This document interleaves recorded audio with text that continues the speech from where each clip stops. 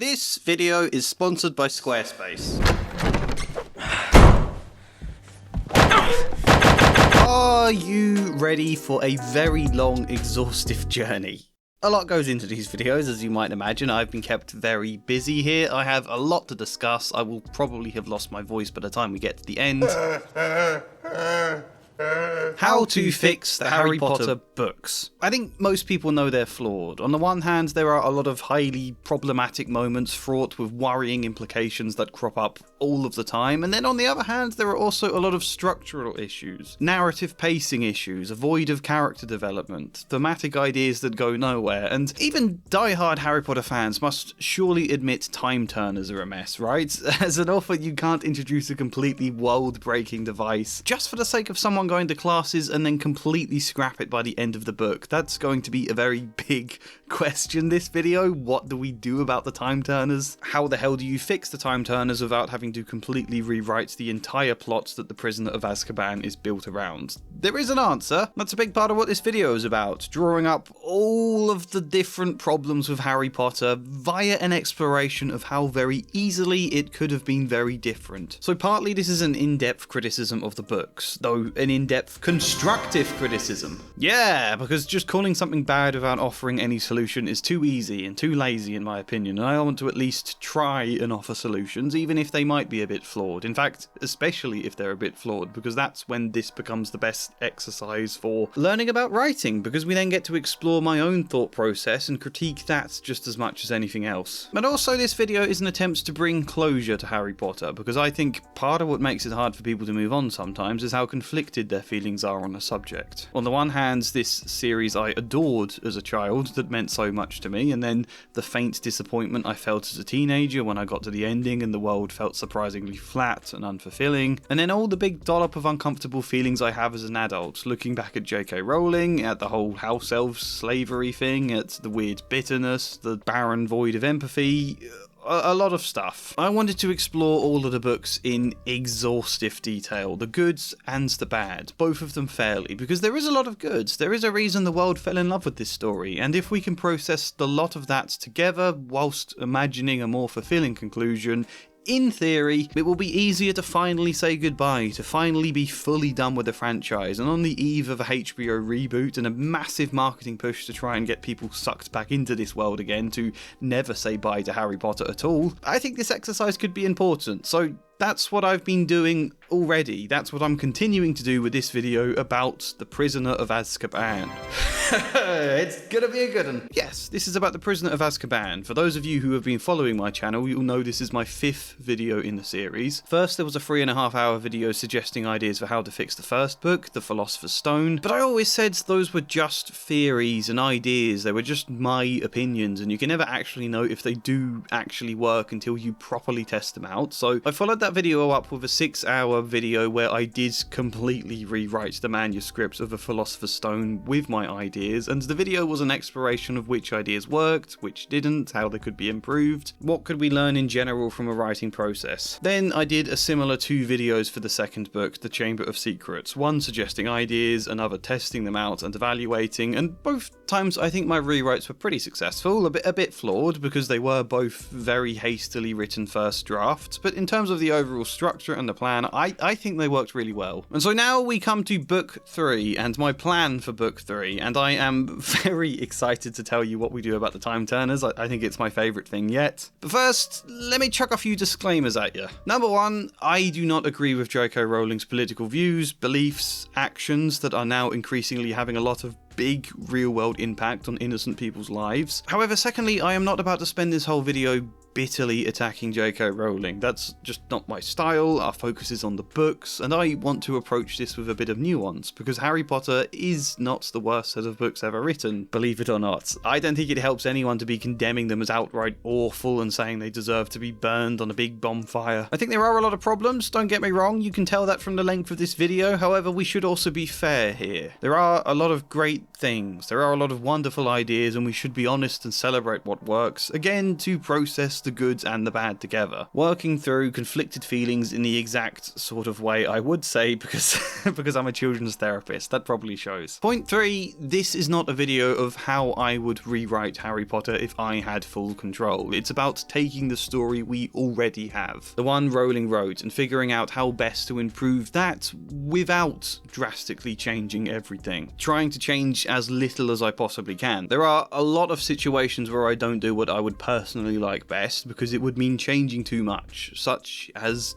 time turners. I'd rather just get rid of them altogether and have a completely different plot, but no, that's the story we've been given. Let's try and work with it. Let's try and work with the fact Ron's pet rat he's had in his bed for years turns out to be a man named Peter Pettigrew. What the bloody hell was that all about? That one's a bit more difficult to deal with. But I think there's far more to learn from an editing perspective if we engage in that struggle to fix what we've already got. Makes it a far more interesting video where I can evaluate and see the strengths and the flaws even in my own ideas. I think making this a much richer look at the writing or editing process, which is point 4.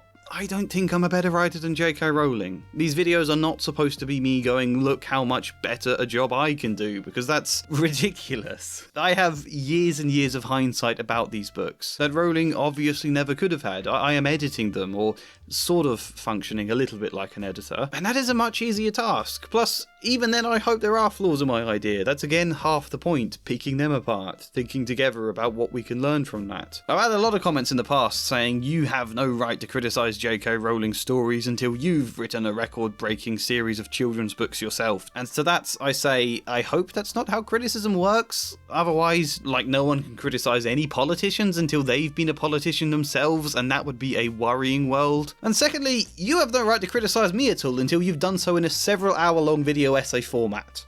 No, I shouldn't joke. Someone will actually do that. That would be kind of funny.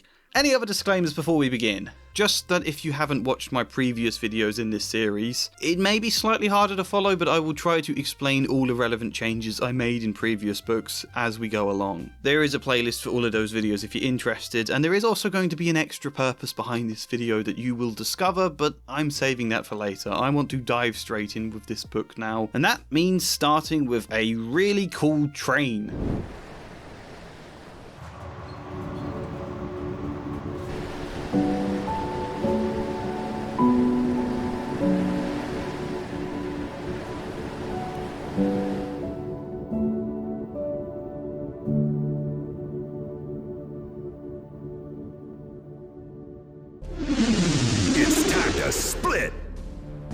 So let's talk quickly about the book as a whole and some of the challenges ahead. I mean, time turners are the obvious ones, I've already mentioned that though. On a wider scale, I was surprised to find rereading this is actually a lot stronger book than I remembered. I think it's far less flawed than the first and the second in most aspects. I think you can feel Rowling becoming more confident in her writing, a lot less formulaic, but still with editors helping to try and keep it a mostly trim length and a mostly tight structure. You know, it's the next book where things like that go completely off the rails. I said of Chamber of Secrets that the structure was almost too tight for the vast story it was attempting to tell in that book, and it meant all the characters got really, really compacted. But here, there is a bit more space. Harry has something close to an actual arc, there's conflict between the characters that has a bit of nuance, there's more world building coming in and some really fun ideas. You know, the Marauders map is a wonderfully fun idea, I think, especially for children. Anime guys similarly. And the slight wistful feel of nostalgia for Harry's dad and his old school friends once roaming around Hogwarts, each as different animals. That just adds another layer to the world. This is the first time his parents have actually felt real as characters, or at least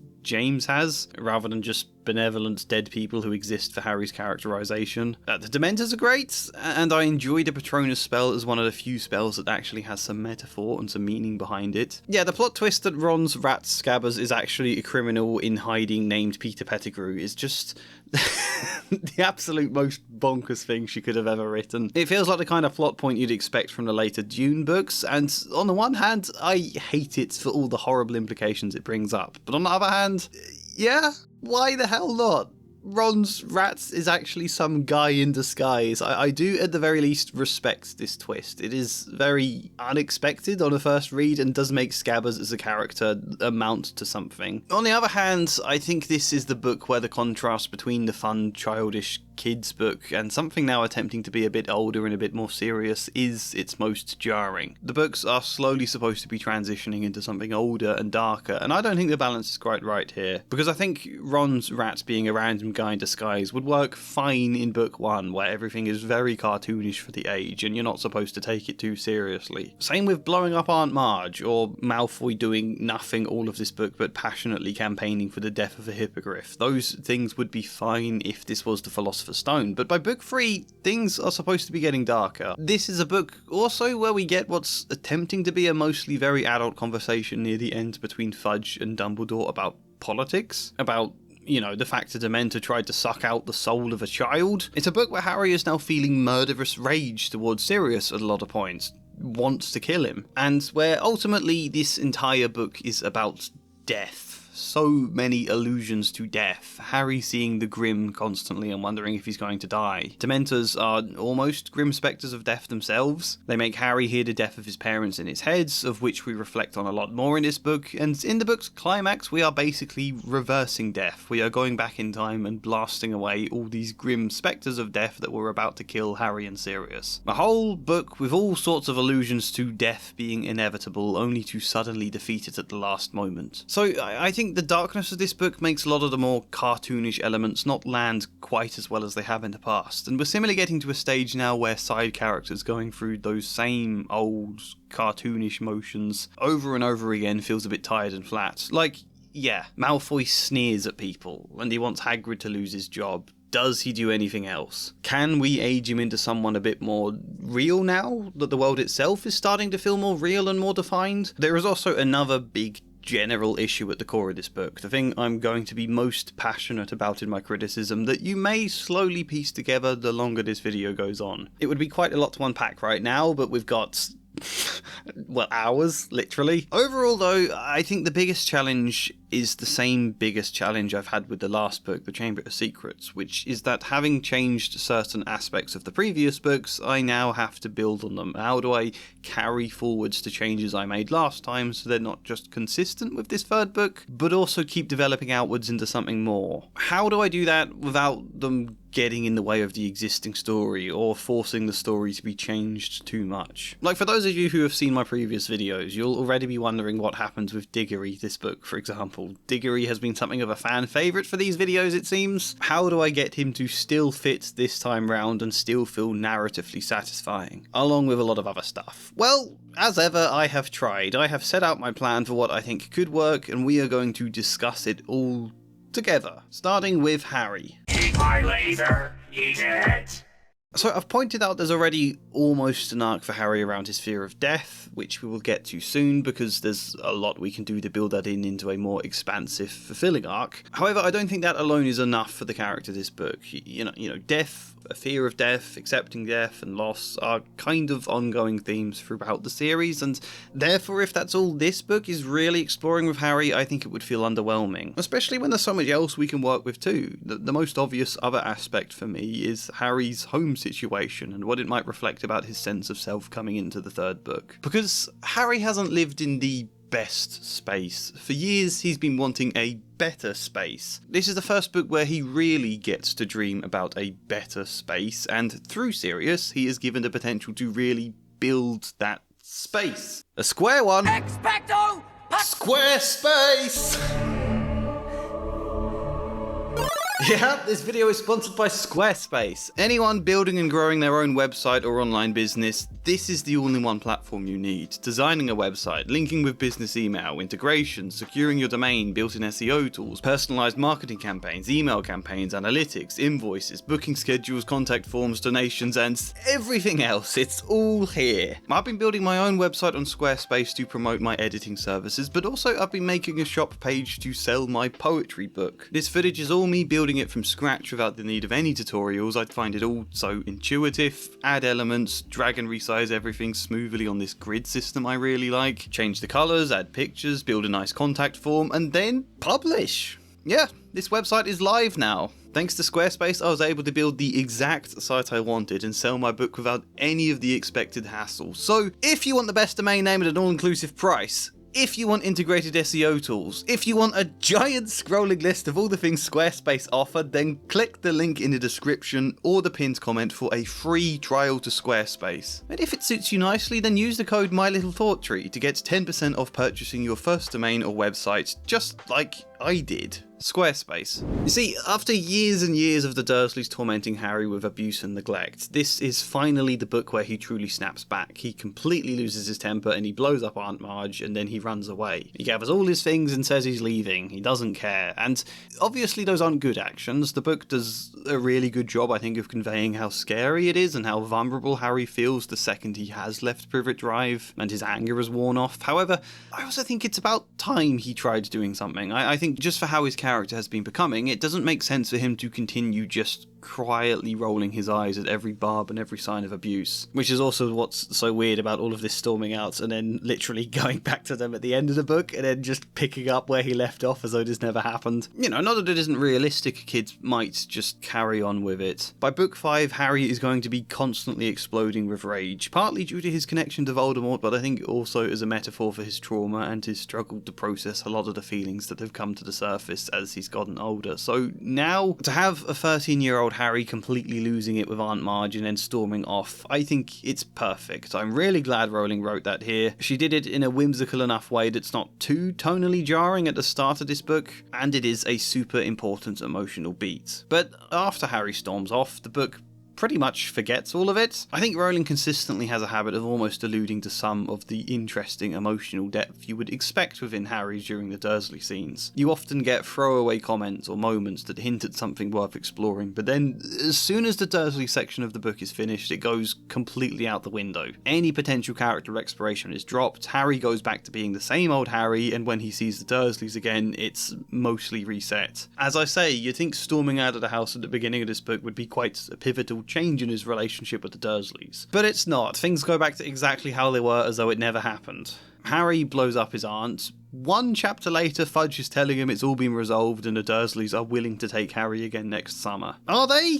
That's a remarkable change of heart to happen off-screen or off-page. He meets Vernon again at the end of this book and they go back home together and it's never mentioned again. Things are back to how they were and life with the Dursleys is again just this unpleasant, inconvenient chore that Harry has to grit his teeth about and get through, and we can all roll our eyes at the Dursleys being Dursleys. Suddenly, all of this anger Harry felt earlier on amounts to nothing. It's really frustrating. So what am I proposing? Firstly, obviously, we shouldn't forget. Everything shouldn't just be magically reset, even if magic in this world does have the capability to magically reset things. Because it's the lack of change in these books, most of all, that can make the world slowly feel more and more thin and like a cardboard backdrop than a truly living, breathing world. Secondly, we need to explore what it all means for Harry and what growth and conclusion he might reach by the end of the book around it. And third, the general ongoing argument I've talked about every video, that I don't like how Harry's abuse is portrayed as something a bit inconvenient he should just grit his teeth and accept as an unpleasant but necessary part of his life. No, it's abuse. I think the way the books never have anyone take it at all seriously is an incredibly harmful message for a children's book. Many children who read this growing up would have been in difficult, abusive home situations, and the idea that it's mostly okay so long as they occasionally get some humorous comeuppance, I think is an awful thing to imply.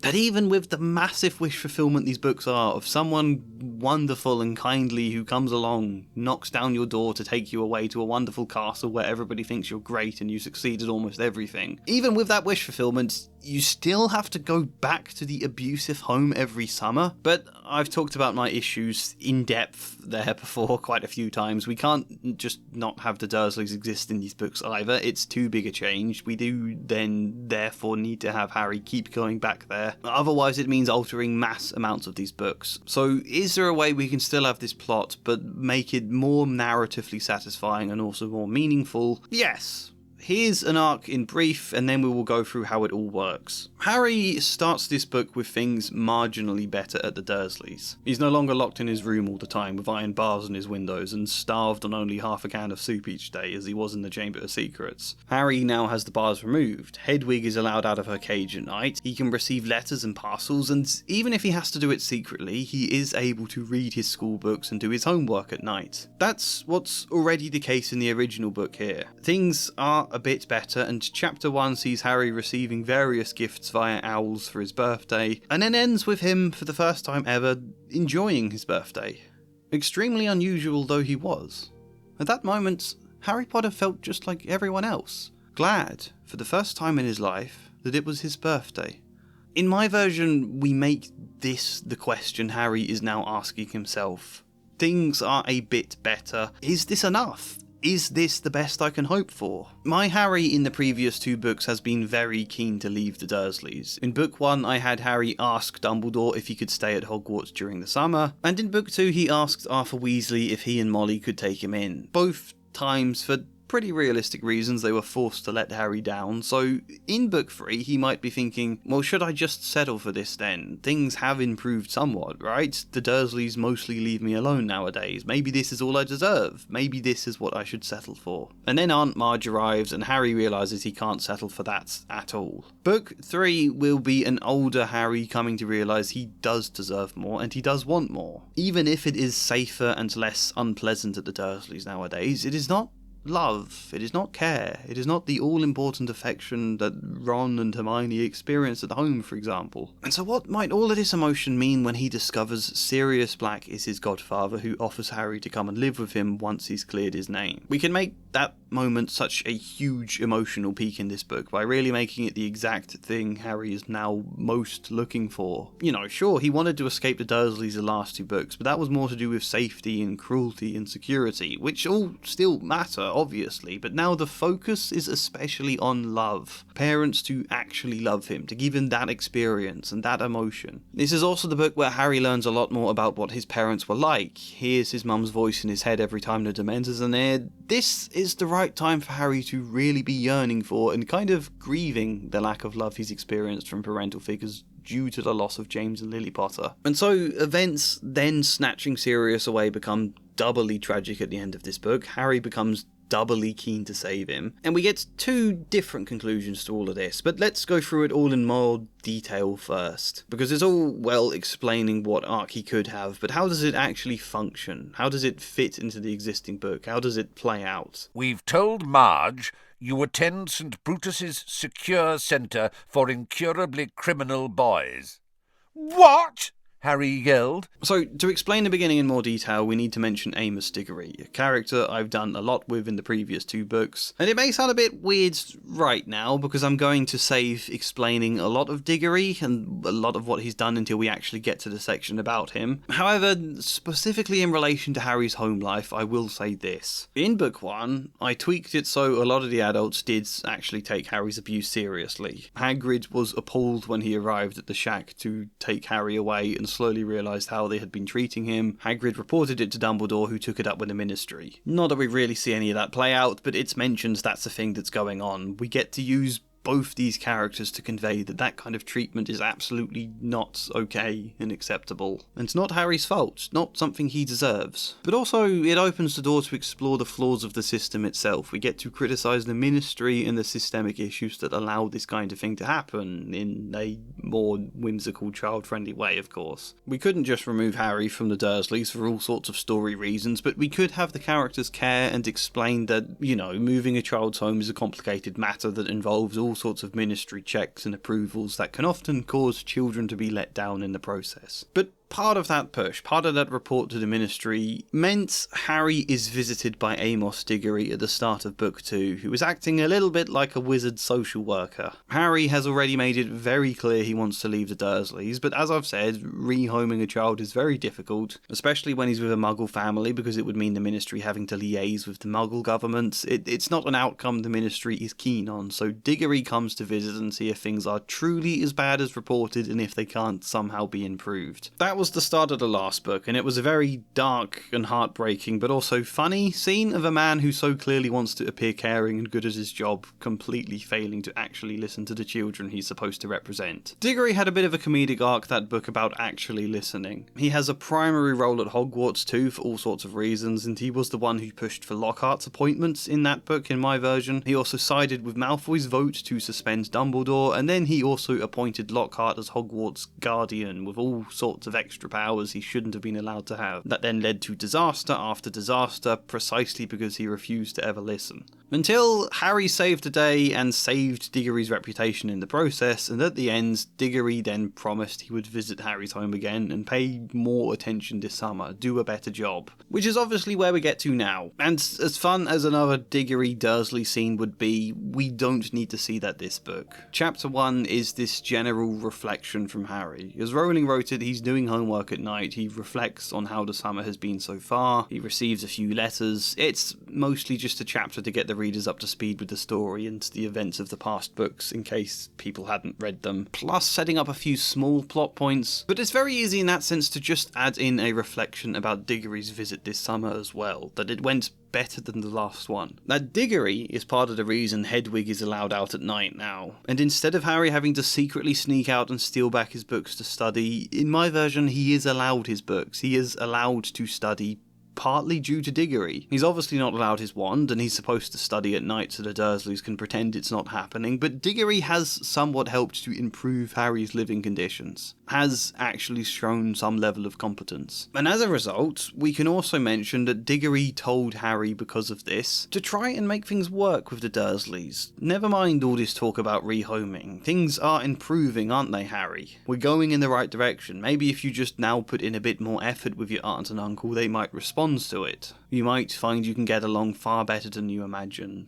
type thing, which of course Harry thinks is a crazy suggestion. He's got more hope of being made Minister for Magic than he does of getting along with Vernon Dursley. However, Diggory pushes the idea, and reflecting on that now, it does at least leave Harry wondering in this chapter if life is now the best he can hope for. He won't make an effort with Vernon exactly, but maybe he should settle for the icy kind of Cold War tension between him and the Dursleys. It is better than before. Is this enough? Which, yeah, is the conclusion he reaches by the end of chapter 1. Should I do that, basically? It's a faint arc weaved in of Harry slowly deciding to accept things as they are, which is a lot better than the existing arc of just recounting things from the last book and vaguely saying that this was a birthday he enjoyed. And then, yeah, Chapter 2 completely blows that apart when Aunt Marge arrives. This fits really well though, because the existing arc of Chapter 2 is technically Harry already making an effort. He wants Vernon to sign his permission slip to Hogsmeade, but Vernon says he'll only do that if Harry can be good while Aunt Marge is here, so Harry tries his best not to lose his temper, tries to make an effort, but it's very easy to imagine how he can reflect on Diggory's advice here now as a result. Maybe even try to convince himself about life here. Like there's that dark joke in the book about Harry being beaten.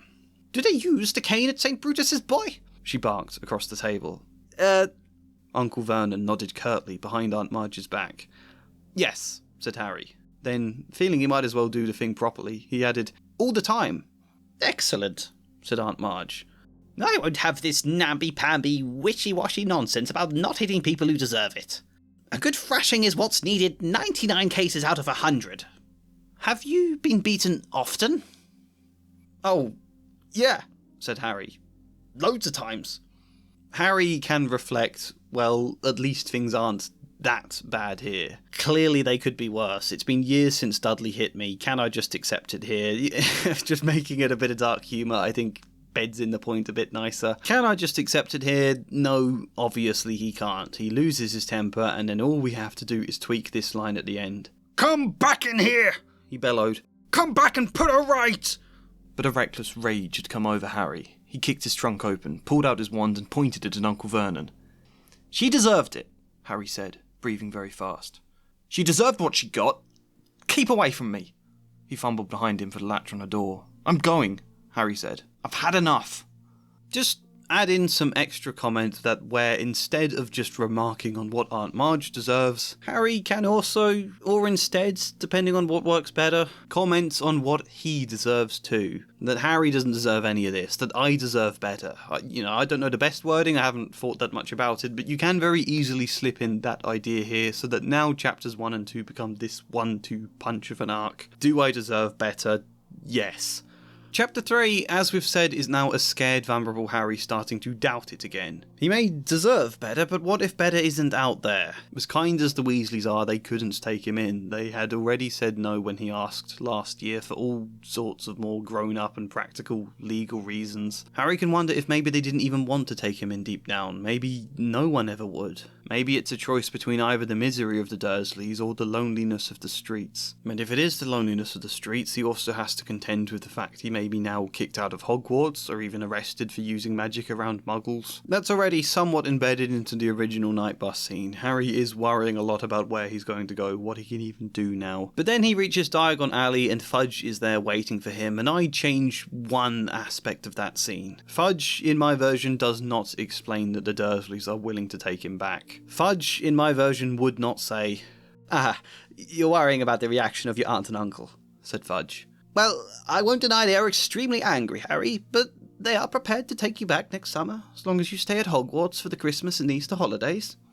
Fudge, in my book, takes the opposite attitude to this. He says, clearly you cannot live with the Dursleys anymore. I understand from your records that there have been some talk about rehoming. Amos Diggory has tried to help smooth things over between you and the Dursleys, but if you're going to be blowing up your aunt and running away into the dangerous dark, then clearly this isn't going to work. I will make sure to find you a new home, but it won't be until the next summer, once things are a bit, safer. And so until Hogwarts, you can stay here at Diagon Alley. This change is actually doing a couple of things we'll get to explore more later into the book, and you'll have to wait and see what the final outcome with the Dursleys is in a moment, but one thing it's doing right now is drawing more attention to the unfairness, and I suppose favouritism. Harry broke the law. He was told in Book 2 if he does any more underage magic in front of the Muggles, he will be expelled and his wand will be broken. And then Fudge just waves all of this aside, and Harry is really confused by it. That already happens. I'm just upping that focus a little more because Harry is now also getting exactly what he wants, exactly what he kept asking for book after book, but was never before granted, never taken seriously over. A new home. A family that isn't the Dursleys. One quick talk with the Minister of Magic and suddenly that's all sorted?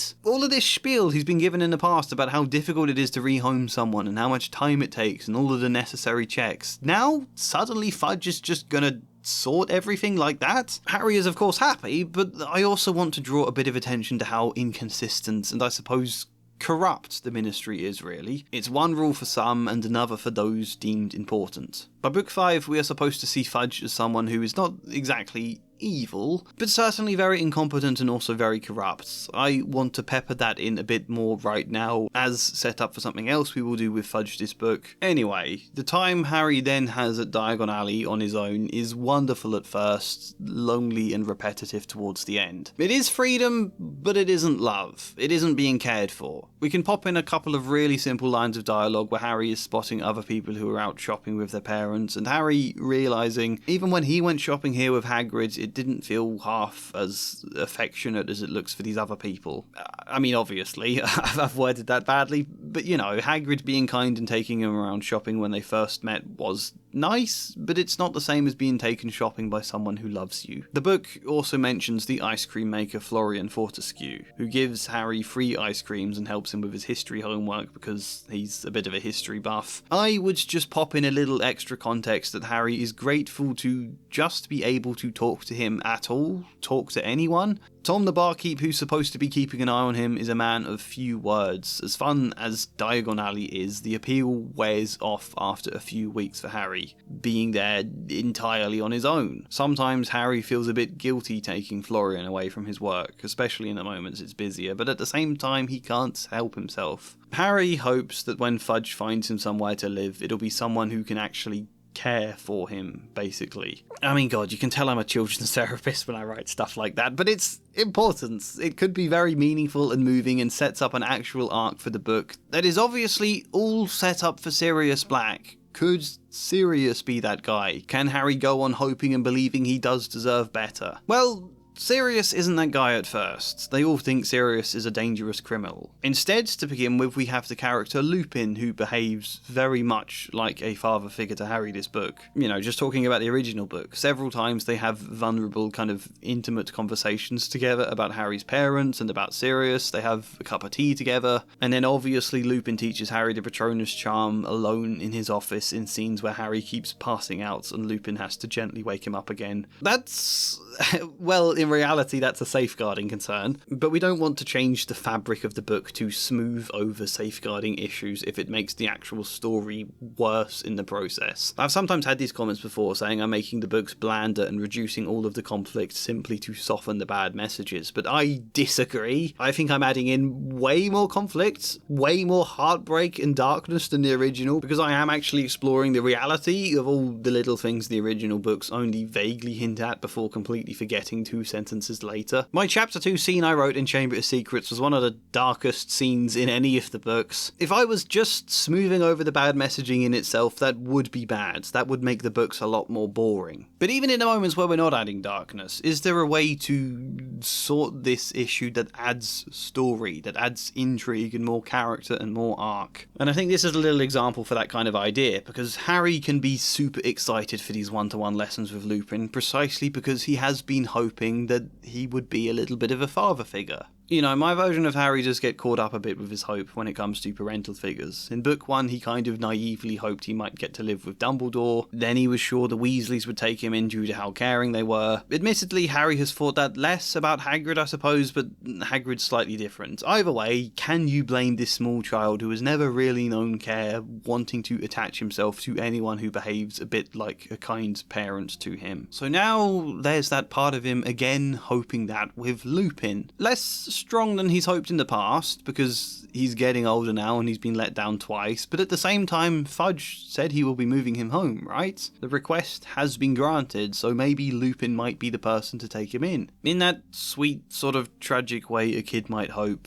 even at 13 years old. He's really excited for these one-to-one lessons as a result, to get to know Lupin a bit more, but when he arrives for this first lesson, he sees Madame Pomfrey is also there. And having Madame Pomfrey there, on the one hand, sure, this improves the safeguarding concerns a little bit, but we don't even need to say that. She is here because Harry might pass out during the training, and she is the best person to be present as a result. And she is also here because it allows Harry to feel a bit disappointed. To now take her presence here as a sign that his hopes were running away with him. Lupin is not someone who's ever going to take him in, because if these lessons were also a chance to get to know each other better, then Madame Pomfrey wouldn't be there. Lupin wouldn't have asked her to attend. And Lupin probably has no awareness that's what Harry's been hoping. It would all just play out in his head, but I think it's a really solid beat for the middle of the book that again adds more weight and more of a high to the moment when Sirius asks Harry to live with him. But also very relatable.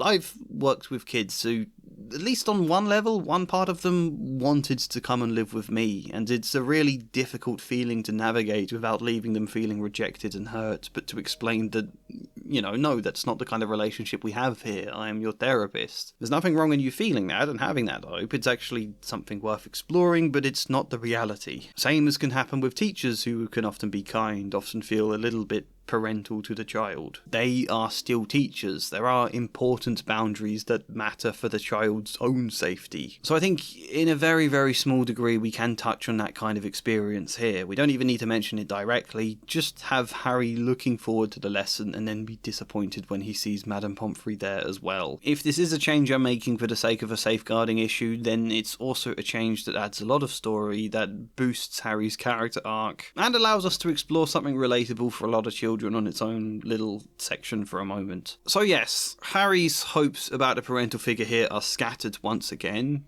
Therefore, when Sirius does ask Harry to move in, it's like the peak moment of this book now. We've had all of these setbacks that lead to this great possibility of triumph, and I want to make more of that than the book originally does. Like, here's the original quote about it.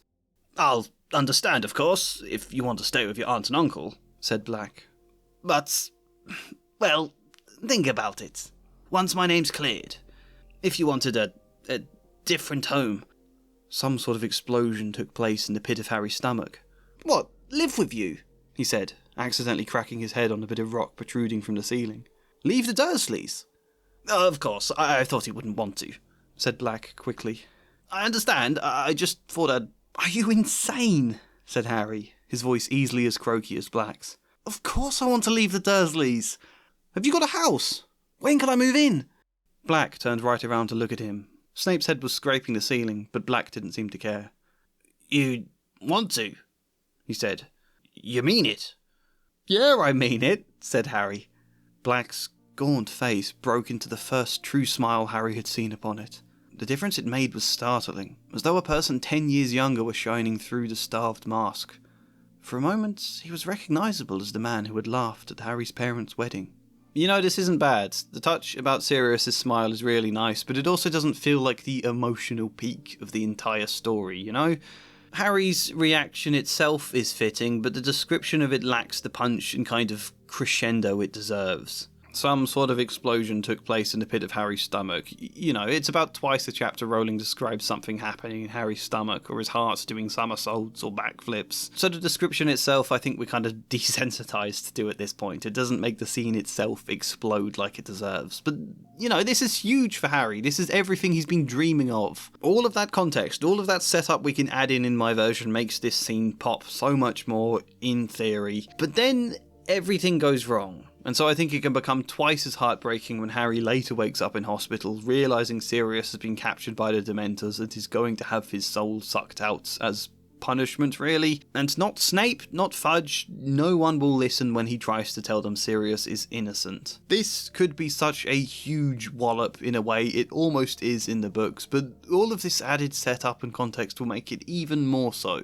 to almost get everything he wanted and then see it snatched away. And Harry will, of course, fight not just because Sirius is innocent and it's wrong, but also because Harry deserves that home Sirius talked about. Harry deserves better. What he said way back in Chapter 2 was absolutely correct. He just didn't know how to fight for it at the time, but now he has a way. It is through saving Sirius. Only, even in saving Sirius, it of course doesn't work out perfectly. Sirius is seen as a criminal and is forced to go on the run, promising to send Harry messages from time to time. Harry is left in a bittersweet situation where Sirius is alive, but he can't live with him, and in a dour mood he starts wondering if Fudge will just move him to an equally bad home, or maybe will change his mind altogether, maybe send him back to the Dursleys. I mean, he was reluctant to move Harry too quickly because of the danger of Sirius Black, so if he still thinks there's a danger from Sirius out there, maybe Fudge would just send Harry back to the Dursleys again. That's what Harry's starting to worry. That's what he's ruminating on until we get to the scene where he talks with Dumbledore one-on-one at the very end, and I said there were two conclusions. One is basically the exact same thing Dumbledore already tells him. Harry says he thought he saw his father summoning the Patronus, but it was obviously just Harry himself using the Time Turner. Yeah, I'm still not going to tell you what we're doing with the Time Turners yet, but they have this exchange about it in the original book. It was stupid, thinking it was him, Harry muttered. I mean, I knew he was dead. You think the dead we loved ever truly leave us? You think that we don't recall them more clearly than ever in times of great trouble? Your father is alive in you, Harry, and shows himself most plainly when you have need of him. How else could you produce that particular Patronus? Prongs rode again last night. And then a moment later, Dumbledore adds, and then I remembered the most unusual form your Patronus took when it charged Mr. Malfoy down at the Quidditch match against Ravenclaw. You know, Harry, in a way you did see your father last night. You found him inside yourself.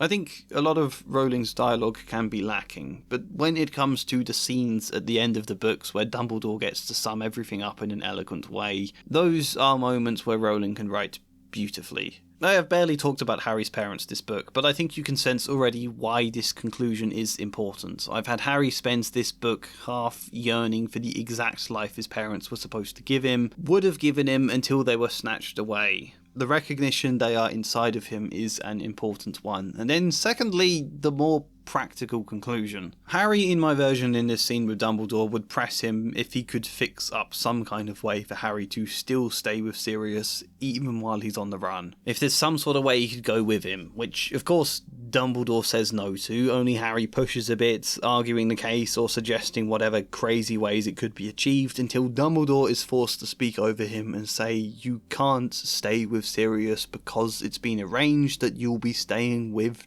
the Weasleys. Yep, that's what happens in my version. Despite everything I've said, Harry gets to stay with the Weasleys, with a few caveats. I didn't expect this to be the ending my planning would take me towards, but now that I've got there, it actually feels really, really fitting when you think about it, so let me explain. Firstly, the problem of how much this will change the later books when I'm trying to avoid changing too much. To that, I say, actually, this won't change much at all. For Book 4, Harry does already stay at the Weasleys. Halfway through the summer they collect him from the Quidditch World Cup and he stays with them for the rest of the summer. Or maybe he stays there a few weeks before the World Cup, I can't remember which way around it is, but either way he stays there. All we have of the Dursleys in that book is a pretty redundant scene where they wait around nervously for the Weasleys to come and collect Harry, and they try arriving through the Flu network, but the Dursleys boarded up the fireplace. It's an awkward comic scene, but it's a bit redundant and doesn't do anything we haven't already done via Diggory and Dursley in my version of Book 2. We've already had a bit of a slightly well-meaning but oblivious wizard making the Dursleys uncomfortable in their own home. We've done that bit. The very small stuff this scene does set up, like Fred and George having their prank inventions, that can be set up without that scene at all. So when Book 4 is as huge as it already is,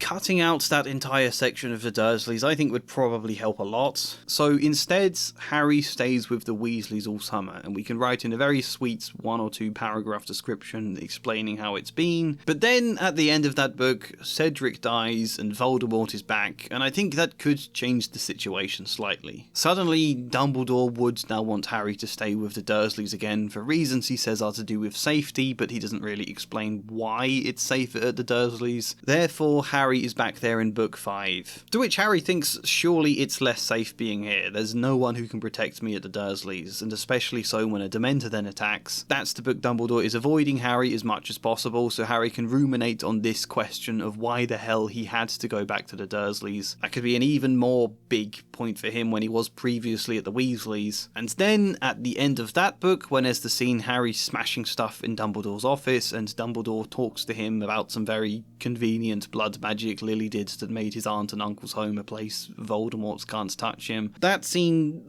I mean, I have ideas for how to make that blood magic stuff a bit better. I won't tell you what that is now because it's not until Book 5, but the point is, this change here with Harry getting to stay at the Weasleys for the following summer doesn't alter the books as much as you might imagine. Adds even more injustice to Harry having to go back to the Dursleys in Book 5. So at the end of Book 3, Dumbledore says he's spoken to Fudge and to the Weasleys and he's been able to agree it. Harry can stay with them this summer, however he does add the caveat that it may not be forever. That at some point the situation may change. In fact, Dumbledore is sure it will change, but that will be a matter to discuss another day. By which he of course means when Voldemort has returned, the situation will change, but we don't need to really say that or specify that right now. Secondly, the Weasleys have always been the answer, I think. That's why this is so fitting. We can do a bit of a bait and switch here, because it was the Weasleys who rescued him from Privet Drive last book. It was Molly who fed him up as much as she could and fussed about his hair. And Arthur, I wrote in that touching scene between him and Harry. They both hugged him at the end of the book when he saved Ginny's life. Molly and Arthur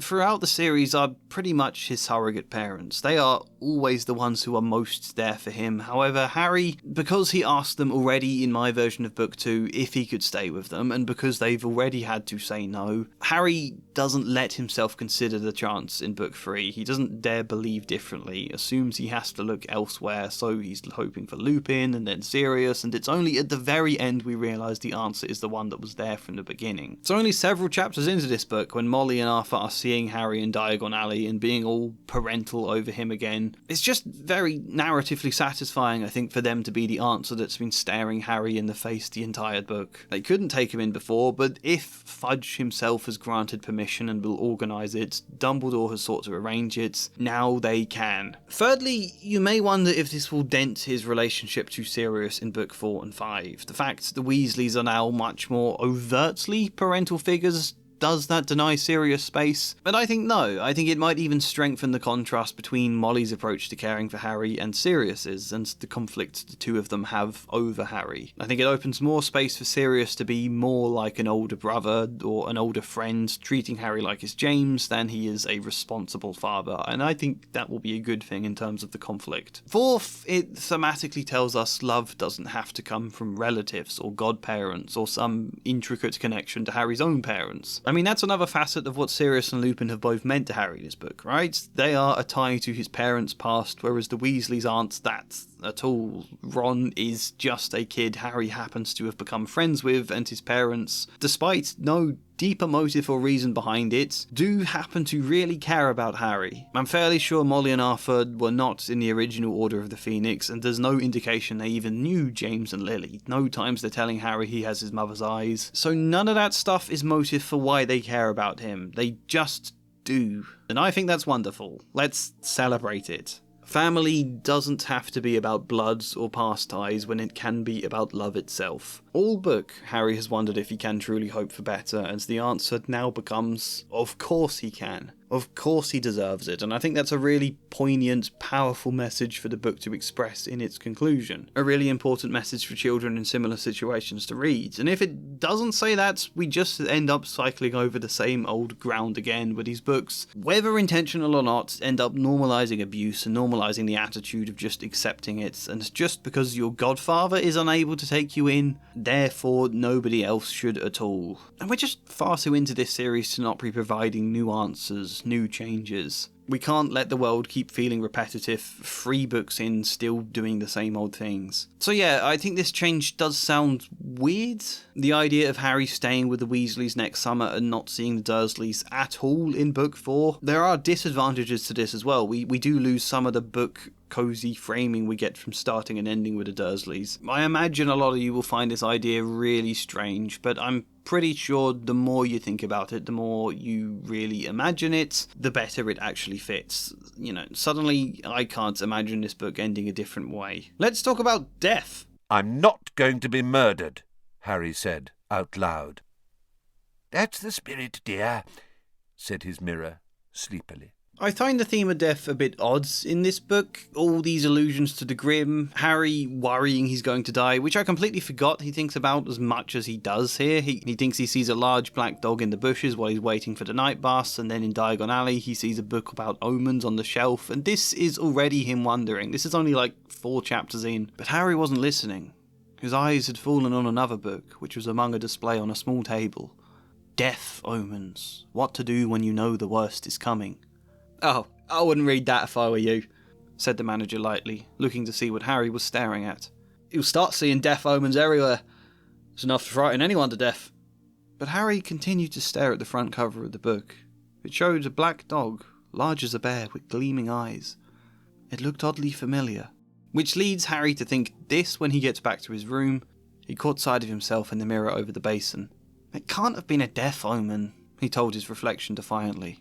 "I was panicking when I saw that thing in Magnolia Crescent. It was probably just a stray dog." And then, by the end of the chapter, we get this. Unbidden, the image of the beast in the shadows of Magnolia Crescent crossed his mind. What to do when you know the worst is coming. "I'm not going to be murdered," Harry said out loud. "That's the spirit, dear," said his mirror, sleepily.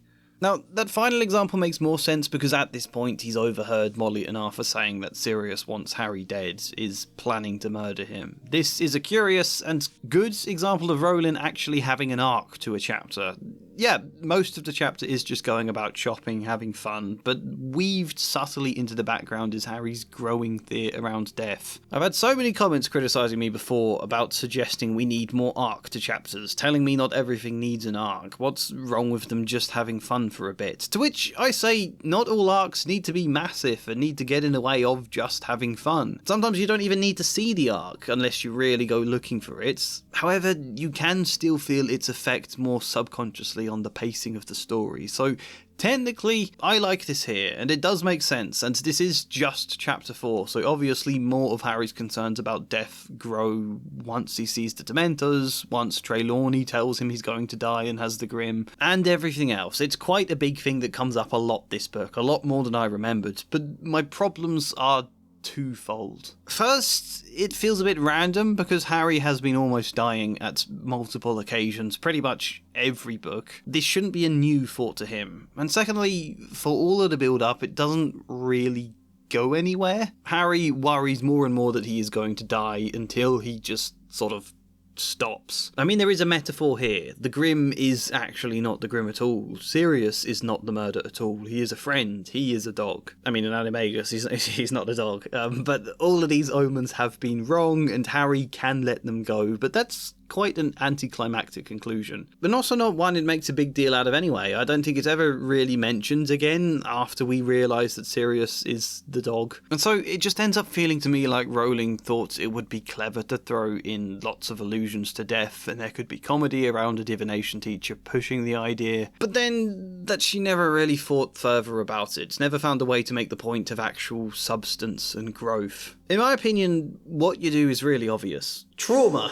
Harry has indeed had multiple scrapes with death in the last few books, so let's make that the direct point. That is exactly why Harry is afraid of death now. The trauma of those experiences have left him hyper-vigilant. This feels not only psychologically realistic aspects that might be worth exploring, but also an interesting one that adds another layer to Harry, provides some context for all of these endless thoughts we get this book about the Grim, about if he's going to die, and also may then provide Harry himself with some understanding about what's going on, why he keeps having these worries. That's all we're doing here really, just popping in a bit more context which makes Harry's concerns feel rooted in something human rather than existing because the plot wanted them to for this specific book. So Harry has all the same moments of worry crop up, but we also add a few other bits. I'd like the story to mention somewhere that Harry often has nightmares about the basilisk, or about the moment he was slowly dying from the venom while Tom Riddle stood over him. Potentially even that moment in book 1 where a hooded Quirrell has been drinking unicorn blood and glides towards Harry to kill him only for the centaurs to intervene. I think recalling that memory might fit visually with the Dementors here, but basically, yeah, just mentioning Harry having nightmares that reflect his past scrapes with death. It's not the most subtle, but I think it's the most understandable for a child reader. Harry has been having nightmares about dying, then he also starts seeing the Grim. All of it leads him down a scary path of magical thinking. Secondly, and I'm a bit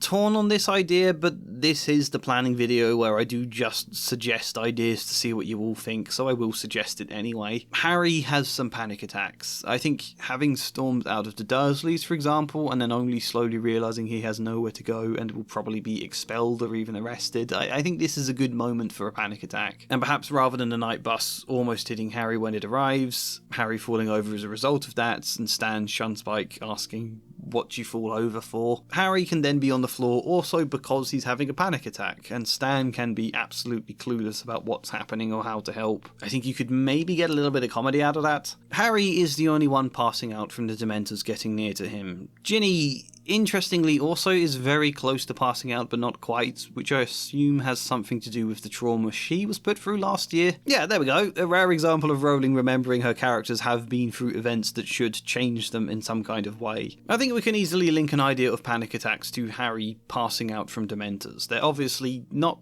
the same thing, but we can link them. It can better add to why Harry feels hurt when Draco mocks him for passing out, why he feels insecure that maybe Lupin didn't trust him to fight the Boggarts. Harry, who's supposed to be so very brave, and of course is still very brave, is also having panic attacks. He worries this might not mean he's brave after all, and coupled with all the memories of the Grim and Sirius coming to kill Harry, suddenly he has both a lot to worry about and a lot he might fear makes him weak as a person. There's also the beat in the story where Harry falls from his broom during Quidditch because of the Dementors, and his broom breaks in the process. This isn't actually to do with panic attacks themselves, but I think his broom breaking could become a good metaphor for how debilitating it feels to him, and a good low beat where he can also think, was I supposed to die then? I saw the Grim in the clouds. Was this fate circling? By sheer luck, Dumbledore managed to prevent my death that day, but maybe things like this will keep happening until the Grim does finally take me. Maybe.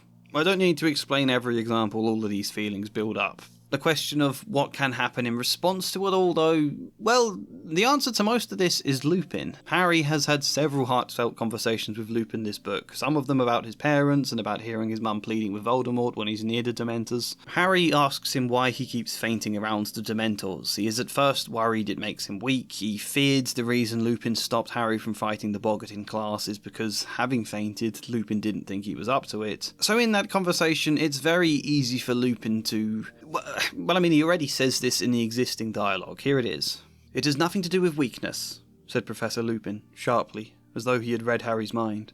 "The Dementors affect you worse than the others because there are horrors in your past the others don't have."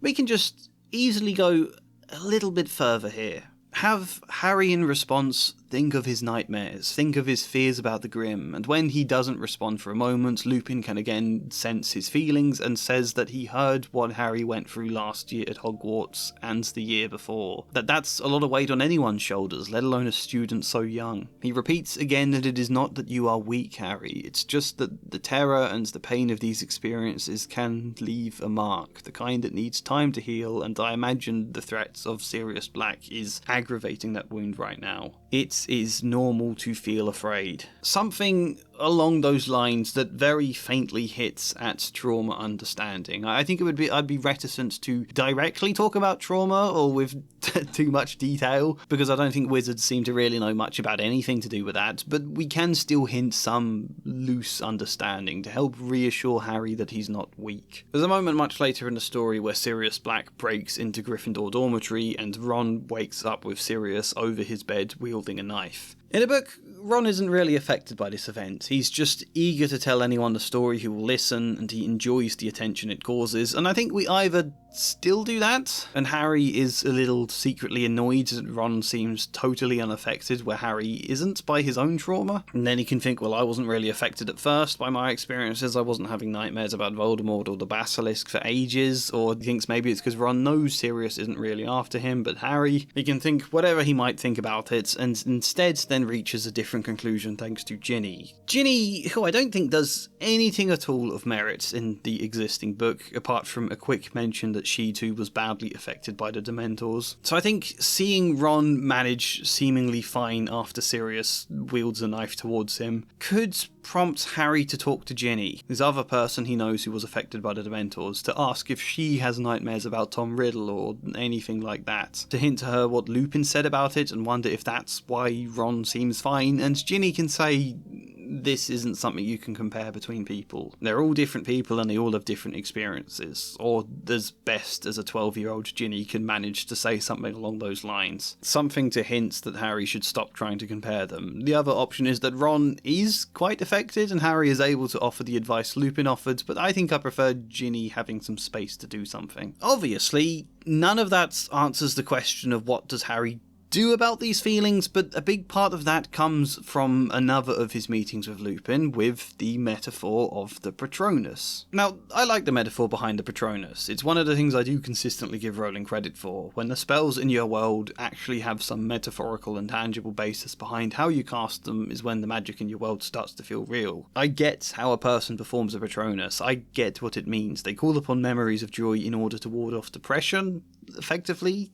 It's nice. And yet, I do feel a bit conflicted, because think of something happy is not really the way to combat depression. I mean, positivity can help, obviously, and in the right circumstances, but this feels more like forced positivity out of fear of depression, or out of fear of the feelings behind it. So I don't know how well the metaphor really works here. But then on the other hand, this might not literally be about overcoming depression. The Patronus doesn't defeat Dementors, it just creates a bit of a shield and, at best, knocks them back. The idea of a feeling so joyful that even Dementors cannot touch it does still work. Maybe we shouldn't be taking this too literally. Well, having gone down this road already thinking about panic attacks, why not go a bit further? Why not tweak how a person conjures a Patronus so it's not just thinking of a happy memory? In fact, maybe not that at all. The Patronus itself can conjure the joy, but the person behind the spell instead has to center themselves in the present, basically focus on where they are, the sensations they can feel other than the Dementors themselves. Can they feel a breeze? Can they hear the leaves rustling? Can they feel their chest rise and fall? Not exactly shutting out awareness of the Dementors so much as recognising what else there is. That the Dementor and the aura it pervades is not everything. And only once, having already centred yourself, then you can either call upon a happy memory for this spell, if we're doing that, or we can do something a little bit more vague. If you've watched my previous videos, you'll know I like some theory to the way spells are cast, involving how you use the energy within your body differently. So potentially casting a Patronus can mean relaxing the knot in your stomach that the Dementors likely cause. Letting your stomach relax as much as possible, and then out of it, a calm can rise up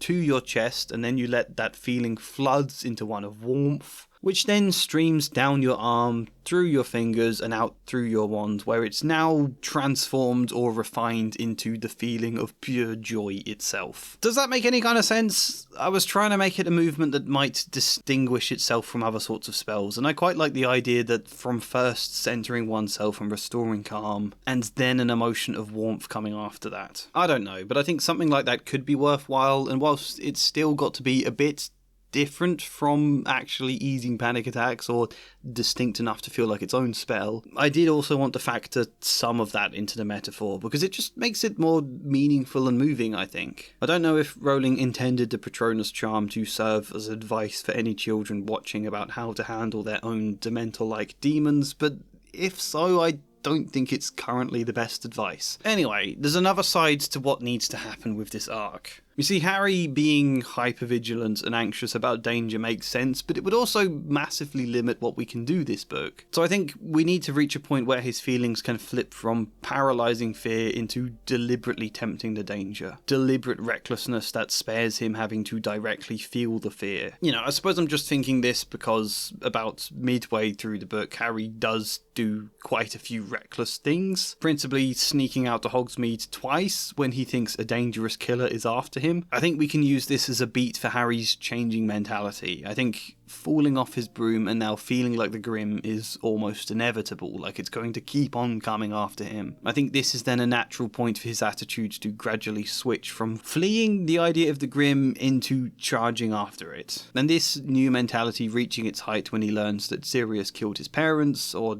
at least that's what he thinks what happened. And out of that, suddenly there's all this rage. And even in the original, he's talking about wanting to kill Sirius, and Hermione and Ron are both saying, no, you don't mean that, trying to get him to promise he won't do anything stupid. So I think without really changing anything about those events, we can easily filter in a bit more emotion and arc around this idea of Harry now goading the idea of the Grim, I suppose, leaning into it, tempted by it. And this can then naturally build more and more in the book until Snape almost catches Harry sneaking out of Hogsmeade, gets hold of the Marauders map, and Lupin ends up covering for him, which I'm always conflicted about in these books, how much teachers cover for students when they should be getting in trouble. It just completely erodes the idea of authority. But I'll forgive it this time because Lupin does tell Harry off himself afterwards. I cannot make you take Sirius Black seriously, but I would have thought that what you heard when the Dementors draw near would have more of an effect on you. Your parents gave their lives to keep you alive, Harry. A poor way to repay them. Gambling their sacrifice for a bag of magic tricks.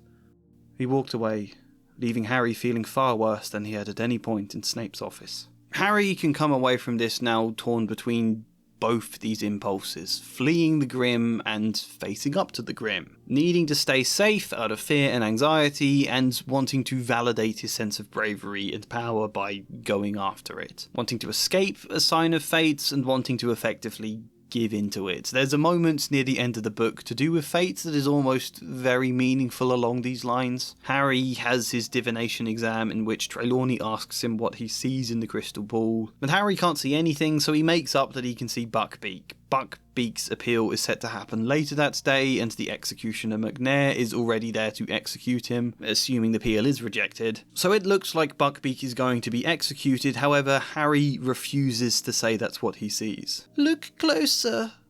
Does the hippogriff appear to have its head? Yes, Harry said firmly. Are you sure? Professor Trelawney urged him. Are you quite sure, my dear? You don't see it writhing on the ground, perhaps, and a shadowy figure raising an axe behind it?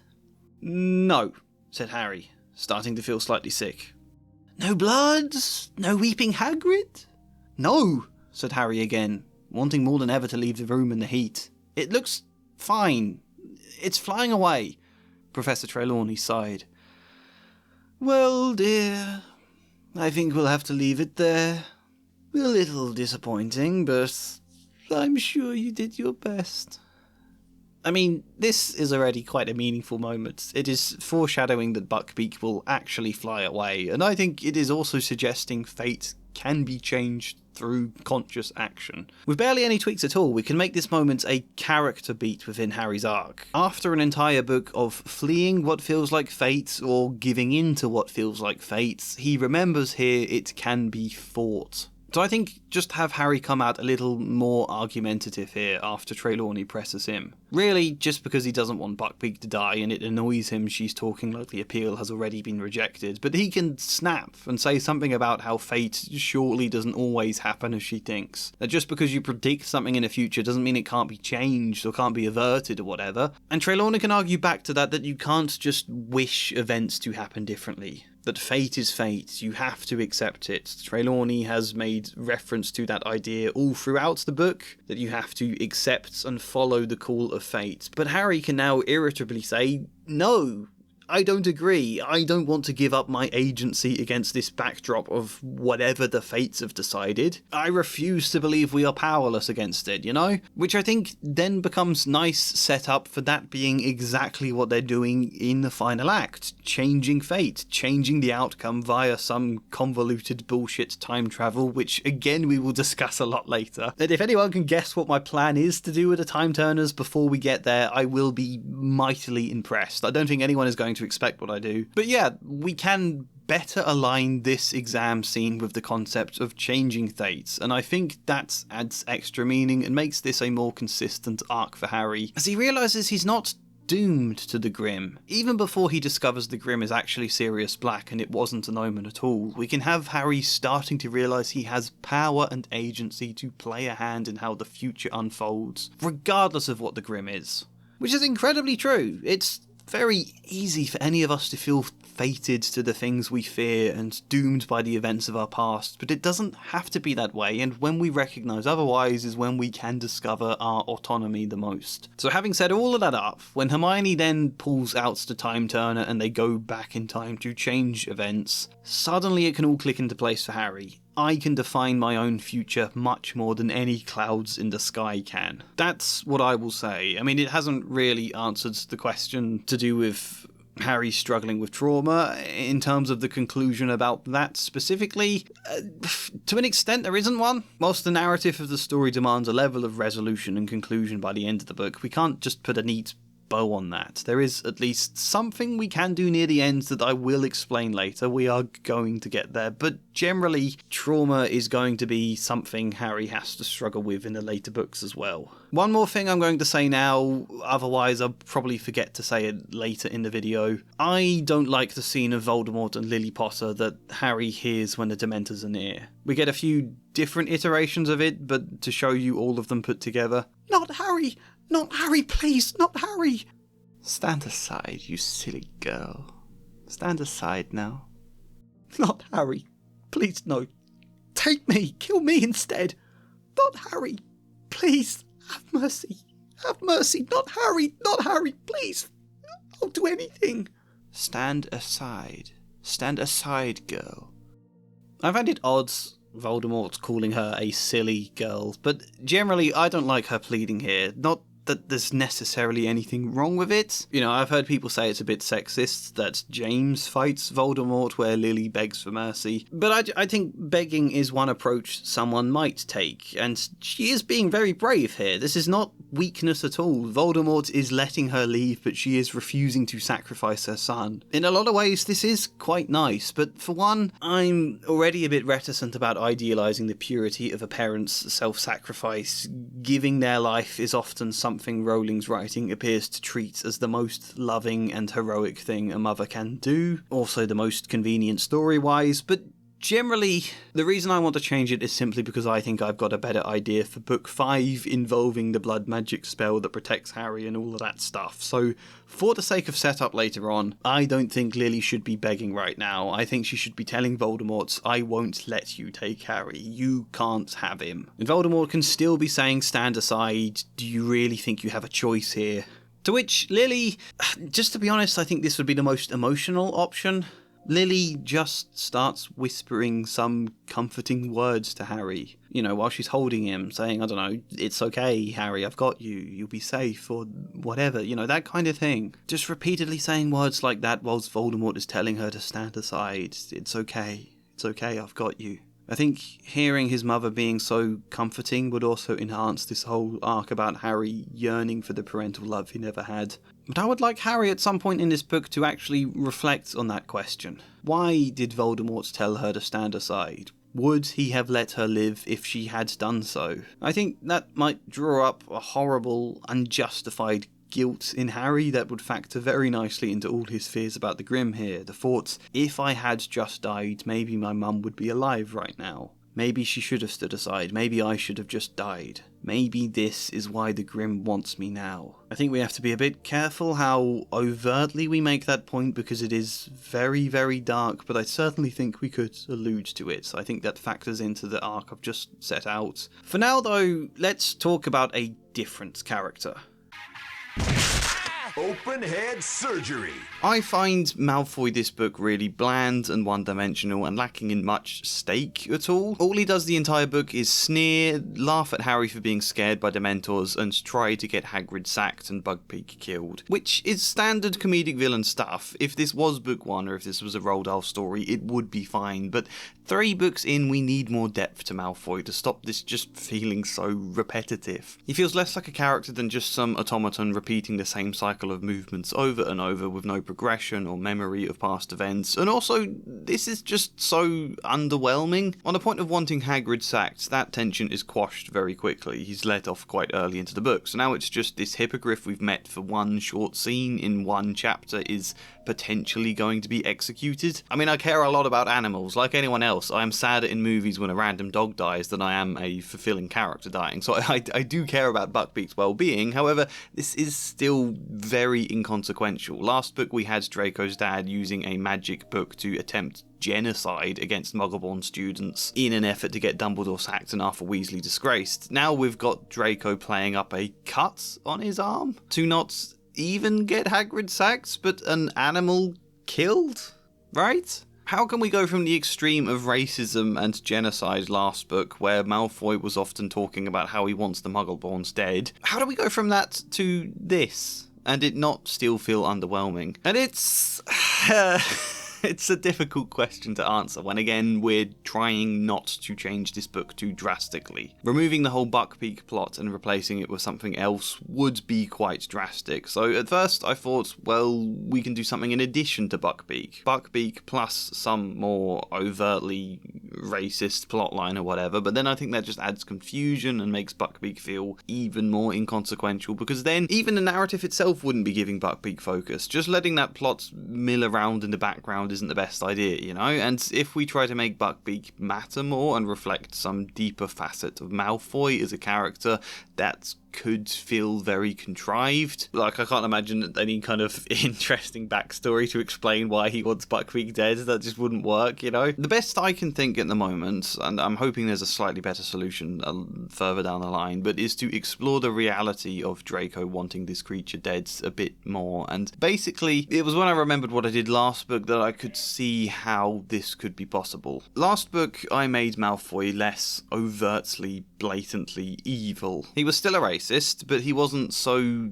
genuinely wishing all the Muggleborn to suffer death. I mean, if a 12-year-old kid is seeing his fellow classmates not exactly dying because they're petrified, but almost being murdered, attempted murder all around him, and he's happy for that, that's quite extreme. So in A Chamber of Secrets, I played it more like Draco was a confused kid who had been raised by a racist, murderous man and didn't quite know his own feelings yet. In my version, Draco did say all of the same stuff, talked up Muggleborn Death, shouted "You'll be next, Mudbloods," but then the scene where Harry and Ron talk to him disguised as Crabbe and Goyle, in that Malfoy reveals a slightly performative nature to what he's doing. He excitedly tells fake Crabbe and Goyle that the next lesson he has with Harry, he's going to talk very loudly about how he hopes the next Mudblood who dies will be Granger. And he's laughing, imagining Harry's reaction, joking about how satisfying that will be, which is something in the original book Malfoy does say in the next lesson. I'm just adding this angle to make it seem a bit more performative, and it makes Harry consider in my version how pathetic Malfoy is. Does this mean he's saying all this stuff to get a reaction, to be edgy and provocative, and to wind up the people he doesn't like? Is that it? That's being what Harry now concludes about Draco in the Chamber of Secrets, that Draco isn't really thinking of the reality of these attacks. Underneath it, it's possible Malfoy does really want them dead, but he now might also not. He might just be a kid trying to avoid the reality altogether. And I wrote in an interesting confrontation between the two of them at the end of the Chamber of Secrets, but basically that's what Harry thinks of Malfoy heading into Book 3 now. And so, firstly, as a result, Harry can be sort of dismissing Malfoy for a lot of Azkaban, can just roll his eyes at some of Malfoy's out loud comments designed to wind up Harry and Ron. He feels above it now. He knows it's just looking for a reaction. That's all Malfoy is, in Harry's opinion. And we can use that setup to turn things on its head and for Harry to slowly realise that might not be quite true. Maybe you can guess what I mean by that. The first crucial scene is, of course, when Malfoy gets attacked by Buckbeak. Now, this is only like 6 chapters in, so we can't be flipping anything on its head yet. That's too early in the structure of the book to really bring in big twists, but I do want to do something a bit bold here. When Draco goes up to Buckbeak and gets attacked and falls down writhing in pain, I want people to laugh at him. This is a class of 13-year-old kids. A lot of them probably would laugh, whoever it was. Be you the most popular kid in the year, or the reverse. You can't slip over even the tiniest amount in school at that age without a whole crowd of kids going, "Way!" or laughing, or, what's the other one that always shouts? "She fell over." I'm fairly sure this was universal for every single school in Britain, and as far as I'm aware, it still is. I think it's more realistic if a good portion of the class, including some of the Slytherins, do laugh at Malfoy here. This kind of thing would be too much if it was in the first book, maybe even the second book, because we need to see Malfoy as more of the cartoonish extreme villain there. But now we're getting into the latest story, it's time to start bringing in a bit of nuance, you know? I think this could be a nice little chip in the very rigid and one-dimensional way these books constantly treat the Slytherins as all bad and the Gryffindors as all good and brave, and all of these houses just being a weirdly fixed perspective on personality. Gradually, I want to question that idea more and more. Not too much early on, because it would damage the wish fulfillment fun of the houses, but we can cut in little cracks like this. That the kids aren't all 100% tribal about their houses. If Draco falls down hurt after doing something stupid, a fair few people would laugh. Obviously Gryffindors, but then I think including Millicent Bulstrode is a good option. We will get to her much later, she had something to do in the last book. And I think Crabbe. Crabbe is an obvious one because I think,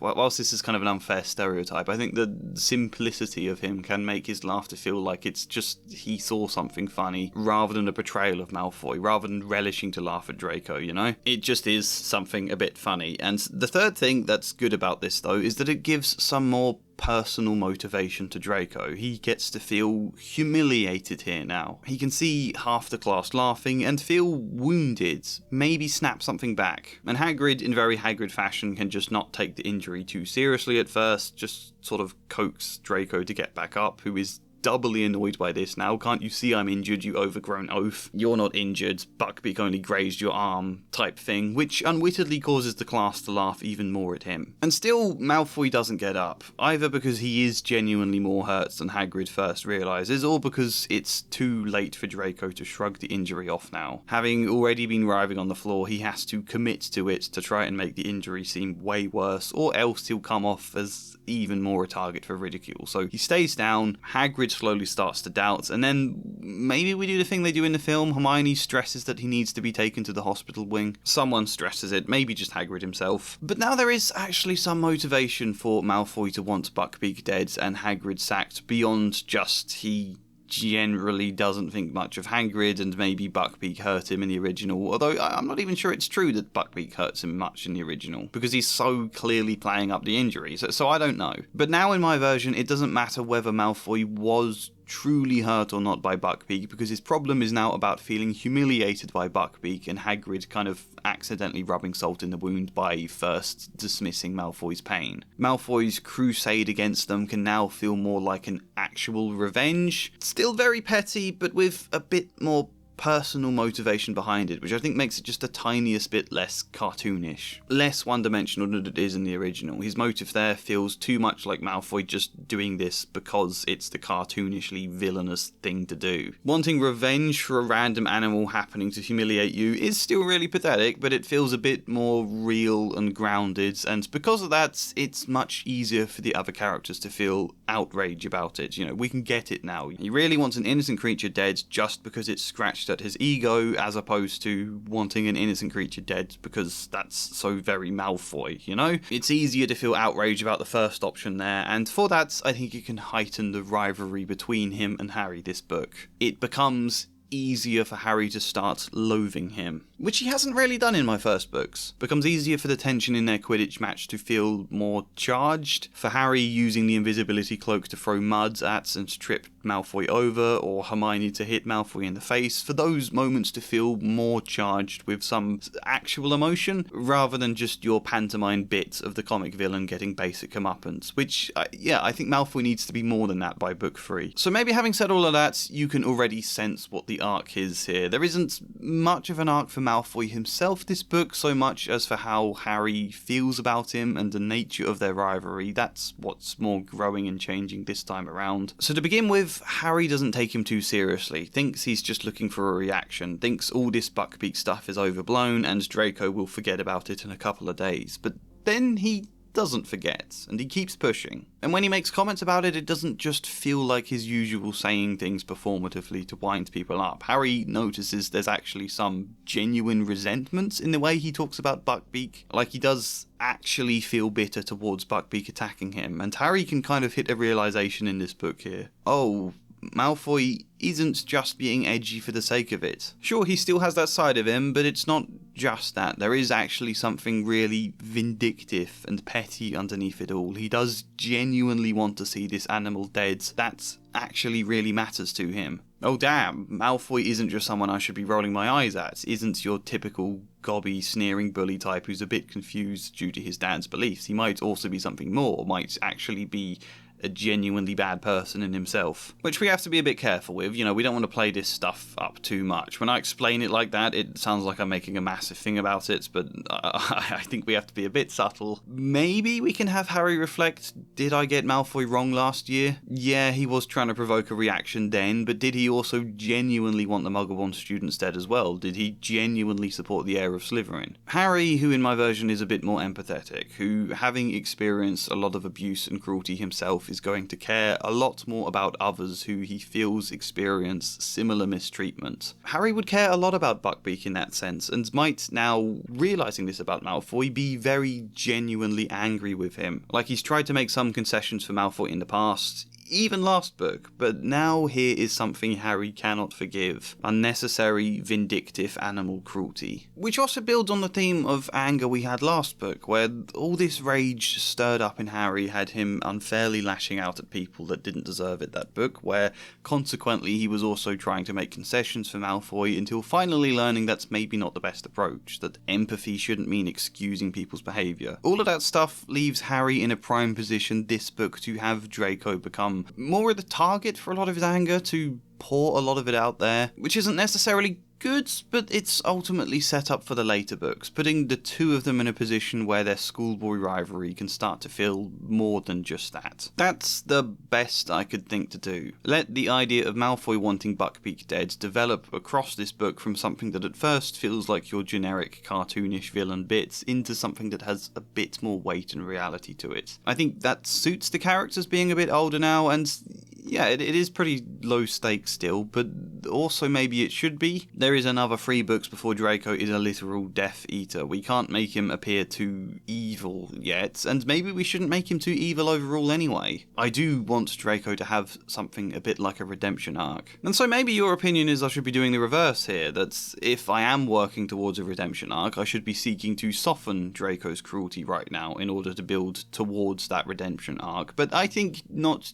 just yet. I think this book is the first real moment of Draco doing something bad for his own sake, not because he's pressured by his dad like in book 2 or confused about his worldview or anything like that. This is him wanting an animal dead very clearly for his own vindictive purposes. He's the one who pushes his dad to make it happen. I think let Draco be bad in his own right before we redeem him, because otherwise what is there even to redeem? He himself needs to be making some bad decisions rather than just going along with other people's bad decisions in order that there is something substantial he can take accountability for. And also, yeah, we need motivation for Harry to really loathe him. Harry has to hate him in book 6 so much that he at first goes too far and almost kills him with Sector Sempra, or Victor Sempra, whichever one it is. We should be building to that. I have no idea what happens with Draco in book 4, admittedly. I literally have no memory of anything he does that entire story apart from makes the Potter stinks badge. But we do need to start their rivalry really ramping up now, really growing into something like 2 opposite sides of a war. I think this is the best way to make a very bland storyline in book 3 actually matter a bit. My only concern is what if this is actually now really hard to redeem? Animal cruelty with no justifiable reason behind it. It's like if you had someone kick a dog in a story. The audience will immediately despise that character beyond belief. Is this the same problem? Should I be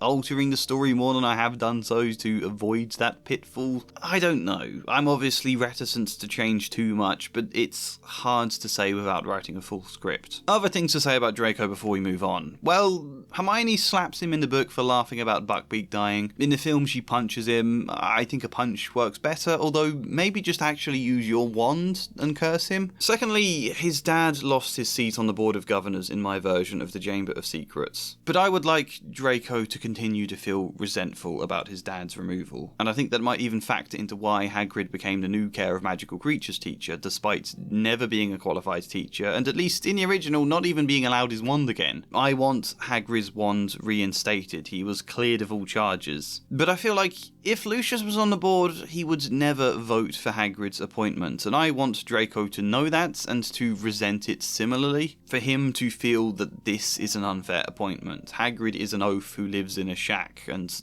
all those things Draco always sneers at him for. Why should he get a job? He has no teaching experience. This is just Dumbledore showing favouritism again. I quite like that Draco would probably have a point there. I think this again adds a bit more understanding and motive to Draco's actions, and I did even half consider the idea that there was a Malfoy favoured candidate who he had been expecting would get the job instead of Hagrid, and that this is even more reason to want Hagrid sacked. Like I contemplated what if McNair, the guy who is the executioner for Buckbeak and later turns out to be a Death Eater, what if he applied for the job of Care of Magical Creatures teacher? It would seem a suitably J.K. Rowling style of contrast between one candidate who is at times a bit too lax about the danger of magical creatures and another who executes them for a living. 2 different philosophies to do with magical creatures, I suppose, but then I decided that's probably a stretch too far and a bit too cartoonish for book 3 to literally have an executioner be in the running for a teaching job. It's worth me mentioning the thought all the same though. Finally, there does still need to be some racism this book. We need to keep exploring that seriously. It was such a massive part of book 2 and it's going to be a massive part of the later books. We can't just drop it for a bit. So I don't think it should completely disappear from the school the way it mostly does this year, but I'm going to talk about that plot point a bit later because it's a part of a wider world-building shift we have to pull off. For now, we should discuss Hermione. It looked like the end of Ron and Hermione's friendship. Each was so angry with the other that Harry couldn't see how they'd ever make it up. In the original book, there are basically 2 things going for Hermione, or three, depending on how you split them. One is her feud with Ron. Ron is angry with her new cat, Crookshanks, that keeps trying to kill Scabbers, and Hermione is angry with Ron that he's blaming a cat for something she either outright denies or argues is just a cat being a cat. They have a big fallout as a result of this, before mostly resolving things once Buckbeak has been sentenced to death. "Malfoy's dad frightens the committee into it," said Hermione, wiping her eyes. "You know what he's like. They're a bunch of doddery old fools, and they were scared. There'll be an appeal, though. There always is, only I can't see any hope. Nothing will have changed." "Yeah, it will," said Ron, fiercely. "You won't have to do all the work alone this time, Hermione. I'll help." "Oh, Ron!" Hermione flung her arms around Ron's neck and broke down completely. Ron, looking quite terrified, patted her very awkwardly on the top of her head. Finally, Hermione drew away. "Ron, I'm really, really sorry about Scabbers," she sobbed. "Ah, well, he was old," said Ron, looking thoroughly relieved that she had let go of him. "And he was a bit useless. You never know. Mum and Dad might get me an owl now." That's, how their feud resolved in the original. Also, prior to this, there was another layer to the feud where Harry received his firebolt in the post from an anonymous sender. Both Harry and Ron are delighted to have this wonderful firebolt, but Hermione fears Sirius might have bewitched it and sent it to Harry to get him killed, so she tells McGonagall, who confiscates it for 2 weeks while they do tests on it. Harry, but especially Ron, is so angry that she got the firebolt confiscated that they completely cut Hermione off for this for most of the 2 weeks. So I think we can consider that another layer to the Ron and Hermione feud. That's, to a lesser extent, involves Harry, but Ron is still really the vocal one about even the firebolt, even though it's Harry's. The second thing Hermione has going for her this book is that she takes on too many subjects. That's her thing. She wants to study divination as well as arithmancy and Muggle studies, and even with the time turners, she gets so overworked and worn down that it starts to negatively affect her until she is forced to drop 2 of her subjects. And the third point is that Hermione criticises divination a lot, upsetting Lavender and Parvati in the process, and eventually quitting the class as a result. She does do other stuff in the plot, obviously, but in terms of her character and things most resembling an arc, this is what she's got going on, and I don't mind it. I don't think the side characters need massive character-changing arcs in every single book. That would become a bit repetitive and formulaic. Hermione learning to put a bit less pressure on her studies makes sense and is a relatable arc for school children, even if I have problems with the execution. And the feud with Ron is, well, I don't know. I mean, this might surprise you, but I don't dislike it. Ron always feuding with his best friends doesn't feel as repetitive as it becomes in the later books, so that's not a problem yet. And secondly, there is actually a degree of nuance to this feud. Both Ron and Hermione are sort of in the wrong, and that's, I think, what works about it. I mean, not exactly, because Ron's pet rat genuinely appears to have been killed, and Crookshanks has genuinely kept trying to attack him, so Ron is quite justified to feel upset. He is grieving the loss of his pet, especially when Hermione refuses to accept Crookshanks had anything to do with it. Hermione isn't the most empathetic here, and even the argument she makes that it's just a cat, this is what cats do, which I think is the only real defense anyone makes for Crookshanks. That argument falls a bit flat when you remember these are all supposed to be magic animals, and if Crookshanks is capable of the level of intelligence he displays in this book, for example, going to the post office with a note from Sirius to order the firebolt on his behalf, if Crookshanks can do that, I think Crookshanks can understand not to attack other people's pets. I think in general a magic animal, I can't remember what they're called, Crookshanks is half cat, half something else, but I think on the basis of that, we could expect Crookshanks to not be attacking other people's pets. Otherwise, we have to open a whole minefield of why have these pets here in the first place. You know, if this is a general thing that might happen with all of these animals, then we have to really explore animal cruelty in Hogwarts here. Pretending these are all magical animals and therefore should know better isn't the most elegant solution to all of the potential animal cruelty in these books, and there is still some of it we should address. But I think that's a better solution than taking this more seriously and having to then cut out all of the animals in these books. You know, that we'd lose a lot of fun doing that. So basically I'm saying Hermione's argument doesn't work. All of that on one hand, And on the other hand, they're still very mean to Hermione. Regardless of how justified Ron might feel to feel upset, which is also debatable because he very quickly stops caring about scabbers when Hermione does apologise. I would like Ron to be more genuinely upset and genuinely affected by the loss of his rat, but they completely isolate Hermione to the point she's left with nobody at all to talk to and nothing to do but study too many subjects whilst also handling all of Hagrid's appeal for Buckbeak on her own because they won't talk to her. You know, there are so many moments in all of these books where everybody is just unnecessarily mean to Hermione or unnecessarily unempathetic, and the narrative treats that as acceptable, as fine. Mean to a lot of the women in general, I think, but this time, this is one occasion where the books actually do acknowledge and actually frame it as a bad thing that they treat her this way, as unfair. The narrative wants us to recognise their meanness to Hermione, and we're supposed to feel bad for her, which, yeah, it's bits like this that make me think this could actually be the best of the Harry Potter books. It lacks so much of the wanton cruelty or bitterness or total void of empathy that we see a lot of the other times, because it makes it clear that Harry and Ron are unfairly mean to her when her firebolt gets confiscated. They treat her horribly, all because she's caring about Harry's well-being there, and then they're so caught up about it that they forget about Hagrid's court case and then end up feeling guilty for that, and Hagrid even gets to make the point to them himself. "I got something to discuss with you two," said Hagrid, sitting himself between them, looking uncharacteristically serious. "What?" said Harry. "Hermione," said Hagrid. "What about her?" said Ron. "She's in a right state, that's what. She's been coming down here to visit me a lot since Christmas. Been feeling lonely. First you weren't talking to her because of the firebolt, now you're not talking to her because her cat—" "Ate scabbers," Ron interjected angrily. "Because her cat acted like all cats do," Hagrid continued doggedly. "I gotta tell you, I thought you two would value your friend more than broomsticks or rats. That's all." Harry and Ron exchanged uncomfortable looks. "Really upset she was, when Black nearly stabbed you, Ron. She's got her heart in the right place, Hermione has, and you two not talking to her." "If she'd just get rid of that cat, I'd speak to her again," Ron said angrily. "But she's still sticking up for it. It's a maniac, and she won't hear a word against it." "Ah, well, people can be a bit stupid about their pets," said Hagrid wisely. "You know, that's pretty good.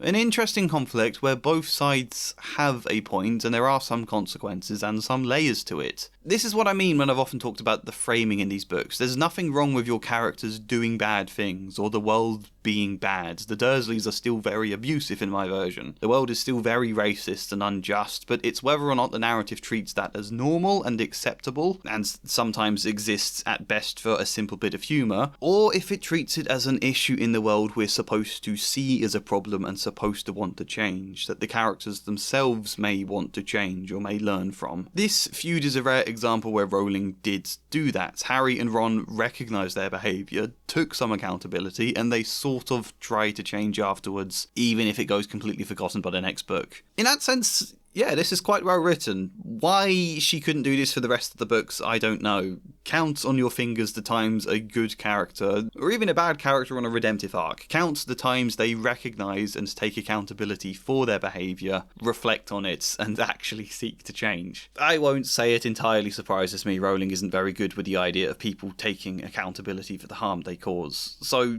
you know, I think I might actually quite like this feud despite some of its execution. It's uncomfortable. It's not the best example to make a neither character is entirely in the wrong point about, and it does mean Hermione has to be a little uncharacteristically one-dimensional in her attitude towards Crookshanks. But I think it's okay. It's good enough that it's not worth us altering too much about it. I would like Ron to be more genuinely grieving about Scabbers' death to make his meanness to Hermione a bit more understandable. And one aspect I do think should be changed is actually the firebolt confiscation. Ron is way more upset about that than Harry, which makes sense for the character Rowling wrote, but I don't think it really enhances anything that way. They already have a much more emotionally charged feud around Scabbers and Crookshanks. Is it adding anything extra for Ron to also have this other reason to be angry with her? Whereas, if the focus is on Harry's anger about the firebolt, if he is much more worked up about it than Ron at this point, I think that would inform his character a lot more. I think it suits the beat of Harry being very careless and reckless about his safety at this point of the book, goading fate. Of course he then wouldn't take the dangers of this mysterious firebolt seriously. Of course he would just want to ride it. I think him being more like that gives Hermione more motivation to take matters into her own hands by telling McGonagall about the firebolt, and leaves more space for Harry to be angry because A, we've already discussed his first broom breaking and how that can be much more of a character beat that owning the firebolt could then offset for him, and B, if his defense against his fear and anxiety right now is him leaning into it in order to feel a level of mastery, being overly reckless to defend himself from feeling afraid and powerless. If that's the case, then taking his firebolt away from him would realistically upset him for that reason. It's taking away a clear symbol of his freedom and his autonomy, and making him feel even more powerless again, which right now is exactly what he's trying to avoid feeling. I think this scene can then tell us way more about Harry's character as a result if we let the focus be on his reaction rather than Ron's. Let him take centre stage for the outrage about the firebolt. And I also wonder, I think this is a stretch too far, and even if it wasn't, you would have to be incredibly subtle about how you alluded to it, because otherwise it would be far too on the nose. But if confiscating something from Harry could also make him irrationally angry, because it feels a little bit like the kind of thing the Dursleys would do. Harry isn't used to people taking away good things from him as an act of kindness. He is only used to it out of cruelty. And not that he would think Hermione is being cruel exactly, but I think if he has a particularly bad reaction to her getting his firebolt confiscated for his own well-being, it opens up space for a bit of growth in Harry there. It might give him space to learn something new about relationships and what kindness can mean, though that could be a little too forced. The other reason for this change is because I've been writing Ron a little differently in my version of the books, and we will get to Ron later to discuss exactly the effects of this, but for now, let's just say my Ron is a bit more charismatic and a bit more socially adept, can read people, has a level of cunning and street smarts, still perfectly capable of being very mopey and becoming very stubborn, but I think this difference might also position him to just chuck something different into the dynamic here. But to explain that, we first need to actually explain what this feud arc is even about for Hermione. How is she even growing here? "That is the second time you have spoken out of turn, Miss Granger," said Snape coolly. 5 more points from Gryffindor for being an insufferable know-it-all. I mean, if I would criticise anything about the feud in this book, that's what I would say, that Hermione doesn't really get anything to grow coming out of this. Nothing about her gets to change from this entire massive, messy feud. So my idea is exactly as that chapter title sounds, and perhaps that makes you uncomfortable because there's nothing wrong with a person being right, and I don't want to lean into this same old bullying Hermione for being an insufferable know-it-all type thing. So bear with me on this point. We're not going there. However, I do think Hermione in this book especially presents an eagerness to always be right, seen best in her attitude regarding divination. She thinks it's a load of nonsense, and the way these books are written, it is a load of nonsense. But even so, Hermione is pretty insensitive about it. "It's a rabbit Binky. He's been killed by a fox." "Oh," said Hermione. "I'm sorry, Lavender." "I should have known," said Lavender, tragically. "You know what day it is." The 16th of October! That thing you're dreading, it will happen on the 16th of October, remember? She was right! She was right! The whole class was gathered around Lavender now. Seamus shook his head seriously. Hermione hesitated. Then she said, You were dreading Binky being killed by a fox?" "Well, not necessarily by a fox," said Lavender, looking up at Hermione with streaming eyes. "But I was obviously dreading him dying, wasn't I?" "Oh," said Hermione. She paused again. Then, "Was Binky an old rabbit?" No, sobbed Lavender. He was only a baby." Parvati tightened her arm around Lavender's shoulders. "But then, why would you dread him dying?" said Hermione. Parvati glared at her. "Well, look at it logically," said Hermione, turning to the rest of the group. "I mean, Binky didn't even die today, did he? Lavender just got the news today." Lavender wailed loudly. "And she can't have been dreading it, because it's come as a real shock." "Don't mind Hermione, Lavender," said Ron loudly. "She doesn't think other people's pets matter very much. This is a side of Hermione we don't see much in the later books. I always feel like once Rowling wrote in Luna Lovegood, Hermione became a lot more sensitive and better in social situations than she was before.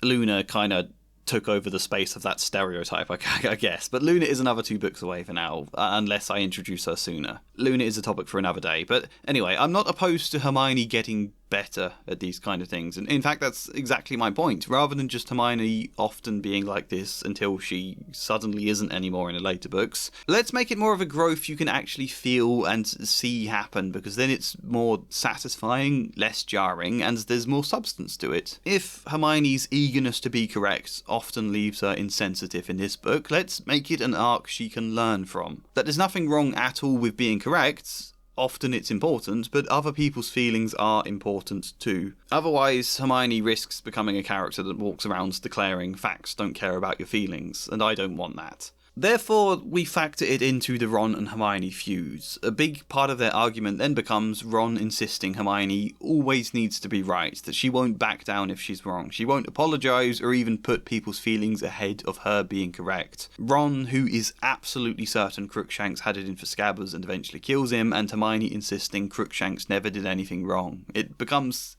easy to see how Ron can make this an argument about Hermione needing to be right. Plus, what happens regarding her attitudes to divination? I want all of this to lead to a place where their resolution about Crookshanks and Scabbers can involve Hermione apologising and admitting Crookshanks may have killed Scabbers, or that even if she still doesn't believe that is the case, Ron is entitled to feel upset and she can still be empathetic about his hurt. And equally, Ron apologising for being so horrible to her about it. And also he is technically a massive hypocrite. All of his insistence that she can't admit she is in the wrong is technically him also needing to be right. A little bit different there, but it can still factor into both of them getting to learn something from this experience. Their resolution in the original was Hermione apologising that Scabbers died with no mention of Crookshanks at all, whether she thinks Crookshanks did it, whether she should have tried harder to keep Crookshanks away, and Ron offering no apology for anything he did at all, just suddenly brushing it all aside as though it had never been an issue to him, as though he hadn't been snapping at her all book about it. As we said earlier, the second she apologised, he just drops it like it was nothing. Oh, well, he was old, said Ron, looking thoroughly relieved that she had let go of him. And he was a bit useless. You never know, Mum and Dad might get me an owl now.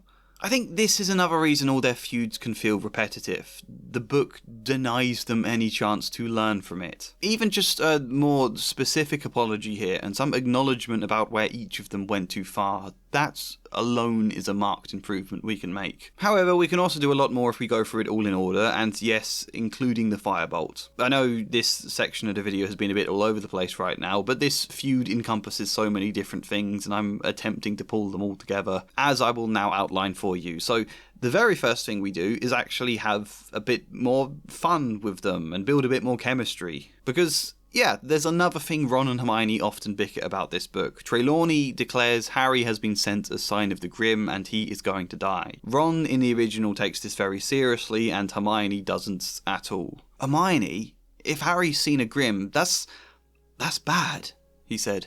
My Uncle Billy saw one and he died 24 hours later.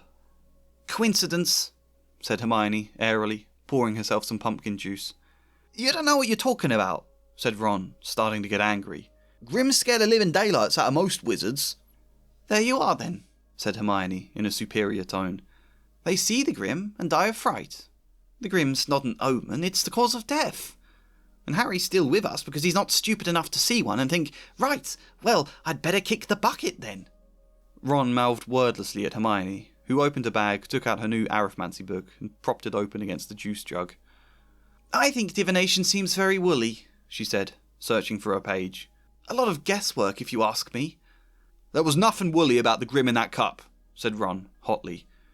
You didn't seem quite so confident when you were telling Harry it was a sheep, said Hermione, coolly.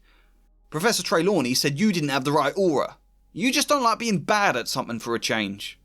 He had touched a nerve. Hermione slammed her arithmancy book down on the table, so hard that bits of meat and carrot flew everywhere. If being good at divination means I have to pretend to see death omens in a lump of tea leaves, I'm not sure I'll be studying it much longer. That lesson was absolute rubbish compared to my arithmancy class. And after this little moment, the book declares that Ron and Hermione weren't speaking to each other for the rest of the day. I honestly don't know why Ron and Hermione have to constantly fall out about everything to the point they won't even talk to each other. Not only does this undermine the more narratively impactful things they do fall out about, like scabbers, but you're British, JK. Having a good old argument is supposed to be a fun hobby here. Insulting each other is supposed to be a love language. Why does this stuff always feel so serious and cold and heated? Never playful and affectionate. So I want to keep this argument as it is, but just make it more playful and affectionate and a chance for Ron and Hermione to build chemistry, and even Harry to an extent. And, I want Harry to interject something like, wasn't your Uncle Bilius the one who believed, I don't know, insert something ridiculous. Wasn't your Uncle Bilius the one who believed that the cabbages in his garden kept rolling away because they didn't like him? I don't know, something like that. And then they can kind of laugh at Ron for bringing it up, call him Uncle Bilius the Silius. And Ron can kind of be amused to this, and then when the subject comes round to divination specifically, now he's taking the mick out of Hermione, doing an amusing Trelawney impression and saying, "You have no aura, my dear," and then saying that it's typical Hermione, the one subject she's no good at she has to declare is a load of nonsense. More as a joke, more as trying to take the mick out of her a bit, and this scene either doesn't end with Hermione storming off at all, we just let it be a bit more playful and ordinary, or Ron realising he has touched a bit of a nerve about the idea of Hermione being no good at it, he then deliberately starts pushing even more for the sake of the joke and goes a little too far, not out of anger, but just from pushing a joke a bit too far. Then she storms off and Ron gets to feel bad, and he can be like, come on, I was just messing around, Hermione, type thing. And instead of the characters not speaking to each other for the rest of the day, the book mentions Ron behaving overly positive and overly cheery towards anything Hermione does, as though he's trying to make up for it. You can easily write a scene along those lines that is doing several things. Giving us more chemistry between Ron and Hermione that isn't just bickering, can show a level of affection underneath the bickering, highlights Hermione is sensitive about being in the wrong, or at least being bad at the subject, and in general highlights that Hermione likes to be right. I do think I would want Ron to make that point pretty clearly here. Hermione, why have you got to be right about everything all the time, as set up for the purpose of this arc? And also, I think it allows more space for, if Ron isn't taking the grim omen as seriously, then again the focus can be on Harry doing so. Harry may make a comment about Uncle Bilius, but he can still feel, more disturbed, more affected by it than the other two are. Ron isn't quite as serious. Next, we have Hermione upsetting Lavender, and Ron can again make a point about Hermione always needing to be right there. That is literally what she's doing in that scene. I mean, I think she is intending to comfort Lavender, really, but still. I would then like a third iteration of this point of Ron arguing Hermione always needs to be right, and Crookshanks is obviously how we do that. You see, I don't want to dial up their feud about Scabbers to 10 until the moment Scabbers actually disappears and Ron thinks Crookshanks ate him. Again, I think if they feud too big too early on, it diminishes the impact when it most matters. Therefore, initially Ron is annoyed about Crookshanks, and he is also in disbelief about Hermione's refusal to see it, her insistence Crookshanks never did anything wrong and is a sweet cat. Ron is annoyed, but he's also thinking Hermione just doesn't want to admit she's in the wrong here. He can argue with Hermione about it, but also almost be taking the piss, finding it amusing how stubborn she's being, how deluded as far as he sees it. Even in that typical kind of schoolground way, where he could be like, just admit that your cat is a vicious, bloodthirsty tiger and I'll stop pestering you. Ron, just admit it. Say that Crookshanks is awful and I'll shut him away in a dormitory when Scabbers is out. Just say that and I'll forgive you.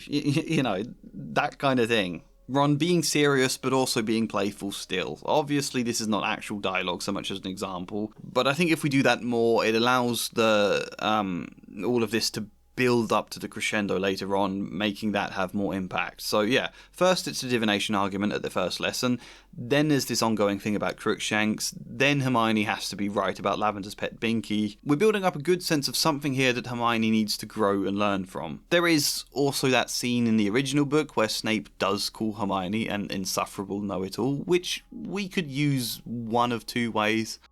"Please, sir," said Hermione, whose hand was still in the air. "The werewolf differs from the true wolf in several small ways. The snout of the werewolf—" "That is the second time you have spoken out of turn, Miss Granger," said Snape coolly. 5 more points from Gryffindor for being an insufferable know-it-all. Hermione went very red, put down her hand, and stared at the floor with her eyes full of tears. It was a mark of how much the class loathed Snape, that they were all glaring at him, because every one of them had called Hermione a know-it-all at least once, and Ron, who told Hermione she was a know-it-all at least twice a week, said loudly, "You asked us a question, and she knows the answer. Why ask it if you don't want to be told?" One method we could do here is Ron sort of agreeing with Snape, because it factors into this ongoing argument, but I don't think I like that. I think it's too mean towards Hermione, when Ron isn't yet angry enough to be deliberately mean. Also, I hate the framing of this scene in the original. It makes it sound like it's fair game to call Hermione a know-it-all and to make her cry about that. It's only that the class hates Snape. It was a mark of how much they loathed Snape that they didn't agree with him making Hermione cry. Right? This is the kind of thing I mean when I talk about the jarring lack of empathy in these books. It is often treated as fair game to upset or bully Hermione. It just happens that in this specific instance, because it's done by a character considered bad, they take issue with it. And it just happens in the other instance regarding scabbers that because it's also a wider plot point, their meanness towards Hermione is framed as bad and something they should learn from. But almost every other occasion in these books, it's fair game. I don't like the idea of the whole class, thinking this is fair about Hermione. I don't think we need that comment at all. I think it would be much nicer if Ron defends Hermione out of care for her, rather than loathing for Snape. And he can half agree with Snape in a way here. Yeah, Ron has been taking the mick out of Hermione in my version for needing to be right. However, Ron is also sensible enough to set that aside, recognise when Snape has taken it way too far, when this isn't just a bit of taking the mick, and is actually upsetting her, and to recognise that that's not on, and therefore to defend his friend. I think that could be an important beat and quite a nice moment that again builds an actual sense of closeness between Ron and Hermione,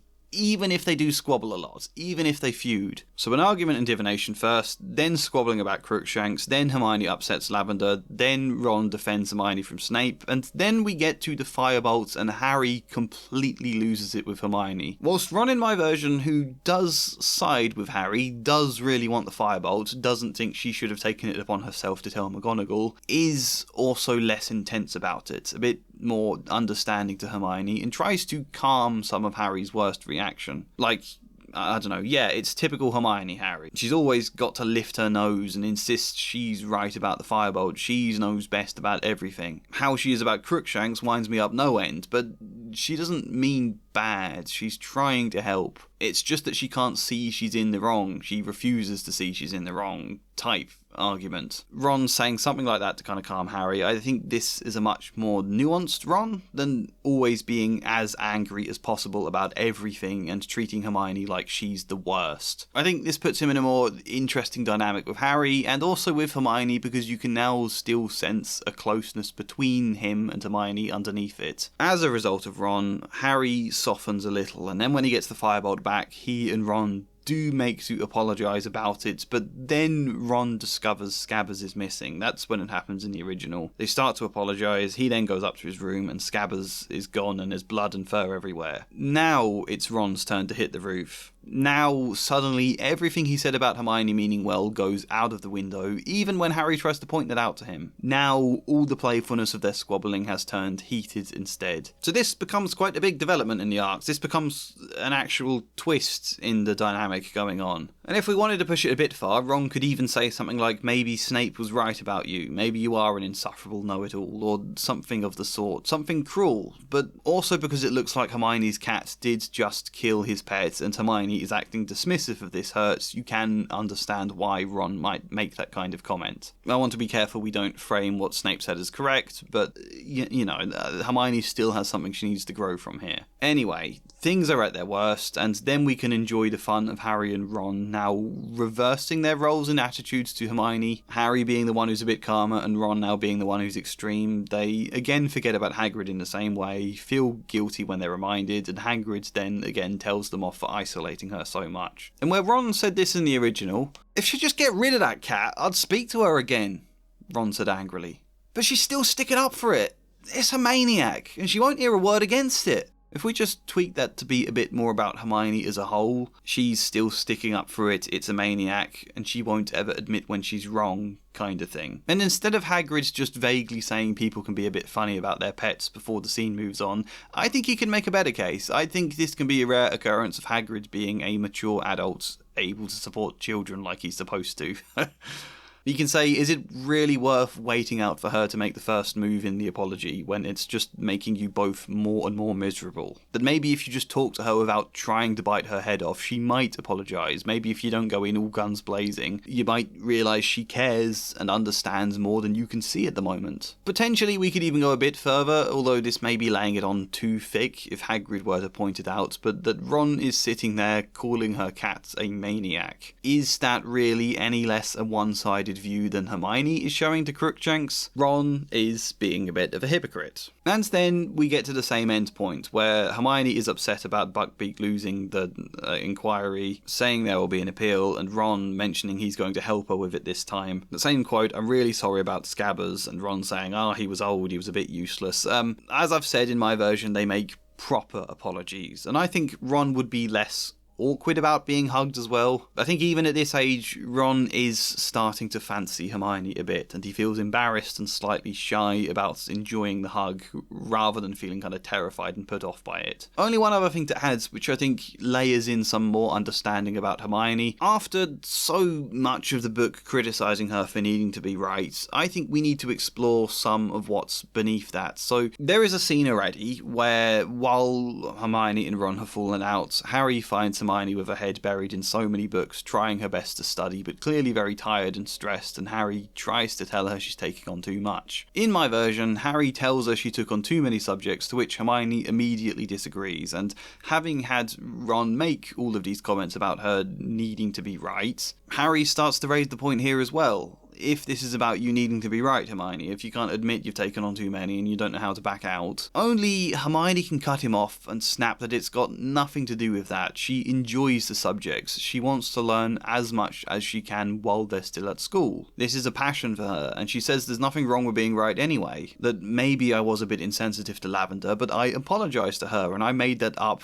ages ago. As for Ron, he makes out that I don't care about Scabbers, but I made a commitment to Crookshanks. He needs a home. I can't just abandon him because of what Ron says, especially when we don't even know the facts. Something of the sort so Hermione isn't just coming across as deluded and isn't just coming across as dismissive of Ron's feelings, that there is some backing behind why she defends Crookshanks, which is very understandable. And therefore, Ron isn't exactly correct in everything he says of her. We can reverse that. We can point out that Ron talks about Crookshanks as though the cat is genuinely evil, which is just as bad, that Ron technically is just as keen to be right all the time, that if he wasn't so busy attacking Hermione for it the entire book, they could both learn and grow from it. You know, this is still a really weird feud, and as much as I say I quite like it, it is difficult to get it to fit into some kind of arc in a way that doesn't feel too loose and sprawling. I think there are definitely better arguments we could have replaced this with, but when we're trying to work with the story we already have, I think this is mostly an improvement. Slightly less convoluted than the original, slightly more of an actual resolution and an actual change for the characters, and a bit more understanding for both sides. Hermione learns to show a bit more sensitivity regardless of the truth. Ron learns to show, well, sort of the same, a bit more sensitivity regardless of how he feels and his own anger. At the end, it becomes clear Crookshanks was indeed trying to kill Scabbers, or at least to catch him, but that he was only doing so because Scabbers was in fact not a rat at all. And in that sense, they were both kind of wrong and both kind of right at the same time, and I would like both of them to actually laugh about this a little. I don't think they really do ever acknowledge it again after this reveal. Hermione could make a joke now about Ron always needing to be right all the time. She can kind of take the mick out of him for that, and Ron can then make a joke about Hermione always going off in a strop the way Ron does, you know, sort of just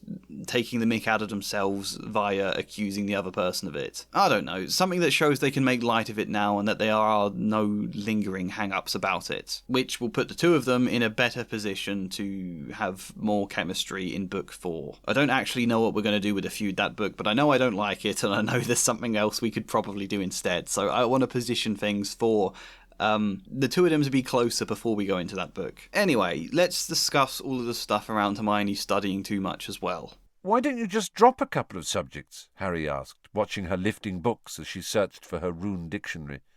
I couldn't do that, said Hermione, looking scandalised. I feel really sorry for Hermione in regards to all the excessive studying this year, but I've also realised it's quite tricky to resolve all of my issues with it. My main issues being, why the hell does the school allow Hermione to do this, to run herself into the ground with extreme stress for what? You know, McGonagall should be advising her, you don't need to study that many subjects, Hermione. You're fine as you are. Take things a bit easier. Consider your well-being. There are things more important than your grades. Also, how in general this book, or all of the books, treats Hermione's eagerness to study as a joke. A lot of gags about her boggart being an essay graded B instead of an A. I think her boggart we do see at the end is McGonagall telling her she failed all her exams. If Hermione is genuinely this afraid and worked up about her grades, then she needs support, you know? You can't make a joke out of it and then move on. She also needs actual care as well, otherwise it feels a bit weird. Or alternatively, there is a bit more to Hermione, or even just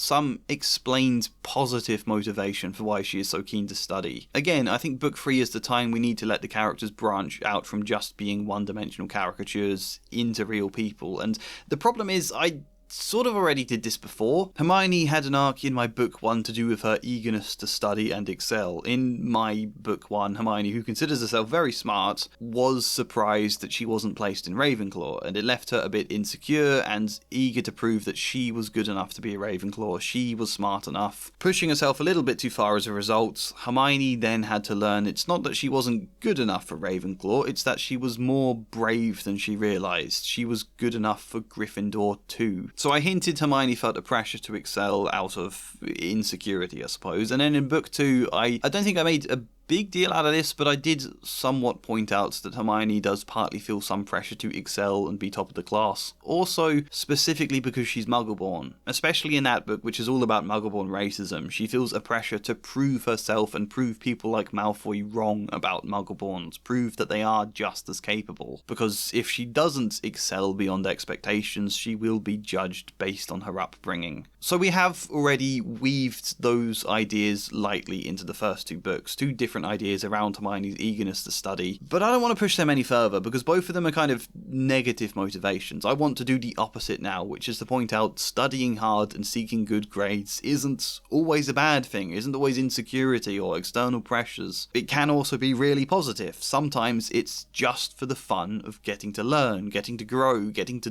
do well and achieve. That's a good thing, right? Hermione's eagerness to take on all these subjects shouldn't be that she's just some weird nerd to make jokes about, or that she's overly insecure. It should be that there is genuinely so much stuff worth learning. She has a wonderfully curious mind and she finds it fun. Why does she read so many books? The answer is basically she finds it fun. Good for her, you know? I want to celebrate that fact. Even if she does also have to learn there are limits to be careful around. As such, I think we just make 3 changes. The first we've basically already shown. When Harry asks her if she's taken on too many subjects, Hermione vehemently disagrees. It's not too many. I wanted to do this many. Depending on how stretched that scene might get, Harry could think back to some of the moments from the last 2 books, hinting about Hermione wanting to prove herself or the pressure to excel, and Hermione can say, no, it's not that. That probably is a stretch too far, but yeah, a moment where Hermione can express that. And the second change, Hermione can't completely turn her nose up at divination. Otherwise, like,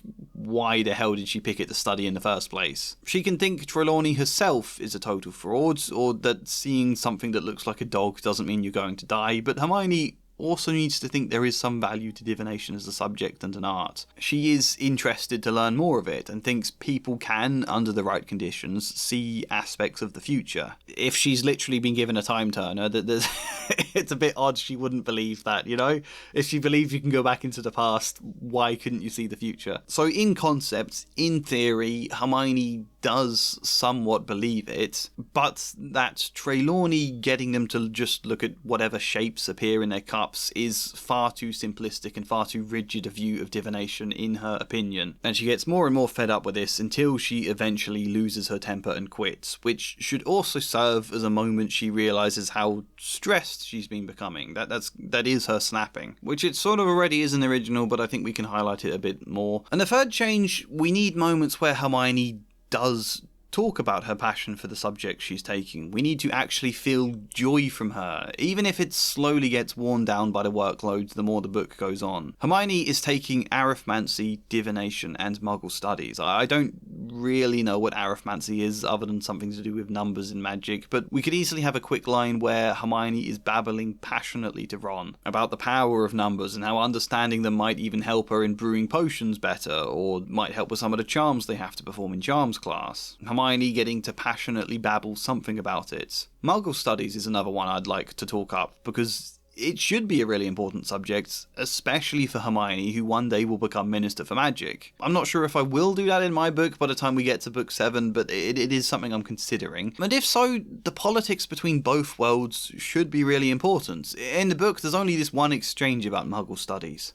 "What are you doing Muggle studies for?" said Ron, rolling his eyes at Harry. "You're Muggle born. Your mum and dad are Muggles. You already know all about Muggles." "But it'll be fascinating to study them from the wizarding point of view," said Hermione, earnestly. "I don't think that's enough. I think that makes it sound like Ron is correct. I want there to be some real value behind the subject. I want Hermione to later have their first lesson and to be able to remark about how good the subject is, because they're not just studying Muggle culture and history, but also what the wizarding world can learn from Muggles, what practical applications there are. Like, it's a bit mad when you think about it, how dismissive they are all of Muggles, and yet they benefit from so many Muggle inventions all of the time. At the start of this book, Harry gets on a bus. Magically enchanted, but still a bus. And then official ministry cars transport him and the others to a train station where they catch a train. All Muggle inventions, even if they are given enchantments. In the book, Arthur Weasley even comments how handy it is to have ministry cars, because now that they don't have his own car, transporting all of their things to King's Cross Station would have been really difficult without it. And yeah, that's a good point. How do wizards normally get all of their heavy luggage to King's Cross Station without cars? You can't fit it all on broomsticks, even if you were allowed to fly across Muggle locations during a day. Obviously not everyone can apparate. There's presumably a flue powder fireplace somewhere in King's Cross Station, but not in the immediate vicinity, because otherwise Muggles would notice wizards appearing out of nowhere in a train station fireplace. So they still have to carry luggage to some extent. That probably is the answer. I assume there are sensible answers there, but a car is still actually a really handy invention, even for a wizard in this situation. We also see them using radios and gramophones. In book 4, there is a joke made about a wizard healer using the Muggle technique of stitches to try and cure Arthur's wounds, which doesn't work in that example and is played as a joke, but I really like the idea of Muggle engineering and scientific research being an invaluable tool when combined with magical understanding. That it has so many benefits to medicine or tools or everyday convenience, or even Muggle art and philosophy that has a lot of profound insights wizards can absolutely benefit from. I prefer Muggle studies less as some slightly racist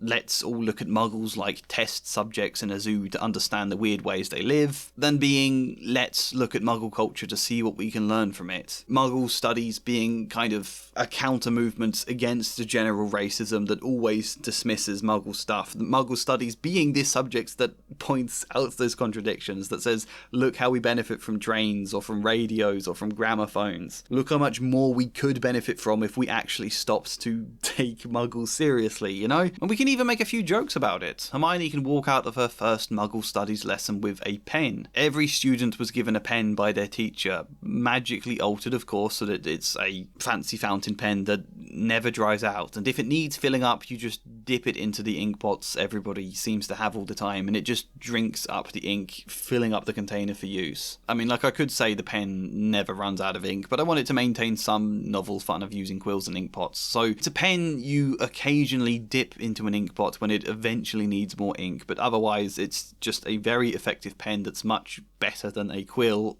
Obviously. Everyone gets given one of these because they're so much more efficient than quills. It's like the thing the teacher does. What's she called? Charity Burbage. Every year she does this in her first lesson with a new class, gives them all a pen to impress them and to make the case for Muggle knowledge. So Hermione comes out of the lesson with one of these and Ron can be blown away by the fountain pen. Ron suddenly really wants one and keeps pushing Hermione to try and get him another one from her teacher so that he can have one. You know, just something we can have a bit of fun with that also allows Hermione to talk passionately about the subjects she studies, how much she enjoys them, establishes that they are worthwhile studying for the interest rather than just the grades. And the fourth change is that Hermione has to make it clear McGonagall was reluctant to allow her to study so many subjects, and that it was only because of Hermione's genuine enthusiasm and passion that McGonagall relented. And finally, at the end of the year when Hermione decides to give up 2 subjects so she can have a normal timetable again, make her genuinely very sad to be giving up Muggle studies, but she admits Professor Burbage has recommended some good books she can read on the subjects in her own free time. Hermione says she's going to buy the lots and read them over the summer holiday. This all, of course, also sets up Charity Burbage as a character who we will see be killed by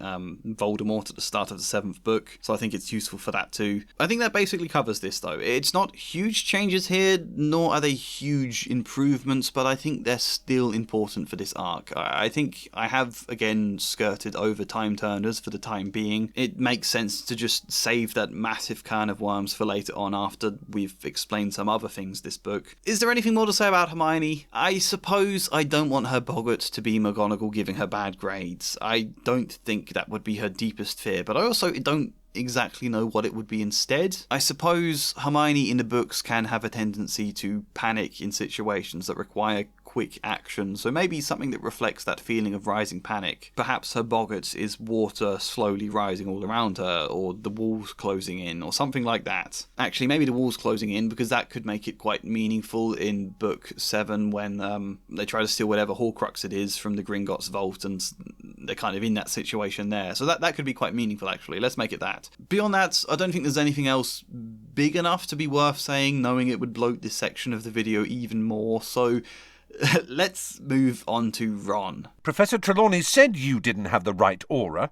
You just don't like being rubbish at something for a change. So we've already basically discussed Ron's arc concerning the feud. I haven't gone into his perspective really, but I think you can grasp enough of what it's like that it's not worth me repeating the entire thing again just to explain his side more. Ron, whilst his hurt is understandable when he thinks Hermione's cat killed his pet, he is also learning, is this really worth losing a friend over? Is it really fair or even happy for Ron himself to be isolating and attacking one of his best friends so much? His stubborn tendency to hold grudges hurts him just as much as anyone else. All I'm going to add is that Ron shouldn't forget this lesson going into the next books. Ron should change going ahead from here. He will still be grumpy and grouchy, but he might also have enough awareness to recognise when it's time to pull himself out of that, when he's going a bit too far, you know. The part I didn't explain too much, admittedly, in the Hermione section was also Ron learning not to take a joke too far, and I suppose partly the reason I haven't explained that fully is because I'm not entirely sure how much this would work yet, but I do kind of like the idea, you know. He does take it too far at the start of the book, joking regarding divination. He then sees Snape, not even making a joke, but straight up insulting Hermione. He sees how it upsets Hermione, and when he discovers Crookshanks didn't kill Scabbers and sort of had a reason to be trying to, that Ron then wasn't correct about everything. He realises he was pushing things too far, mocking Hermione for needing to be right all the time when he was basically doing the same.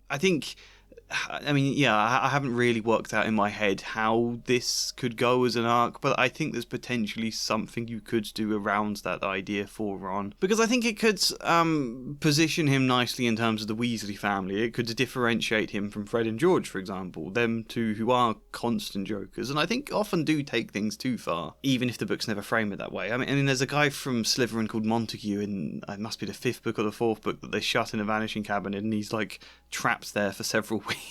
That's a bit extreme, I think, to just play as a light-hearted, innocent joke. I think Fred and George are more interesting as characters if, whilst they are fun jokers that we definitely still enjoy and have a lot of fun with, if there are also times they do take things a bit too far and lean potentially into bullying people, or that thin line between what's banter and what's bullying, you know? And I think if we do frame them that way, at points, obviously not all of the time, then it does leave space for Ron to be a bit more different, I guess, for him to be a bit of the middle ground as a Weasley.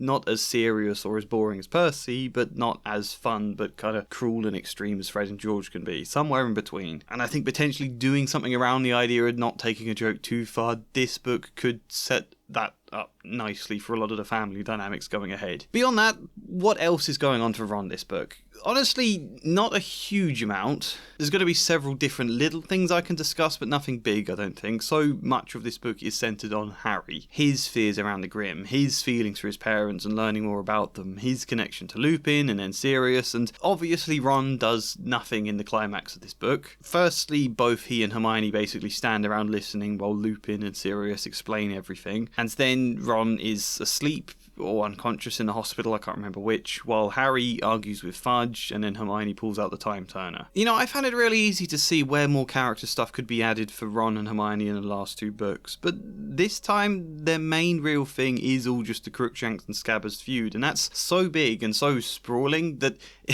I'm finding it hard to put in much else for them. I don't know, maybe I don't need to, maybe it's not a problem, but here are some thoughts for some little things nonetheless. So what are you saying? Said Ron, looking very tense. You want to kill Black or something?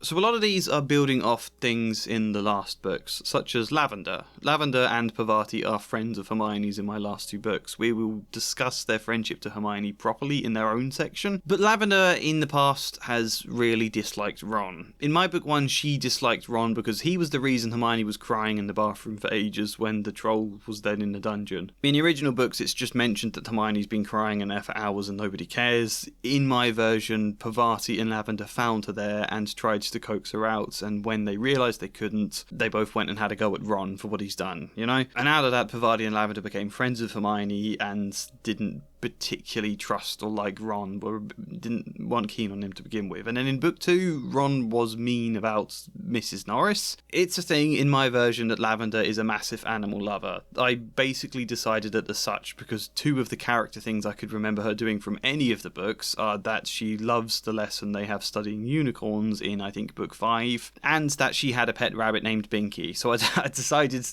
make her an animal lover. That's one trait she could have. And as a result, when Errol almost dies in book 2 in the effort of delivering a howler to Ron, and Ron isn't paying much attention because he's got a howler, Lavender reacts as though Ron doesn't care about Errol, which was a bit from the original books, only it was Hermione originally who was caring for Errol where Ron wasn't. I've made it Lavender so she could be a bit more angry about it and hold that against Ron. And then when Ginny was upset after Mrs. Norris was attacked that book, Ron badly tries to cheer her up by suggesting if she'd gotten to know Mrs. Norris, Ginny would be glad the cat had been petrified, which is also a line from the original book. I've just added Lavender hearing that and again reacting badly, getting this very bad impression of Ron. I think there might have been a third example that book I did, I can't remember. Ron somewhat proves her wrong about all of this by the end of that book. They end on slightly better terms, but I think now in book 3 it's the time for them to actually start getting along. I do want this core of just Gryffindor characters to have some dynamic and some things going on in their lives in this book, so they do feel like real characters rather than just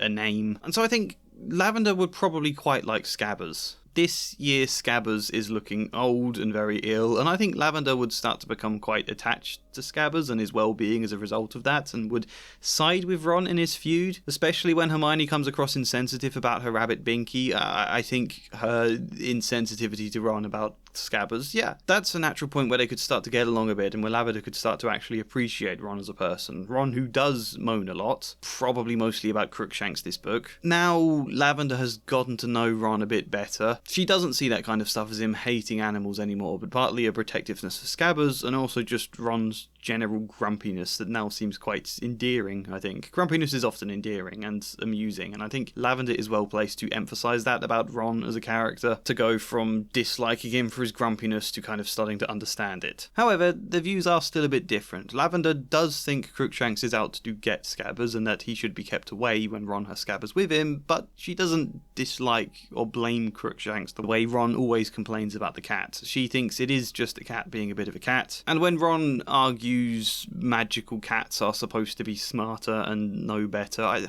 what is it called? It's not a cat, is it? Crookshanks is half cat, half Kneasel, I think they're called. Whatever they are, Ron thinks Crookshanks should know better, and Lavender finds his snappiness about it quite funny and endearing now. However, when Scabbers appears to actually die, and Ron completely loses it with Hermione and Crookshanks, now Lavender draws a line. Now the way Ron is talking about Crookshanks as a maniac seems really weird to her, and she thinks Ron is being really mean to Hermione. She again remembers how Ron has made Hermione cry in the past, and she feels quite protective of her friend now. She can be another voice to scold Ron. As much as I was just using that Hagrid scene to kind of tell Ron, is this worth losing a friend over, I think Lavender can come in with similar words in a similar moment too. You could get a good character beat out of that. And then I would just like a bit at the end of the book, after everything's resolved, where Lavender sees Ron petting Crookshanks and, apologising to the cat for accusing him of eating scabbers. It'd be nice for Ron to have that, but I think you could potentially get a bit of fun out of Lavender hearing that and being glad Ron has stopped hating a literal cat. But also then confused, because she obviously doesn't know everything that's gone on with Sirius Black and Peter Pettigrew. So she says, oh, so you found out Crookshanks didn't eat scabbers. Does that mean you found him or something? And Ron is now forced to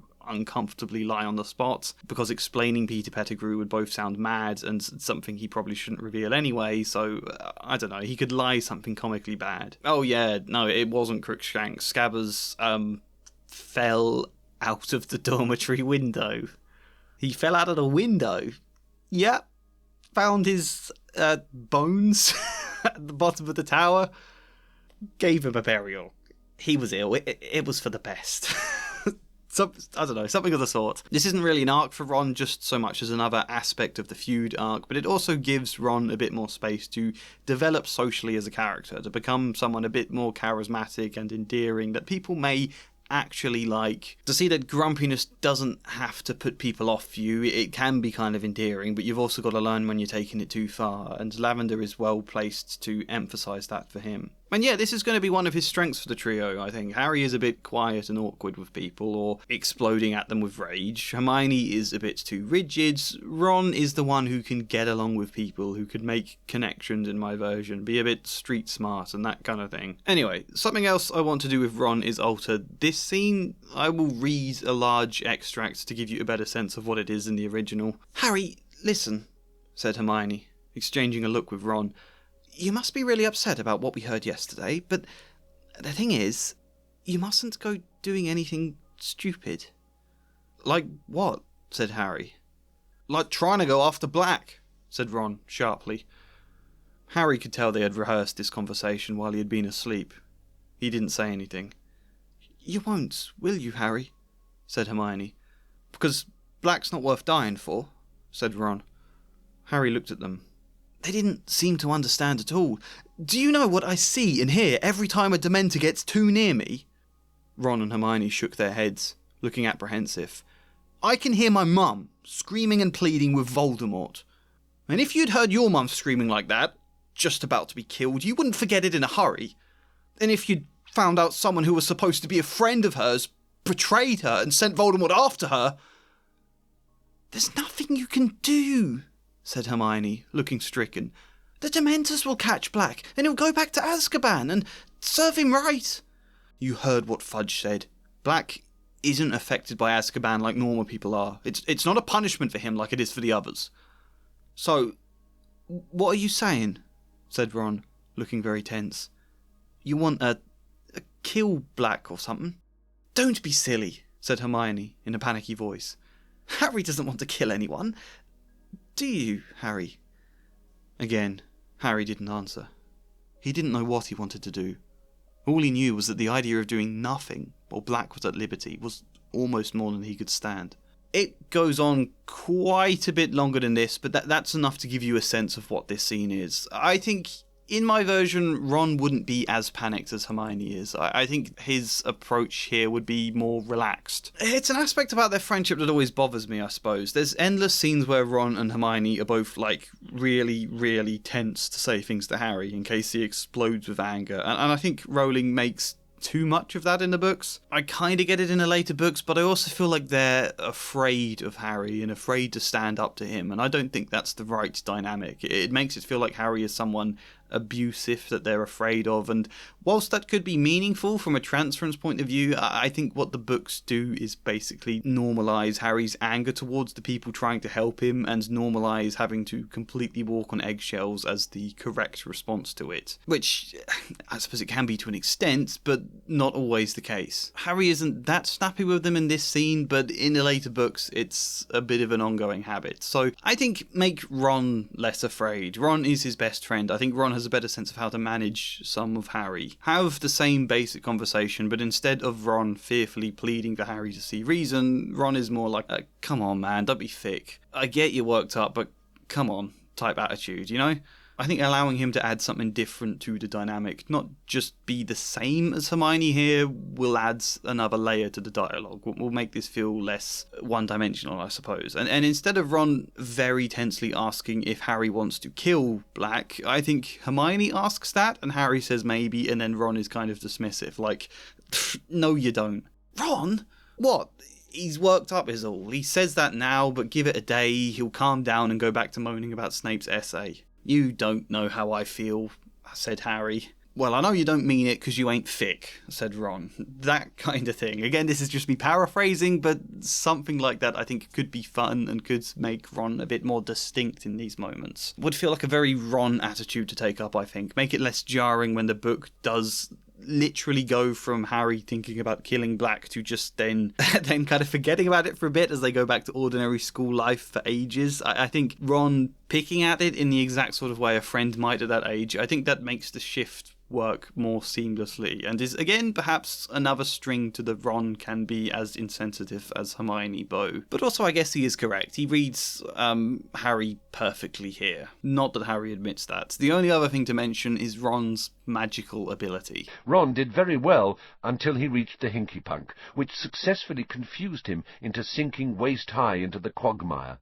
Ron isn't the best at magic, really, not compared to Harry or Hermione. Hermione is great at everything intellectually and has studied and can pull off a vast array of different spells. Harry is good at the heroic stuff and is much better at defense against the dark arts-based wand work, which is a little bit vague comparing that to spells Hermione is good at, but I think in the later books we can possibly write in some distinctions between the different branches there. Ron is good at...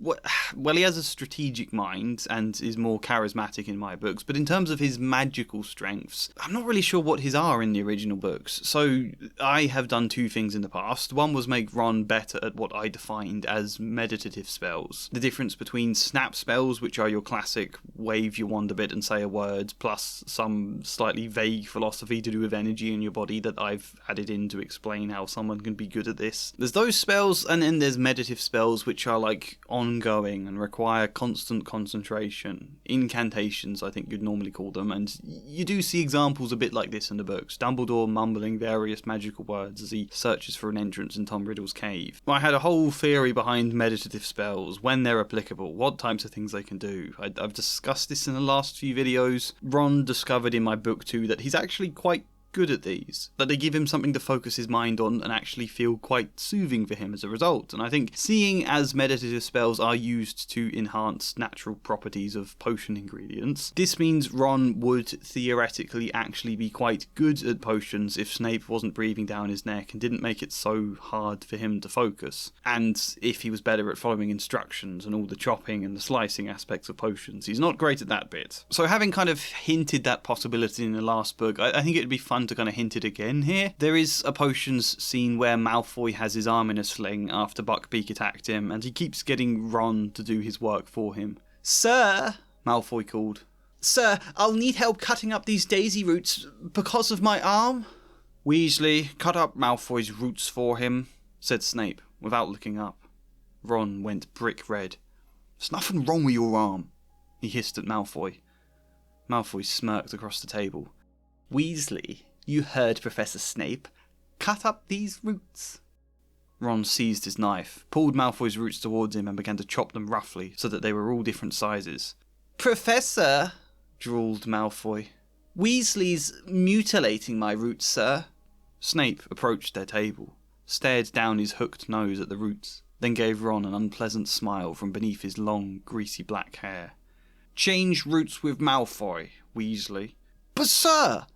The bit goes on even longer with skinning a shrivel fig, and then they all talk about Hagrid, so we could easily just play up this a bit more, have Ron keep going into like a place of focus as he starts to perform meditative spells and starts doing quite well at it, strengthening and imbuing the ingredients with more magical properties. But then every time he starts to get somewhere, Malfoy's voice interrupts him and he has to do some other chore instead for him. And just keep doing that. And then eventually, by the time he has finished his meditative spell and he has done a really good job with the roots, suddenly the lesson is almost over. He's had no time to actually make the potion and he is livid about it. I think you can do some kind of comedy out of that, which would just be a fun way to suggest Ron could actually be quite good at this subject if the teacher was better. The second thing I changed about Ron as well, though, I made Ron have a bit of a knack for inventing spells. Inventing spells is something we're told people do in this world. Snape did it when he was at school, but we never see anyone in the present do it, nor understand how. And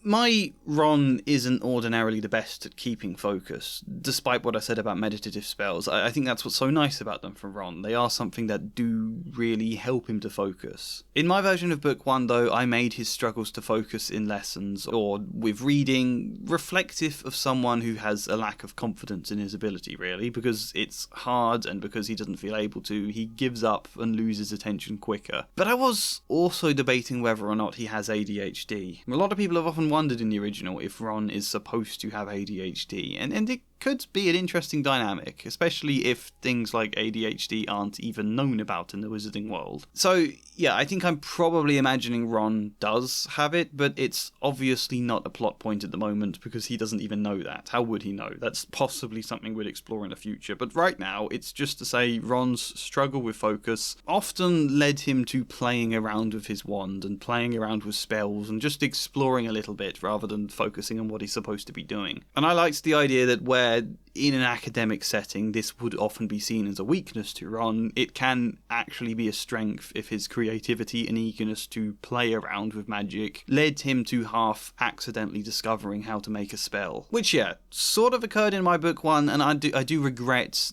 doing that so early when it's his first year. I think it's too early for him to manage that. But it is still a plot point I like in general, and if I have already done that, I have to follow it up a bit more, so he's in year 3 now. I think he might be starting to get a bit better of a grasp. So I think I would like Ron to invent another spell and to do so a bit less accidentally. That it's something he's been messing around with a lot this year, and he has a bit of success with something small, which could be useful because Ron has nothing to do in the climax of this book due to being asleep in hospital. So if, say, he invented a spell earlier on in a story that then became handy for Hermione or Harry to use in the climax, that would at least be something for him. That would give him a bit of purpose and triumph. That was my thinking, only it was difficult to imagine what's in the whole Time Turner showdown Ron could have invented that's not too overpowered and would actually be helpful. Something to help control Buckbeak, for example, to help lead him away from the Executioner, I think would diminish the supposed skill of Harry's here. Harry being good with magical creatures. We also already have the spell Expecto Patronum for the Dementors, so we can't add in anything there. I think introducing a spell too late into the tension of this sequence would diminish the tension and focus on Harry. If Buckbeak is chained up, there could be something to break it, but then Hermione has often used Alohomora. The best I could think of came to me because of the scene with Fudge. After they tried to take the captured Peter Pettigrew back to the castle, and it all went wrong because Lupin transformed, Harry is almost killed by Dementors. He wakes up in the hospital wing with Hermione and Ron. In that scene, in the original, the door to the hospital wing is slightly ajar so that they can conveniently eavesdrop on a conversation between Fudge and Snape happening outside that door. A conversation explaining all the important plot points and stuff. I think, for my version, what if the door is not ajar? What if they have to use a spell that enables them to eavesdrop? Some kind of vague meditative spell that, like, thins the sound blocking properties of the door whilst the person is focusing on that spell. I'm deliberately making it still a bit shit of a spell because this is only the 3rd year. But that's what made me think of it. It has a bit more use in the story than just that, but we should first say Ron invents this. This is what he spends a lot of time playing about with and achieving. I think it would create a nice contrast between Hermione working her absolute hardest, burying herself in books, studying so much with an insane amount of lessons, whilst Ron has all of this free time to just mess about trying to create spells on his own. I think this would annoy Hermione. She might see it as a waste of time. It could factor into some of their more playful bickering. So yeah, it's just something we mention every now and again in all those description moments where Rowling is just setting a scene by describing what people are doing. Sometimes Ron is in a corner messing about with his wand, seemingly trying to invent a spell and having some minimal success, but not enough for Hermione to see it as anything other than a waste of time. Why is Ron messing about with this spell?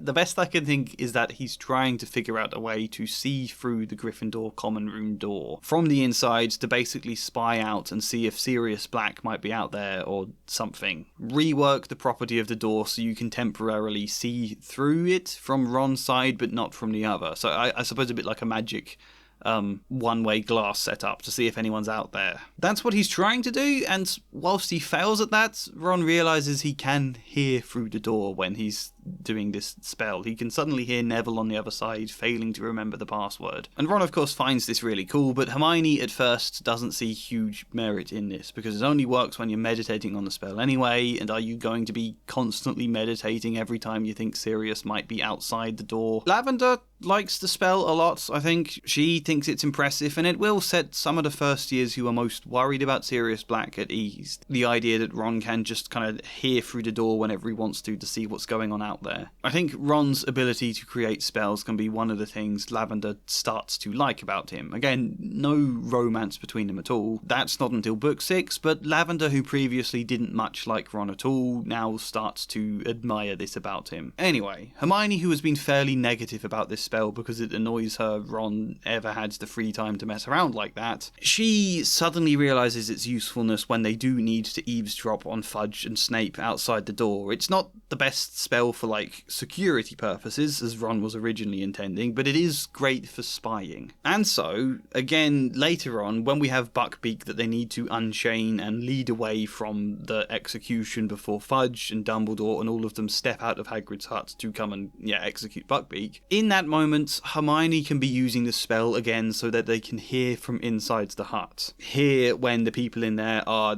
finishing up and heading towards the door and are about to step out, so they've got a better sense of how much time they have. Hermione can now be using that spell in that moment where Harry is trying to communicate and lead Buckbeak away. So it's not huge, but it is kind of useful there. And of course, after everything is over, Hermione finally praises the spell. When she says she is giving up extra subjects for a simpler timetable, she can also say that she could do with a bit of free time to play around with spells like Ron does. Maybe in the future they can create something even better type comment. Something along those lines. This isn't supposed to be a massive thing for Ron here. Just a nice little thing that means Ron can have some effect and can appear a bit more skilled at magic and showcases a little bit of his inventiveness, which of course is going to be really important later on in the series. Also, you may remember Fred and George later invent the extendable ears for eavesdropping. I quite like the idea that it was Ron with this spell that gave them the idea, and that they basically found a way to perfect this spell so that it works as an enchantment on an object to increase sound rather than a meditative spell you have to constantly be focusing on that only thins the sound coming through a different object. Fred and George take this idea from Ron and go much further with it, and I think the fact it comes to have so much use then as extendable ears both adds to Ron's sense of usefulness and shows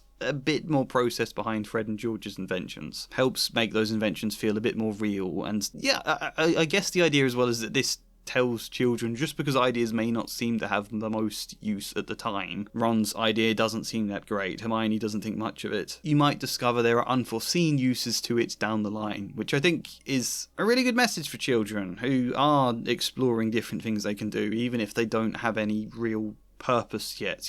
It's such a modern thing now that everything is supposed to be monetizable and seen for what its value is. And I do find all the time with even my terrible unfinished stories I wrote from when I was 15 years old or whatever, as terrible as they all are, there's often still some little aspect within them that I can recall and then proves useful for a new story later down the line. So I think the spell here can kind of be a metaphor for that, which I do like a lot. What else must we say? We should probably discuss scabbers. But Ron was staring at Pettigrew with the utmost revulsion. "I let you sleep in my bed," he said.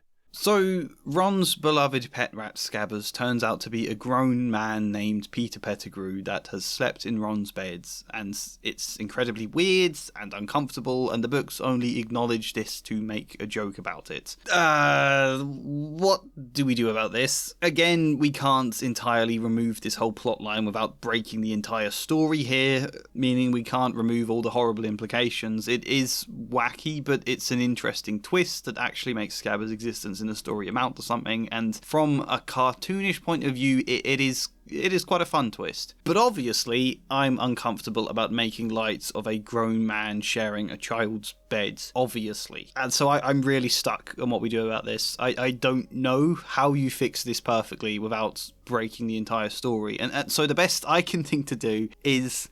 Well, firstly, Scabbers never ever shares Ron's bed. We make it that Scabbers has a cage at home and a cage in the dormitory where Ron tends to keep him. A big cage, one that is actually suitable for rats, as opposed to most of the ones they sell at pet shops pretending are suitable when they're definitely not. Not that I have a gripe about that, but we make it that most of the time Ron keeps Scabbers in his cage, especially this year in an attempt to protect him from Crookshanks. Scabbers can have a tendency to somehow break out of the cage every now and again, but that's generally where Ron keeps him. And sometimes he will carry Scabbers in his hands if they're travelling from home to school, for example, or if there's a reason to take him somewhere. If they're on the train, he lets Scabbers just sit on a seat next to him, which, from an animal safety point of view, isn't great, but we also do need Scabbers in scenes from time to time. So we have to have some of that, you know? Otherwise I'm making a change here that just makes the story more boring. If Scabbers is out, I don't think I ever want him on Ron's lap, or necessarily even in his pocket. I think if the scene really needs Scabbers to go in the pocket for whatever reason, then maybe it would be the chest one, but I'm still kind of uncomfortable about that idea. This is not a great fix. Had I made this series thinking ahead, I may have done more in the earlier books. But I wasn't even thinking about Scabbers at the time, really.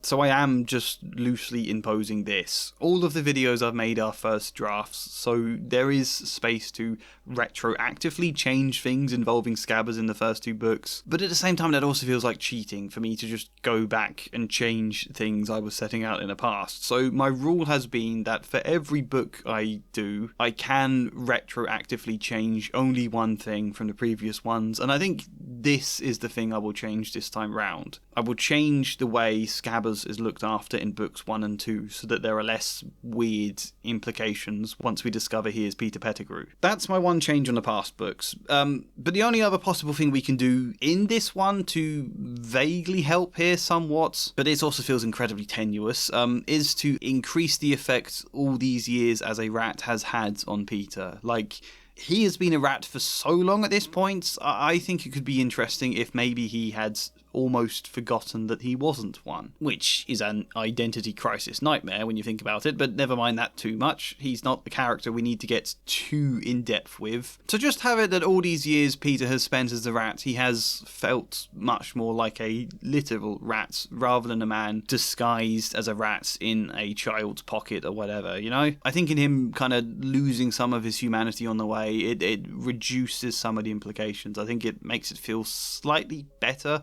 for Ron, albeit a lot worse for Peter, that he has been Scabbers for so long with no conversations with anyone. We're not really needing or having to exercise his more human brain capacity. I think over time he would stop really listening to the words people were saying around him, stop sensing the world like a human does. It got to a point Peter knew he was hiding from something out there, but had no idea what anymore, really. All of his past about Voldemort and the Potters and Sirius Black feels a bit removed from him now, like it's been locked away somewhere. And so it's then conceivable that Peter may have gone on living out the rest of his life simply as a rat, forgetting anything else in some weird, horrific, accidentally self-imposed imprisonment. I don't think this is the most psychologically realistic, but it's interesting and I think would kind of fit for this story, that level of thinking. Peter was totally forgetting himself, and it was only when Ron added a roll of newspaper to his cage that happened to have Sirius Black's picture on it that he started to remember otherwise. Remembered that face, clicked something in him, started to remember who he really was and what he was capable of, and started to then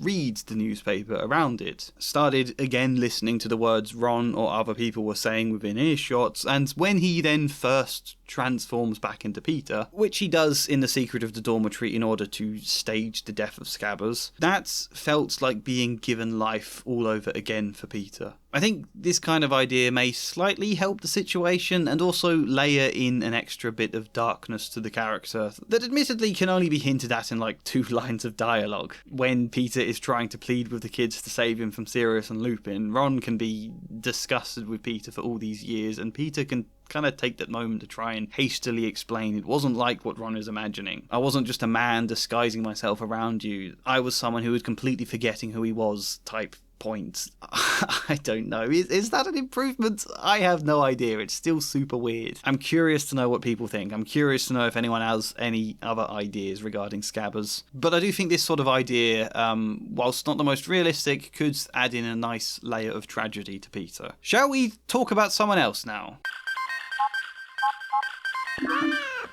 Hagrid is where we finally get to discuss something that bugs me about this book, and the books in general. Last book, Hagrid was sent to Azkaban for a few months, and seemingly was terrified about the idea of going there. This book, we learn all about the Dementors and how Azkaban is quite literally the worst thing to ever exist. Not only is life there constant solitary confinement pretty much forever, which on its own is already horrendous and incredibly damaging to a human being. I hate solitary confinement, especially the sheer extent to which it is often used in prisons and for how long it is often applied. In my experience, there's often a cultural problem in prisons where the staff feel so stressed and under threat that they're increasingly keen to treat the inmates more like animals because it's easier to just do that rather than attempt to tackle the emotional needs or give them the support to learn. But that doing so increases the likelihood of them then behaving like animals, making the whole thing worse, and as a result of this unease, the people within the prison system are often quite resistant to the idea of any reform, prefer to just apply punishments such as solitary confinement. Well, sometimes. I've worked with a few people who were prison guards or did some therapy work within prisons, and they've told me there tends to be a pattern where either prison guards tend to be quite resistant to understanding trauma, for example, and empathising with prisoner behaviour, or the staff who are more keen to learn about that kind of stuff. As they learn more of it, they start to find the prison system so depressing to work within, becoming more aware of all of its effects, so much more like they're fighting against the losing tides that they end up just getting a different job. And suddenly, the very people most able to affect change within the prison system are pushed out of the system. Also, prison reform is an issue no politician wants to touch with a 10-foot barge pole for obvious reasons of how easy it is to attack and how society in general doesn't want to think about prisoners, and so nothing ever changes. Prison is often awful and ineffective, and nobody really cares. That was quite an opinionated tangent, actually, wasn't it? There was a point to me saying that. It's that in Harry Potter, Azkaban is all of that, and much, much worse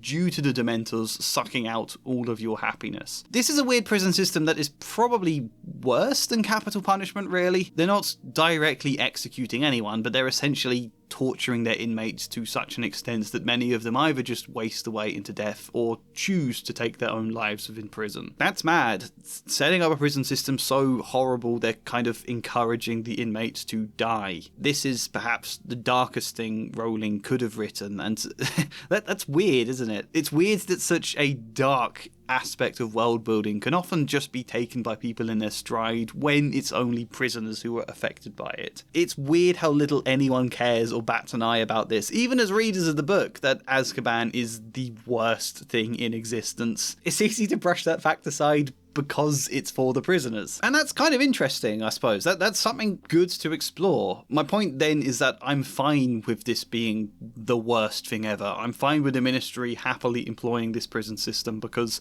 as I've said, it's entirely realistic for a prison system to be awful and for nobody to really care that it's awful. And this whole Dementor thing seems like a nice sort of cartoonish exaggeration of that that's still quite serious and heavy. My issue is that characters like Hagrid and Sirius should be a window into the awfulness here. Should be a perspective to make us understand and empathise and care more than the Ministry itself does. They are the perfect characters to say to the reader, hey, Azkaban is really bad and nobody seems to care. That's a problem, right? That's an issue we should want to change in the world. So my problem is that they don't do that. Hagrid shows terror at the idea of going to Azkaban. Hagrid talks about how much he dislikes Dementors in this book, but there's never a single word on if the wizard prisons need to be like this and if something should be done. Hagrid seemingly does not care that Azkaban exists, only that he was sent there, he who was innocent. Same with Sirius, basically. He clearly hated it there, especially knowing he was innocent. He is clearly afraid of the Dementors, and it is clearly a bad thing that they almost suck out his soul, and Harry's soul too, but not bad that Dementors do this in general, or that they do exist guarding prisons. It is only a problem because Harry was an innocent child and Sirius was secretly innocent. Lupin does give some small words to the idea of whether anyone truly deserves a Dementor's kiss, in a scene that I'm sure was supposed to echo Gandalf talking to Frodo about pity concerning Gollum. But it's a very small word here, and again, is not something ever addressed at large. It feels more like Rowling knew that was a nice moment from Lord of the Rings and wanted to include a similar example, but not make the story consistent with that idea, you know? Not make it amount to anything more other than a nice turn of phrase. Saying no one deserves a Dementor's kiss is not saying nobody deserves the prison conditions of Azkaban. But even then, there's a big difference between saying that and seeking to do something about it. Does this make sense? Because it's a wider point than just the prison system. This is a general attitude to politics and social injustice and a lot of issues in the Harry Potter world that a lot of these books take up.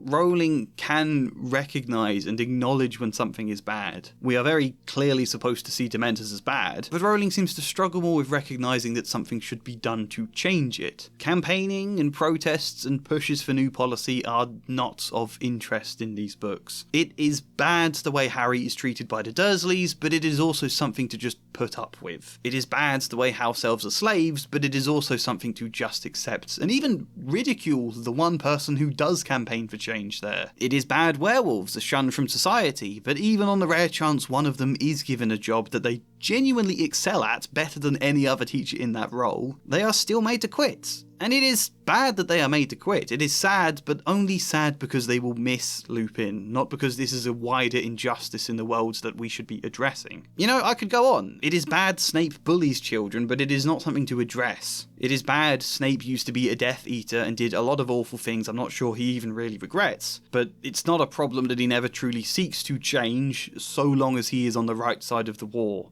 It's bad the way goblins are treated, but it's not an issue to address. It's bad the way Hagrid will tie up a giant in the Forbidden Forest, but it is only bad as Hermione raising an eyebrow and making a single comment. It is bad the wizarding ministry is so corrupt that it can be entirely taken over by an evil wizard, but it is not something we need to address beyond killing the evil wizard. This is what I meant when I said in whichever video it was before, that Rowling is very conservative. Maybe not in a political sense of the words, although even then, the Overton window has moved so much to the right recently that I think she may have once been considered conservative for a lot of her views, even if she isn't now. Plus, I think she has changed with age. But I mean more in a general conservative view of the world. The belief and sense that things are basically okay as they are. Even when they're not okay, even when we can recognise things are bad and say something is bad, it's not worth rocking the boat over. It's enough for us to be able to lean back in our recliners with a glass of wine and say, oh yes, that's very bad. It's shameful the way prisoners are kept. It's shameful the way house elves are treated, but then leave it at that. And I don't want this to sound too much like it's about Rowling, which is probably quite late for me to be saying that now, especially when I don't think she was always as conservative consciously as her books seem to reflect. But I can't help notice the one cause she is really passionate to campaign about, the one thing she does seek to change in the world, started more as a reaction against campaigners themselves. That, from her view, the trans movement was rocking the boat, and she was against that. She's quite fine otherwise to say, oh yes, trans people are human beings and do deserve respect and kindness. She's happy to say that, the same way she might acknowledge any of the issues within the wizarding world when somebody asks, but provided nobody actually does anything about it. When people do start demanding something to be done about it and start campaigning for actual change and fair rights, then it is an issue. Then it is viewed at best as a caricature of like Hermione campaigning for elf rights in a way that book wants you to see as annoying and bad, or at worst it's framed does something sinister that apparently makes the world a worse place. Just as, for example, everyone in the wizarding world who ever believes that the statute of secrecy should be scrapped. They are apparently making the world a worse place. They are villains. And having said all that, I do want to caveat it. I don't think it's fair of me to draw a correlation between this general worldview of the Harry Potter books and Rowling's increasingly vitriolic transphobia, which, by the way, while I'm on a tangent, it's recently been ruled that transgender girls are no longer allowed to be part of girl guides and have until the end of the year to leave. Like, children. Lots of very young girls, trans and cis, are now unnecessarily sad that they can't hang out with their best friends at their favourite club anymore. This is just so much the cartoonish villain thing, splitting up children and telling them that this is in support of their rights, when there's nothing in it that actually really benefits anyone at all. I shouldn't be getting sidetracked, that's not the point of this video. I was saying, I don't think it's fair to draw a correlation between the general worldview of Harry Potter and Rowling's politics nowadays, especially when she's now gone a lot further than just concerns about rocking the imagined boat. However, I still think it probably is worth bringing it up as a question, as a link to wonder about. I'm interested what people think about this kind of thing. But this has been my one big tangent for the video. There's always one. This time it was the prison system that somehow became conservatism and somehow became transphobia in the girl guides. I will refrain from other big tangents now. The point was, both Hagrid and Sirius should open up space for criticism about the prison system, because not only is it weird how conservative the books are to all change, but that it harms the story and the world building itself. Worlds need to change. Characters need the agency to feel able to change the world. And especially children in a children's story. That's a big part of what they're intending to inspire here. For children to see the world and seek to make it better as they grow up. You can't really make that message if the books are kind of shooting themselves in the foot all the time by refusing to allow change. Like, these are supposed to be books about fighting evil, aren't they? So why the reticence to fight injustice? Why the hesitation to fight the causes of evil, other than when it's the most overt, egregious example possible, with a snake-faced wizard dictator rounding up people to segregate and murder? Anything less than that is absolutely fine. It suddenly makes you feel like if Voldemort hadn't had the face of a snake and had gone by the name Tom and spoken a little less openly about his plans to murder everyone, that nobody would have bothered to resist him, that if there hadn't been a prophecy and he hadn't murdered Harry's parents, Harry wouldn't have given a shit. They'd all have just gone, oh yes, the new Minister for Magic, Tom Riddle, is quite bad. Someone should probably do something about him, but it's not worth us stirring up trouble. Rowling was partly inspired by Tolkien, and the idea the characters in Middle-earth would look at Sauron and make that kind of argument. The people that did make that kind of argument in Middle-earth got whacked in the face by Gandalf with a staff. Not literally, although maybe literally, actually, I can't remember. Maybe I'm just thinking of the movies. In Rowling's world, the Ents would never have marched to Isengard. Rowling would have sat around in the Shire, leering at strangers from the living room window, and then being very surprised when the Shire was sacked.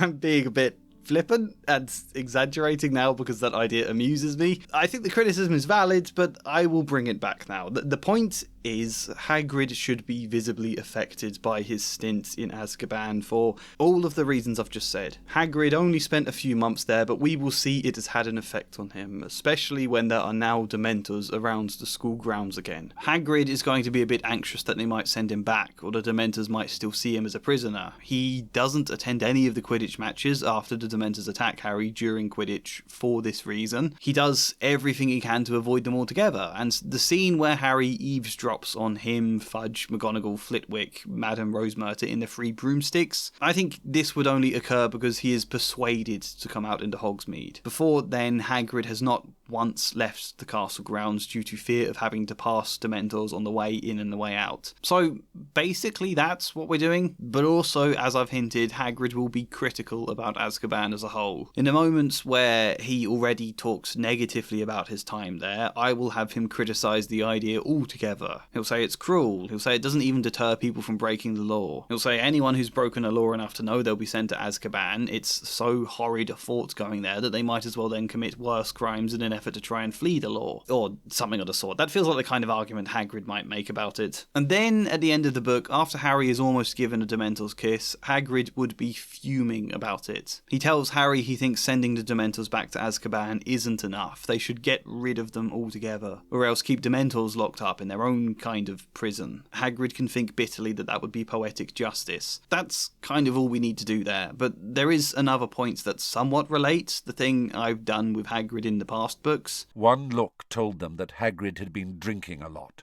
There was a pewter tankard, almost as big as a bucket, in front of him, and he seemed to be having difficulty in getting them into focus. At the end of my book 1, Hagrid gave up drinking. He had a whole arc around it, which I suppose is another example of that same issue from the original books. It's bad Hagrid is constantly drinking, but it's something the books never suggest anything should be done about, other than occasionally to roll our eyes. Even though Hagrid being drunk is literally the reason everything goes wrong in book 1. He vowed to give up drinking at the end of book 1 as a result of this.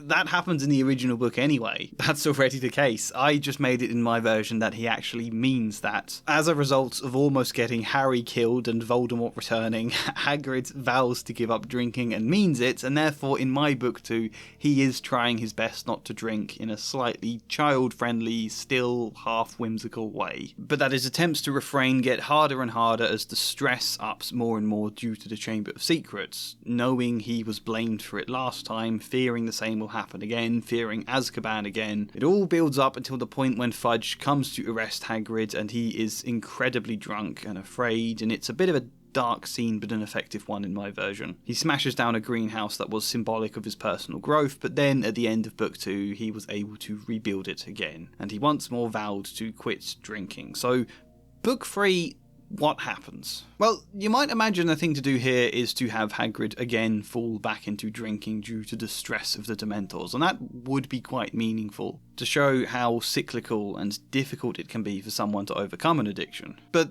when this book isn't really about Hagrid's drinking, we have limited space to explore it in great depth, and I think just mostly repeating the book 2 arc again would be formulaic. Like, if we had more space to explore it on more nuance, then it would feel different enough, but I don't think we have enough space that it would just feel like the same thing again, you know? There is a limit to how much we could do without impeding the rest of the narrative. So Hagrid in my version I decided should fare a lot better in book 3. Firstly, it helps that he is in a much better starting place. Hagrid has been made a teacher in a job that he always wanted. Secondly, Hagrid has been found innocent of a crime that had previously loomed over him for all of these years, sent him to Azkaban twice. And thirdly, Hagrid is allowed a wand again. Why, after being found innocent, he was never allowed a wand again is beyond me in the original version, so he can have a wand in mine. These are all great things for Hagrid to feel proud of himself for, to give him more of a focus and a responsibility, and I think the added emphasis we can do with that will then make it much more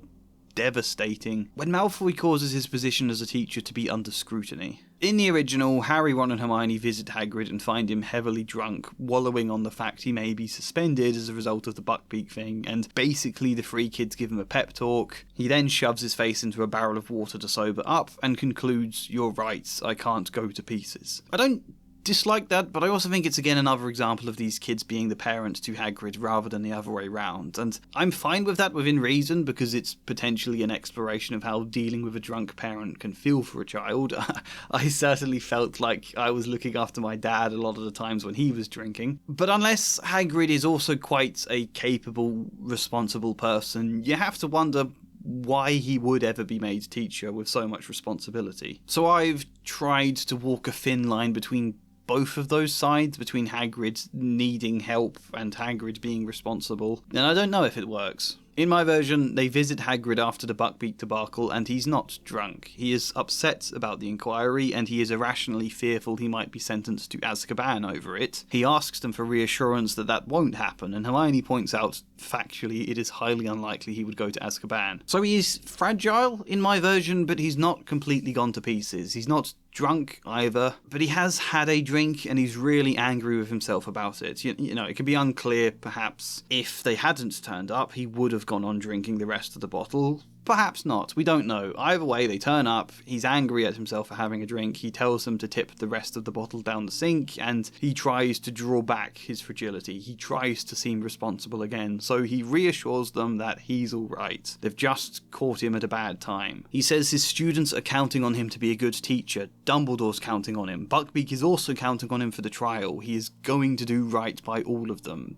This is a feeling he expresses himself without need of a pep talk. And the kids then offer to help with his trial, as they do in the original, but in mine, Hagrid says no to that offer. Absolutely not. He admits he's put pressure on them to help him out of problems in the past, but that he shouldn't have been doing that. He shouldn't have been putting pressure on them as children to help with the whole Norbert debacle, for example. Like as not, it was the drink talking, the drink that made him demand this of them. So no, he's going to do this on his own this time, because they've got school to think about, they've got grades and Quidditch, and Harry has serious black concerns. He thanks them for the offer, but no, he's an adult, he can manage alright by himself. Then there's the scene where he's in the Three Broomsticks after being persuaded to go into Hogsmeade by Amos Diggory. Yeah, Diggory will be in that scene too. If Fudge is there, it makes sense Diggory would be as well, and I like the idea of Diggory keen to show his worth, seeing Hagrid is anxious about the Dementors, and very quickly pressing Hagrid to go out of the castle, that facing his fear will do him good. We're all going down to meet at the Three Broomsticks, you should come along too, Hagrid, and reluctantly, Hagrid does. Eavesdropping on them, Harry sees Hagrid is uncomfortable around all of this drink, but nonetheless he orders a cup of tea, or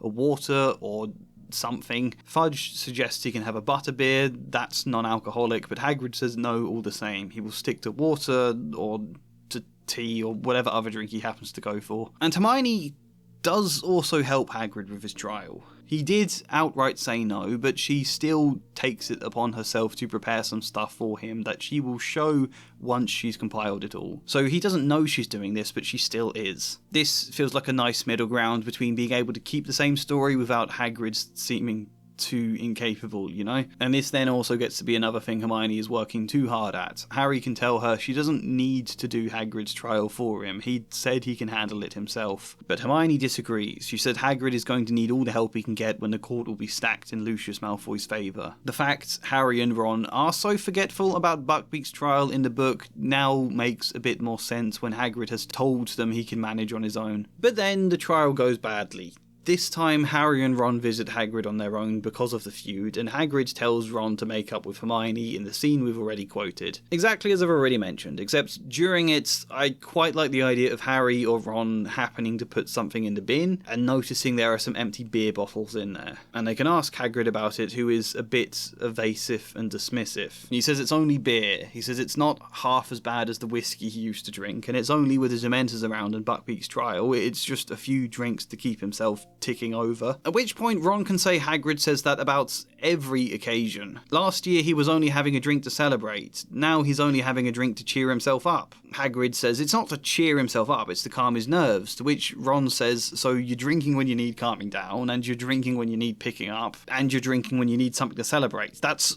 all of the time, Hagrid. You know, we need to try and keep this at least a bit light and humorous, and that's the best I could think of. It's the exact kind of stuff my dad would say each night, and me trying to playfully joke about it with him was what I used to do as a kid. The fact my dad had an excuse for every occasion to have a drink, you know? So I figured why not the 13-year-old Ron do the same? Anyway, Hagrid can continue being a bit dismissive until Harry speaks up and says, Hagrid, do you remember in our first year when you were talking like this, telling us it wasn't a problem, that it was only a few drinks, do you remember what happened? And to this, Hagrid can sigh and admit their rights and apologise. And then, the rest of the book, Hagrid does not drink. It's not a great triumphant conclusion, but I don't think it should be. It's Hagrid managing a bit better. It's Hagrid put through a similar circumstance to last year and still struggling, but not completely falling off like he did last year either. When Fudge, Dumbledore and McNair visit Hagrid's hut for the execution of Buckbeak, I want Fudge to ask Hagrid if he has any scotch, and for Hagrid to apologise and say no, he's chucked it all. And then for Dumbledore to say that Hagrid could offer him tea instead, that Hagrid makes the best tea he has ever known. Hagrid is still not the best, but he's trying to be more responsible this book. And I'm hoping if written well enough, this storyline itself is another point about the problems of the prison system, that a good man at heart here, who genuinely wants to do his best, has to be so haunted by the Dementors and his wrongful imprisonment in ways that make it so much harder for him to just live as he deserves to be able to. My Hagrid would not like Fudge at all, even if he daren't show it in his presence, because my Hagrid represents the failings of the Ministry and those who suffer as a result of them. I mean, after all, that is what Buckbeak's story is about, right? I don't think this arc for Hagrid is much of an arc yet. It'll need a bit more work if I do ever write a proper script, but at the same time I did want this to be less defined and less dramatic than those I did in the previous books. I want it to be a lighter, less explosive feel of simply Hagrid is doing a little bit better than he was, but there's still a way to go. You know? I mean, the setup for this book is that Hagrid is in a happy place at the beginning. He has been acquitted and he has been given the job he already wanted. That's, like, already the peak, so we don't need the book really to reach a greater peak than that, to go even higher, or to have him have some massive growth beyond it. I think in Hagrid's situation, just being able to cultivate the good things he has and maintain them, even in the moments where things get hard, that itself is already a triumph. Especially when the whole big thing actually last book was Hagrid smashing this greenhouse, this symbol of all of that stuff. To kind of have the same-ish story on a lesser extent with Hagrid not smashing it this time. I think let's just celebrate that for itself. Narratively, it's less engaging and it is quite simplistic, but I think it suits for where we are in book 3. To have Hagrid in a mostly good place, and then there are a few little situations that tempt his worst impulses, and he does need some support, but generally he manages better this time. Also, just as an obvious final point I seem not to have mentioned, the fact Hagrid is afraid of the Dementors and visibly affected by Azkaban should mean something to Harry, who is struggling with similar-ish feelings this book. I'm not entirely sure how that ties together yet. Those are the sort of things I figure out if I do the follow-up video, but it's worth saying for now. Let's talk about Diggory now, though, shall we? A bunch of surly security trolls had been hired to guard her. They paced the corridor in a menacing group, talking in grunts and comparing the size of their clubs. So, as we've said, Diggory tries to get Harry to persevere with the Dursleys, but it massively backfires when he blows up his aunt and leads to Fudge in a leaky cauldron concluding that Harry has to be moved home. And just to be clear, I don't envision this as any conflict between Diggory and Fudge, two people with different viewpoints of Harry's home life. No, Diggory isn't passionately wedded to the idea that Harry should stay at the Dursleys. It's just kind of what the protocol is, really. Diggory hasn't been in any position to be making demands about moving Harry because whilst he's the student welfare representative, doing home visits isn't supposed to be his job. You might remember from my book 2, Phineas Mumps was the whatever department of the ministry it is that deals with children. He was the one supposed to see Harry, but Diggory pushed for the visit instead because he already knew Harry and thought the famous name might advance his own career. And not even that, I think the people on this level of the department won't have the say to really authorise anything bigger. And so in that sense, Diggory wasn't making any waves for Harry, even if things were marginally improved. However, Fudge, who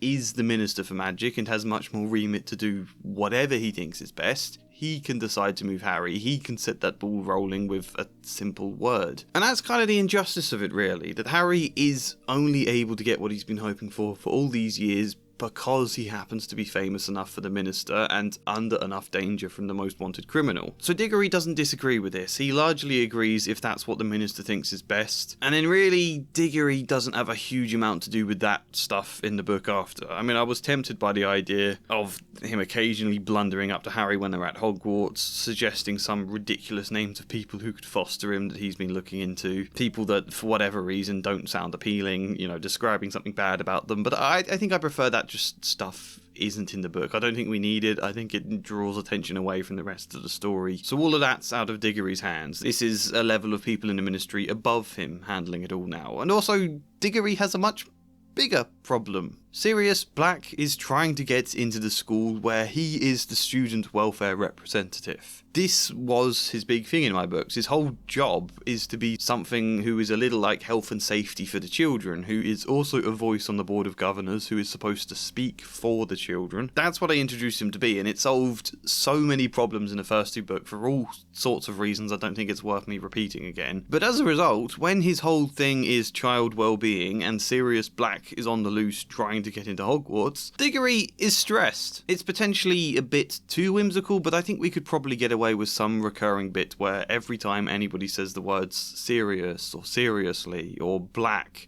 in Diggory's vicinity in this book, that he is visibly startled by it. Like in the original book here, there is a mention of these, I think they're sweets from Honeydukes called black pepper imps. So the idea of somebody just saying, I've got some black pepper imps and black! Sirius Black! Mr. Diggory exclaimed, type thing. It's stupid, but I like it, and it could inject something fun into a lot of scenes where people say the word serious. Diggory is going to be stressed and panicked, but unlike in book 2, he will be a bit more actually competent and will actually try this time around. You see, there's something I completely forgot about the original book, The Prisoner of Azkaban. I imagine everybody forgets this is in it, because for what sounds like it should be a big plot point, the book is curiously hesitant to mention it much at all. Sirius Black gets into Gryffindor dormitory in the scene where Ron wakes up and sees him. He gets in there because Neville wrote a list of all the passwords for the upcoming week and then lost it. Or I think Crookshanks stole it actually for Sirius, but either way, Sirius Black got in as a result of this, so 2 things happen. 1, McGonagall decides Neville isn't allowed to know the passwords anymore. He is to wait outside the common room for another Gryffindor student to come and let him in, which almost sounds like it makes sense until you think, what if Sirius Black comes again and now Neville is trapped outside the room with a supposed murderer? I think there's an issue there. And the other thing that happens is that they get 2 security trolls. Yeah, there are 2 security trolls outside Gryffindor common room for most of this book, and yet they don't really get much mention. Here is every mention of them this book. The fat lady was back. She had been expertly restored, but was still extremely nervous, and had agreed to return to her job only on condition that she was given extra protection. A bunch of surly security trolls had been hired to guard her. They paced the corridor in a menacing group, talking in grunts and comparing the size of their clubs. Poor Neville was forced to wait outside the common room every night for somebody to let him in, while the security trolls leered unpleasantly at him. So 6 o'clock that afternoon, Harry and Ron left Gryffindor Tower, past the security trolls at a run, and headed down to the entrance hall. Harry managed to shake Neville off at the fat lady by telling him the password, then pretending he'd left his vampire essay in the library and doubling back. Once out of sight of the security trolls, he pulled out the map again and held it close to his nose. He broke off. They reached the corridor where the security trolls were pacing, and Hermione was walking towards them. They passed the security trolls, gave the fat lady the password, Flippity-Gibbet, and scrambled through the portrait hole into the common room. Admittedly, that's more mentions than I expected there to be, but even so, all of them are just mentioning that the security trolls are there, like they're an ornament to walk past, or a vase, or a large window. You know what? Security trolls? You mean those things we had one of in a dungeon once that caused a massive stir? You're just gonna mention that they're here and do literally nothing else with them? I don't know if they were originally something that mattered and it got trimmed down in an edit, or if this is another example of Rowling's habits to treat sentient creatures as something inhuman and undeserving of any further interest beyond a minor gag. And I can't say I've done a huge amount extra to make them matter, because they could get in the way of the book. I don't think there's much use for them here, but I think personally Diggory got the security trolls. It seems such an odd solution to go for, to have these trolls here, that I think it's a solution it makes more sense for a panicked, slightly incompetent Diggory to have made than a composed and formidable McGonagall or Dumbledore. I think this makes more sense as Diggory trying to do something, and he is trying his best, but it feels like the actions of a man who is floundering a bit. And to reflect that, I want a scene of Diggory trying to give the trolls orders. Just a scene where Harry is on his way to the common room or whatever, and Diggory is there trying to explain to the trolls that they are to guard the door. However, there seems to be some confusion because the door is technically a painting, and Diggory doesn't speak troll, and every time he thinks the trolls have understood,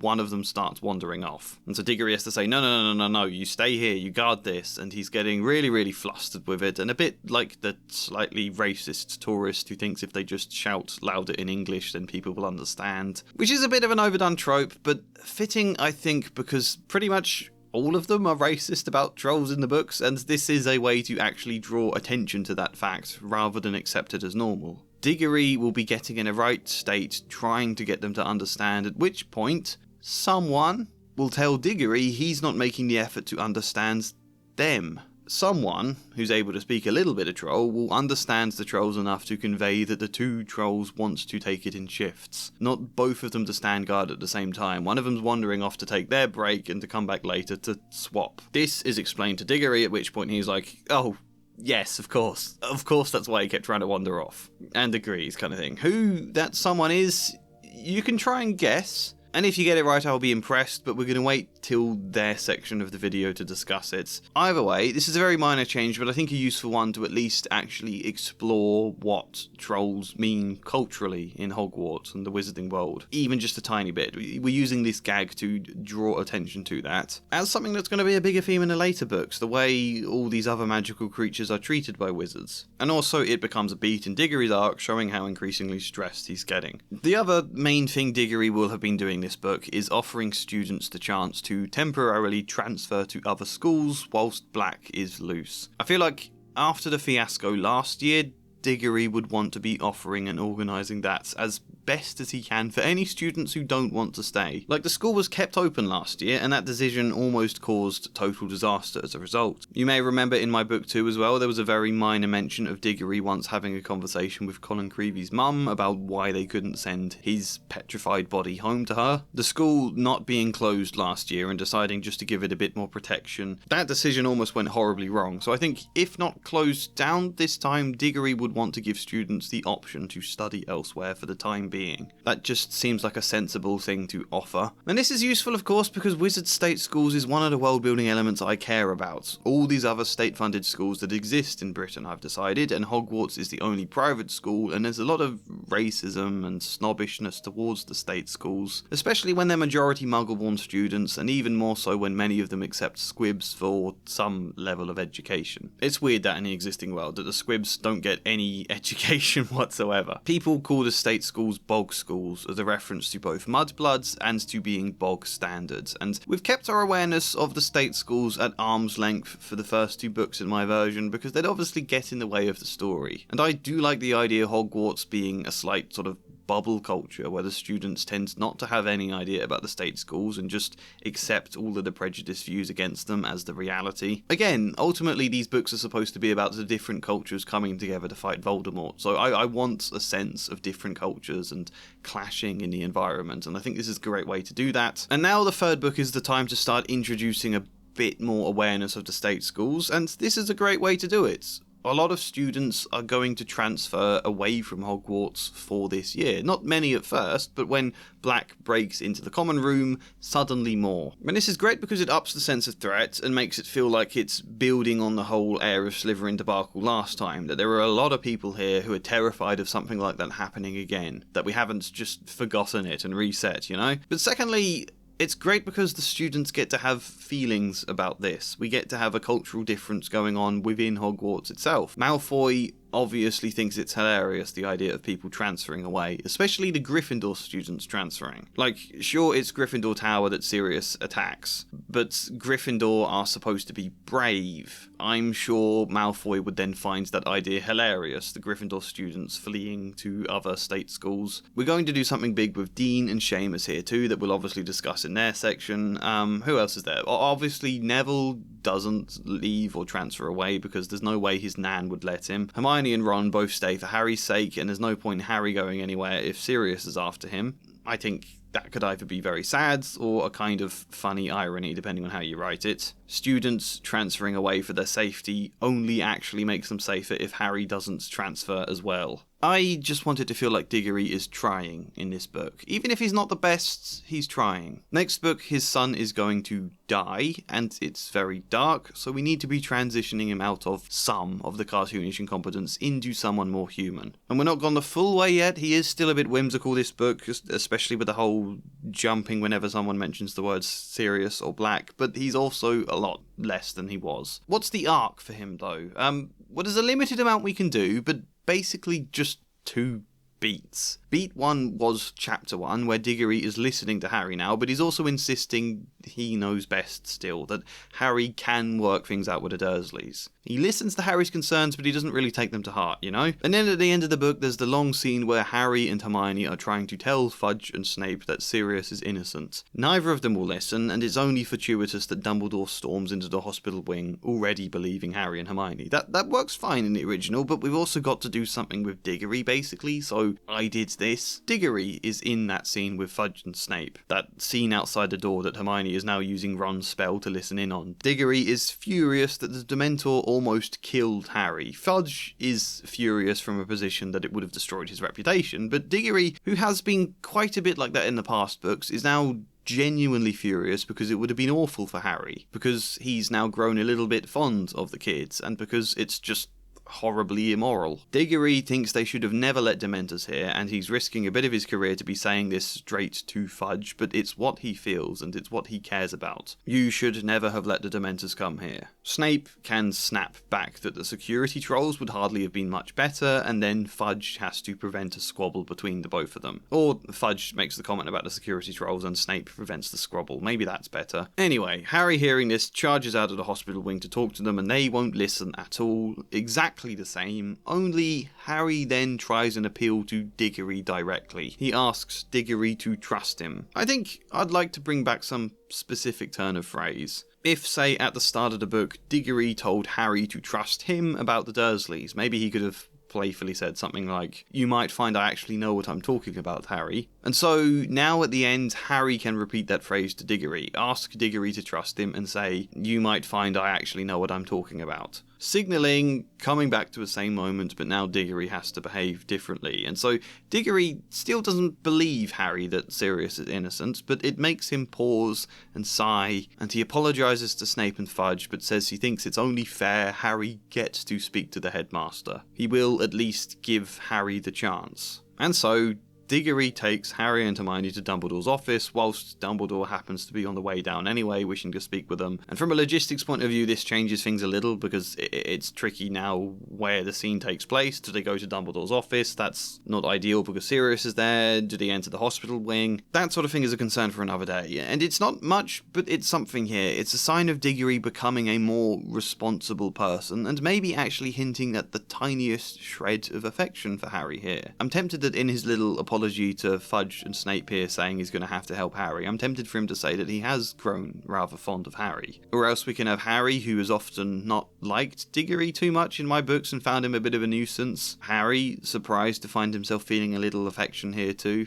I think that kind of sense of growing understanding between them would be nice going into the book where Diggory's son is going to die. I think that'll make it hit even harder. To watch Amos Diggory slowly becoming a bit better of a person, and then bang. We should talk about Cedric soon, probably, because there are a few more things to do with Amos there, but let's move on to the next section. They're like the mid-range of side characters, I guess we can call them. It would have meant admitting that I'd betrayed his trust while I was at school, admitting that I'd led others along with me. And Dumbledore's trust has meant everything to me. So Lupin is a bit of an uncomfortable topic in the books, I think. Rowling has often said that werewolfism, and especially Lupin, were supposed to be an allegory or loose metaphor for HIV and AIDS. Someone shunned from the community for fear of it spreading, the way gay people were often treated going back a few decades, or potentially even still now, thinking about it. And I get that. I think it's a nice sentiment in some ways, and it could be an idea worth worth exploring. There is obviously meaning to that, but it doesn't really add up with what the story's saying, and that creates strange messaging as a result. Also, Lupin isn't gay. No one is gay unless you count Dumbledore retroactively being deemed so. Again, I'm happy for there to be bad things in the world, for there to be injustice we can explore, but the thing about Lupin is that werewolfism does genuinely make him dangerous to the extent that the right solution by the end of this book is for Lupin to isolate himself away from the community. That's what the narrative tells us, and that's not exactly a happy ending in this book, but it's also not seen as the wrong one here. It is again something bad, but never something we should seek to do anything about. Harry is sad because he was the best teacher he ever had, but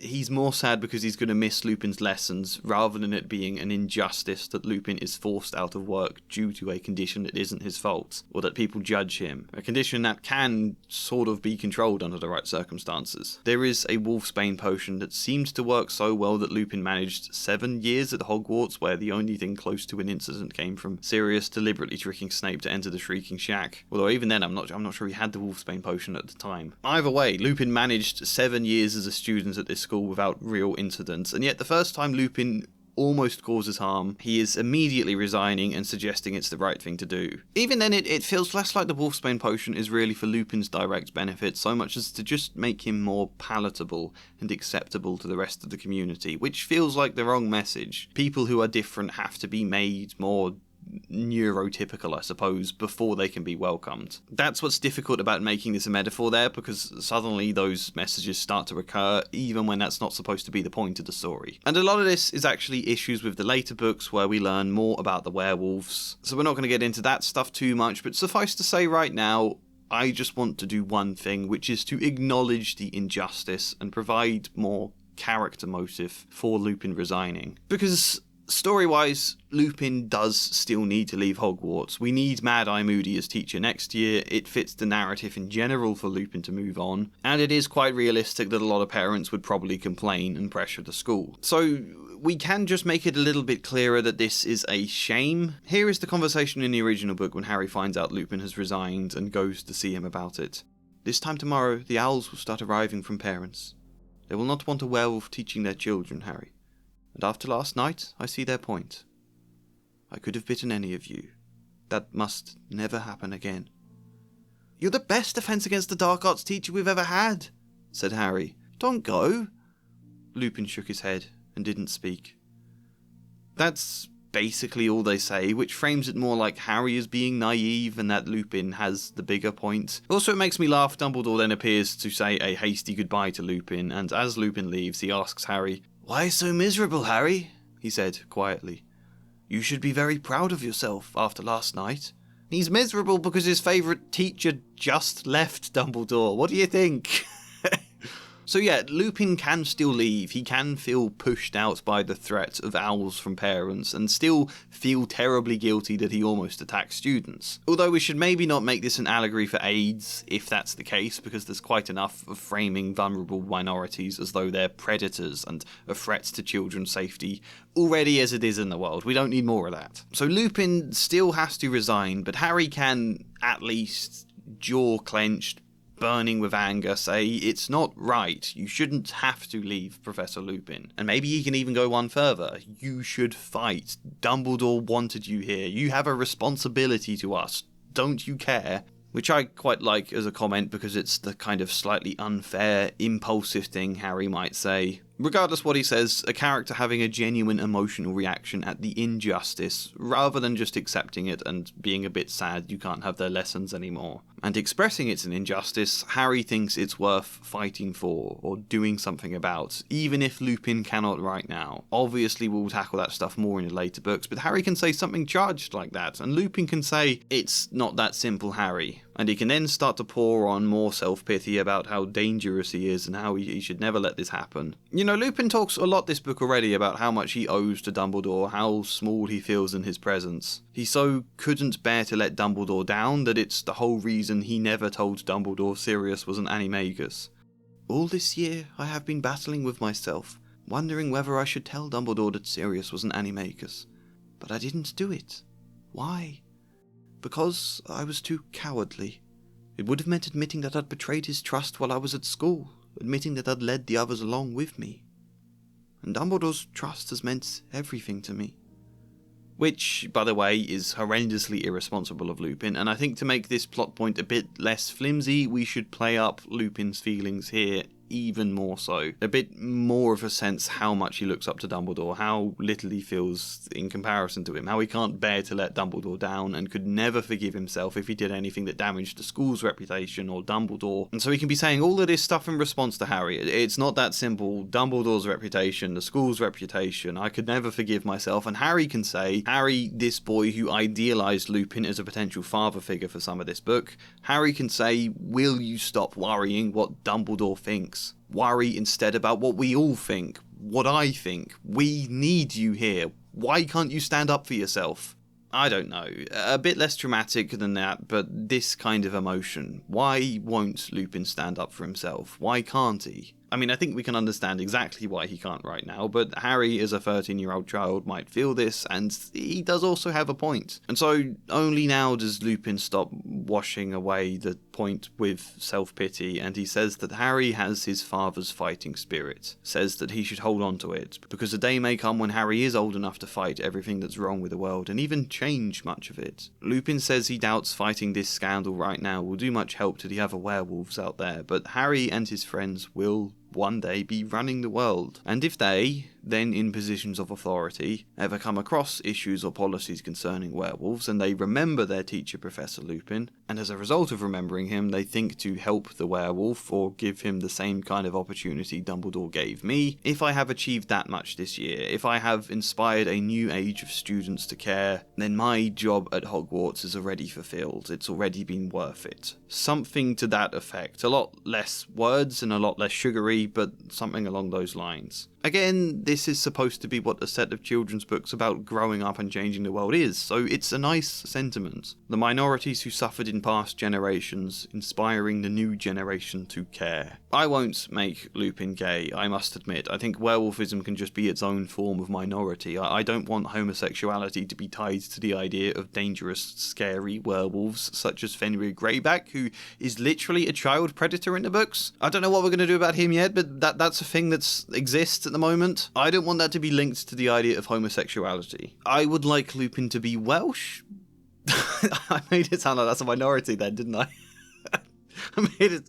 I would like him to be Welsh in general, just because, as I've said before, there aren't any Welsh characters in the books, and it's weird that there aren't. It's almost all English, a couple of Scottish, a couple of Irish, almost nothing else ever, and I think Lupin is a good person to make Welsh, just because. But yeah, I'm interested to know what you think about this in general, because I've, in the past, seen comments divided on the fact Lupin didn't make Rowling gay. No, Rowling didn't make Lupin gay. But personally, yeah, I don't want to muddy the line between homosexuality and werewolfism, and I think there's a character it would just suit the story better than Lupin to be gay. Let's talk about Sirius Black. I understand, of course, if you want to stay with your aunt and uncle, said Sirius. But, well, think about it.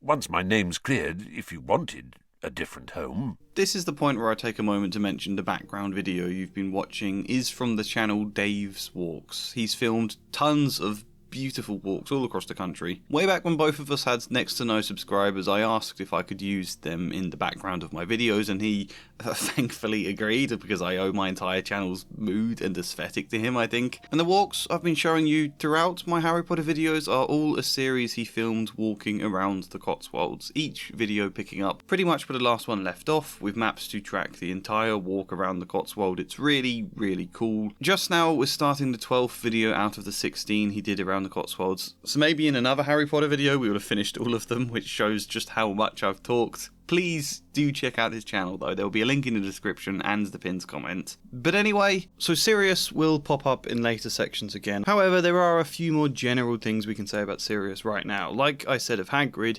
he should be more affected and more critical of Azkaban. Apart from prison itself, Sirius is an obvious person to bring up the injustice that he was never even given a trial, that he is an innocent man imprisoned for 12 years who was only got out due to an unlikely escape and would otherwise likely die in there. I mean, I think I played more on the idea that Sirius half accepted imprisonment, half felt he deserves the punishment, and obviously Crouch and the lack of fair trials are a plot point to tackle in the next book rather than here. However, I would like Sirius to at least mention it here. It feels a strange thing to never mention. I'm tempted that Sirius could have a tick, but I haven't really thought about what that might be. It's just one possibility from his time in Azkaban. And I suppose, implying a minute ago that Sirius could be gay. And I suppose I'm thinking that mainly because the books sometimes do make it feel as though Sirius could have loved James Potter, and I think, why not build on that? The emotion of lost chances is always an effective feeling. And don't misinterpret this, but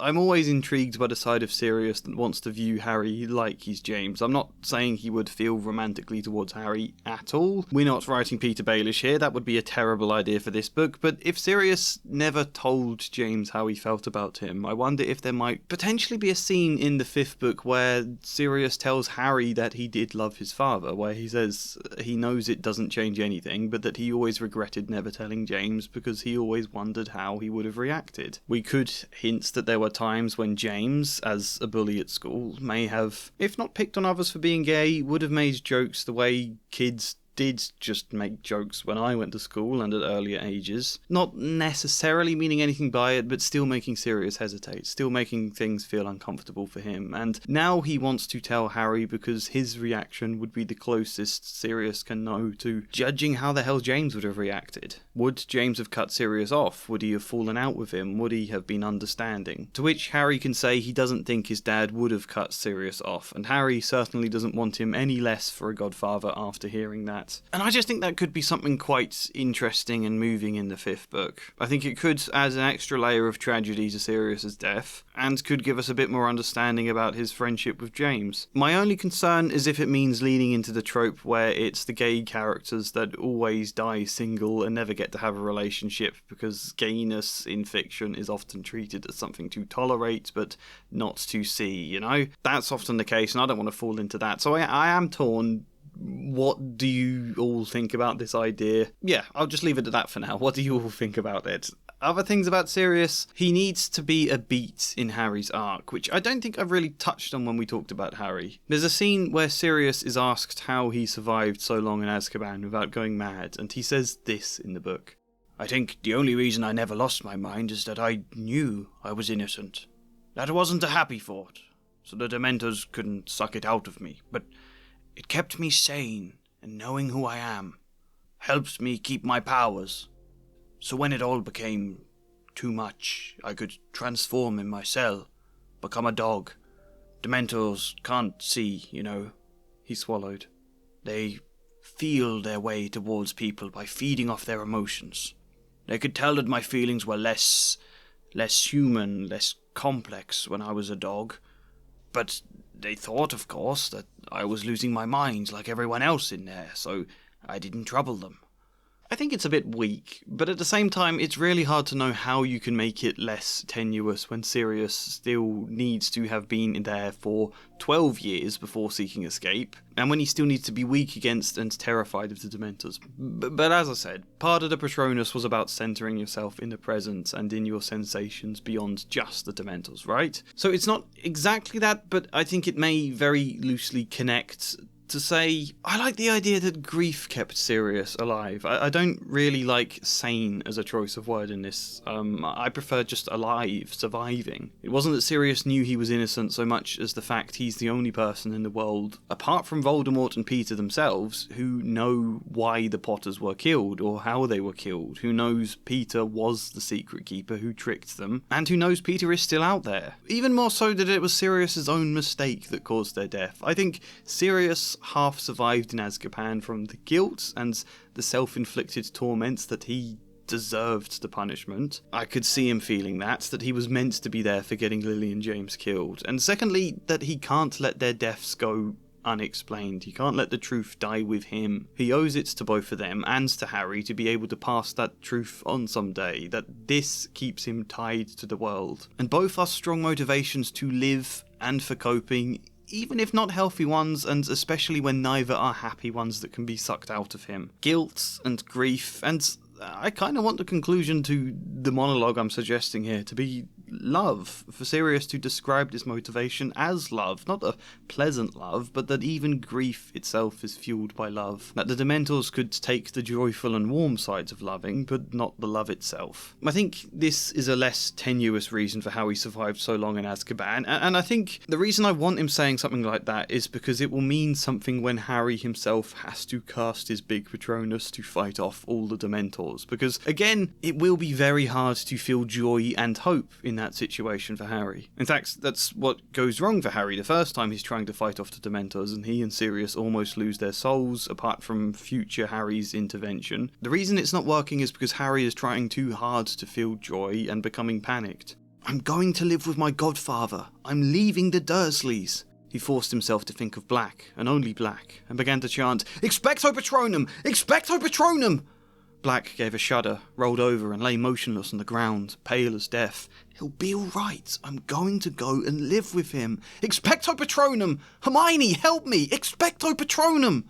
I think we then need something to distinguish this failure from Harry's later triumph, other than the kind of hazy explanation that he was able to do it because he knew he'd already done it due to time travel.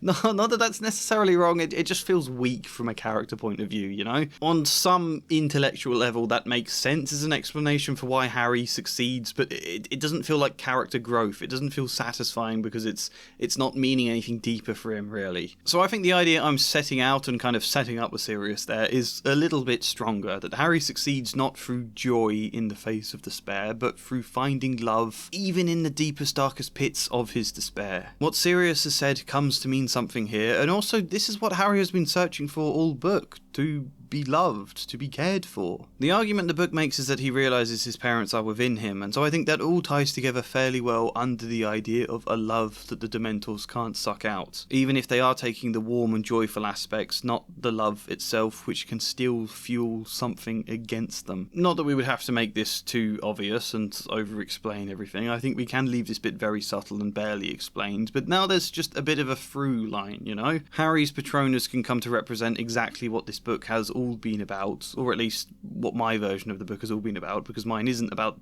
death, really. It's about finding love or care and finding the belief that you deserve it. Death is just a backdrop here that makes the love so much harder to find.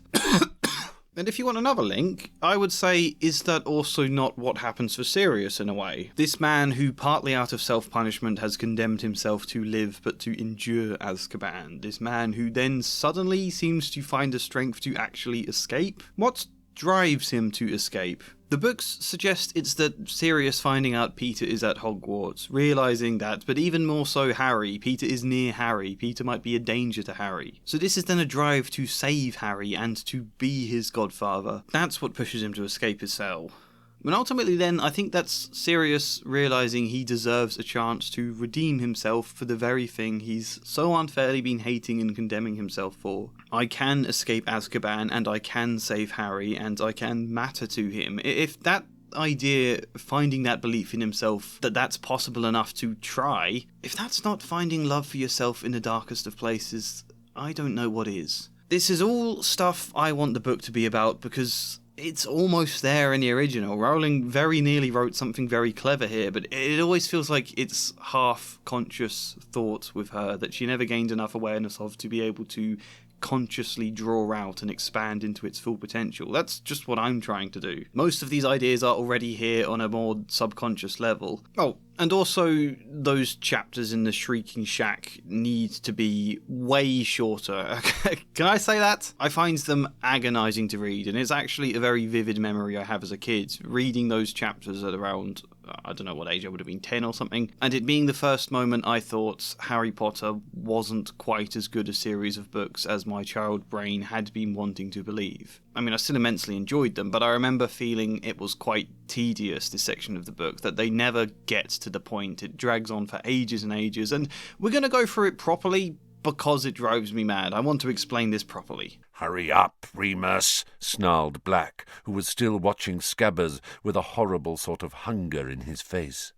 "I'm getting there, Sirius, I'm getting there." So chapter 17 sees Harry and Hermione enter the Shrieking Shack after Sirius has dragged Ron down there. And so about halfway through the chapter they get into the shack, they see Ron, who points them to Sirius with the reveal that he's an animagus, that all of this was a trick, which is a good twist at the right time. And then Sirius speaks to Harry in as deliberately ambiguous a way as possible, words that you can easily interpret as something villainous rather than Sirius being an innocent man, in order to keep the tension going, which to an extent is essential. We obviously do want to keep the tension going, but every time Sirius says something ambiguous, Harry has an angry reaction to it, and very quickly this gets repetitive.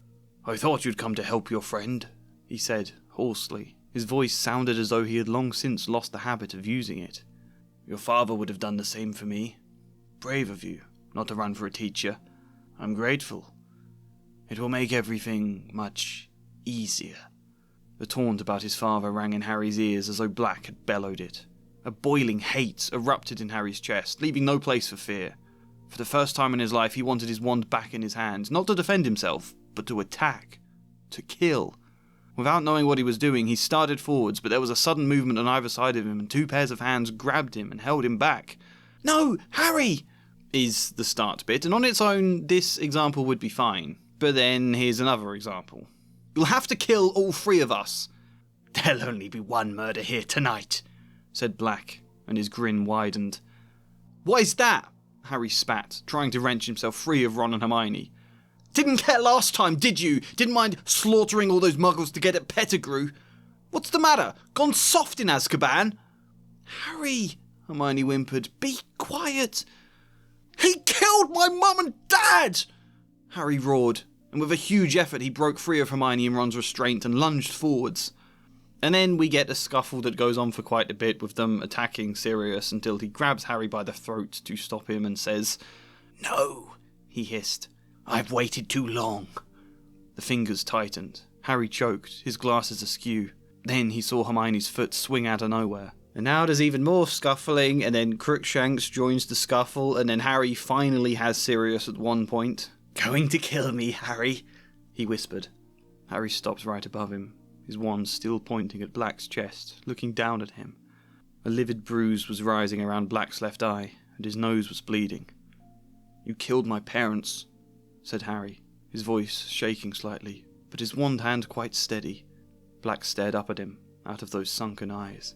"I don't deny it," he said, very quietly. "But if you knew the whole story..." "The whole story?" Harry repeated, a furious pounding in his ears. "You sold them to Voldemort. That's all I need to know." And finally, Sirius is hinting at the thing he should have been saying several pages ago, that he's innocent, but Harry goes on ranting, and then Crookshanks gets involved again, and Harry is debating whether or not to try and kill Sirius or not, which is an important beat, one I haven't really discussed this video at all, because I think it's fine as it is, that Harry wants to kill Sirius at points in this book, and then kind of learns to not do that and to not kill Peter. That beat is important here, it's just everything drawn out around it, I think, takes attention away from the power of it. So still not sure if he is going to kill him or not. Lupin then appears, and he's talking all friendly to Sirius, so now both Harry and Hermione are ranting at Lupin as well. "I don't believe it!" Hermione screamed. Lupin let go of Black and turned to her. She had raised herself off the floor and was pointing at Lupin, wild-eyed. You! Hermione. "You and him!" "Hermione, calm down." "I didn't tell anyone!" Hermione shrieked. "I've been covering up for you!" "Hermione, listen to me, please," Lupin shouted. "I can explain." Harry could feel himself shaking, not with fear, but with a fresh wave of fury. "I trusted you!" he shouted at Lupin, his voice wavering out of control. "And all the time you've been his friend!" "You're wrong," said Lupin. "I haven't been Sirius's friend, but I am now. Let me explain." "No!" Hermione screamed. "Harry, don't trust him! He's been helping Black get into the castle! He wants you dead too! He's a werewolf!" And so now we sidetrack to explain all of that about Snape's essay on werewolves, and Harry is then interrupting for another rant. "And he was wrong!" Harry yelled. "You've been helping him all the time!" He was pointing at Black, who suddenly crossed to the four-poster bed and sank onto it, his face hidden in one shaking hand. So now Lupin gives his and Sirius's wands to Harry to try, imploring him to listen. So Lupin then explains that he came down here because of something he saw in a Marauder's map, and how he knows about the invisibility cloak because he was James's friend, and then finally he's saying they left Hagrid's hut with another. That's what Lupin saw on the map. Harry, Ron, Hermione, and someone else. So Harry doesn't understand this, so Lupin asks to see Scabbers, and then there's a load of complaining and ranting from Ron about how mad that request is, when finally the chapter ends with this. "That's not a rat," croaked Sirius Black suddenly. "What do you mean? Of course he's a rat."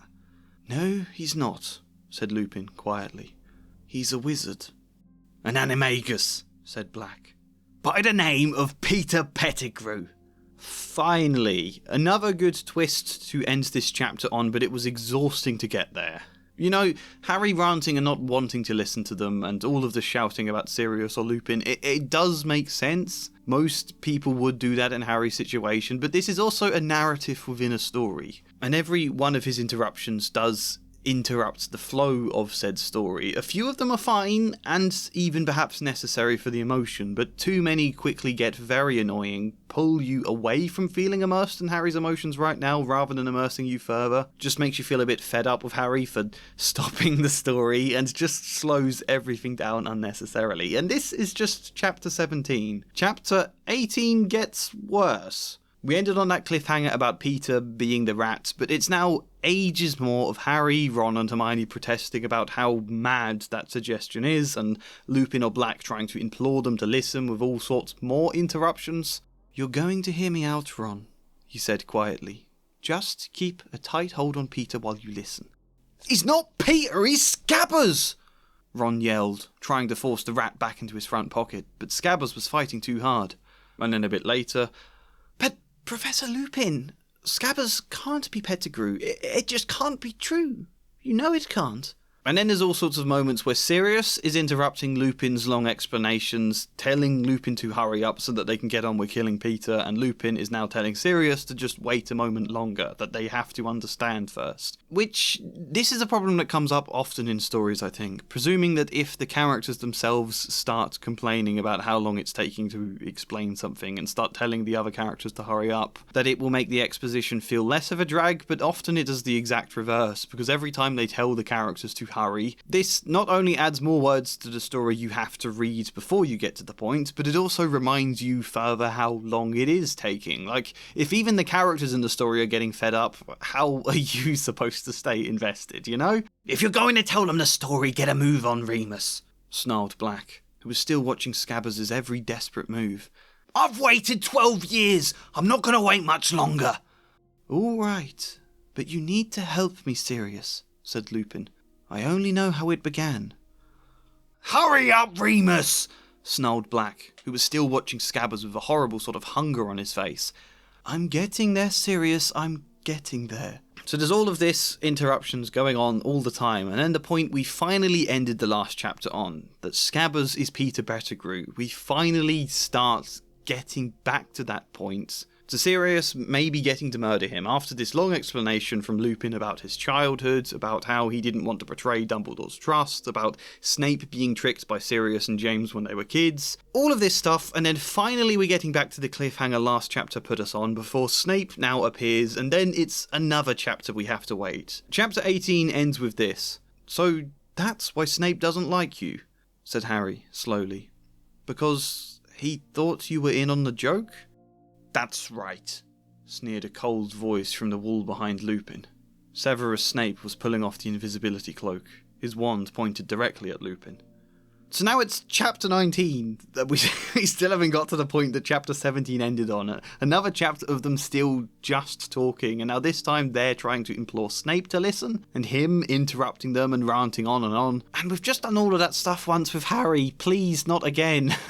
So after arguing with Snape for a bit, they decide to knock him out, where they can now finally listen to more explanation from Sirius, this time about how he escaped, about how he knew about Peter, and now, finally, they're making arguments that Scabbers is Peter. Making the arguments they probably should have started with, that 12 years is a curiously long life for a rat, that Scabbers has a toe missing, and then the explanation that Crookshanks has been helping Sirius, and now, finally, Harry can start ranting again. "And why did he fake his death?" he said, furiously. "Because he knew you were about to kill him, like you killed my parents!"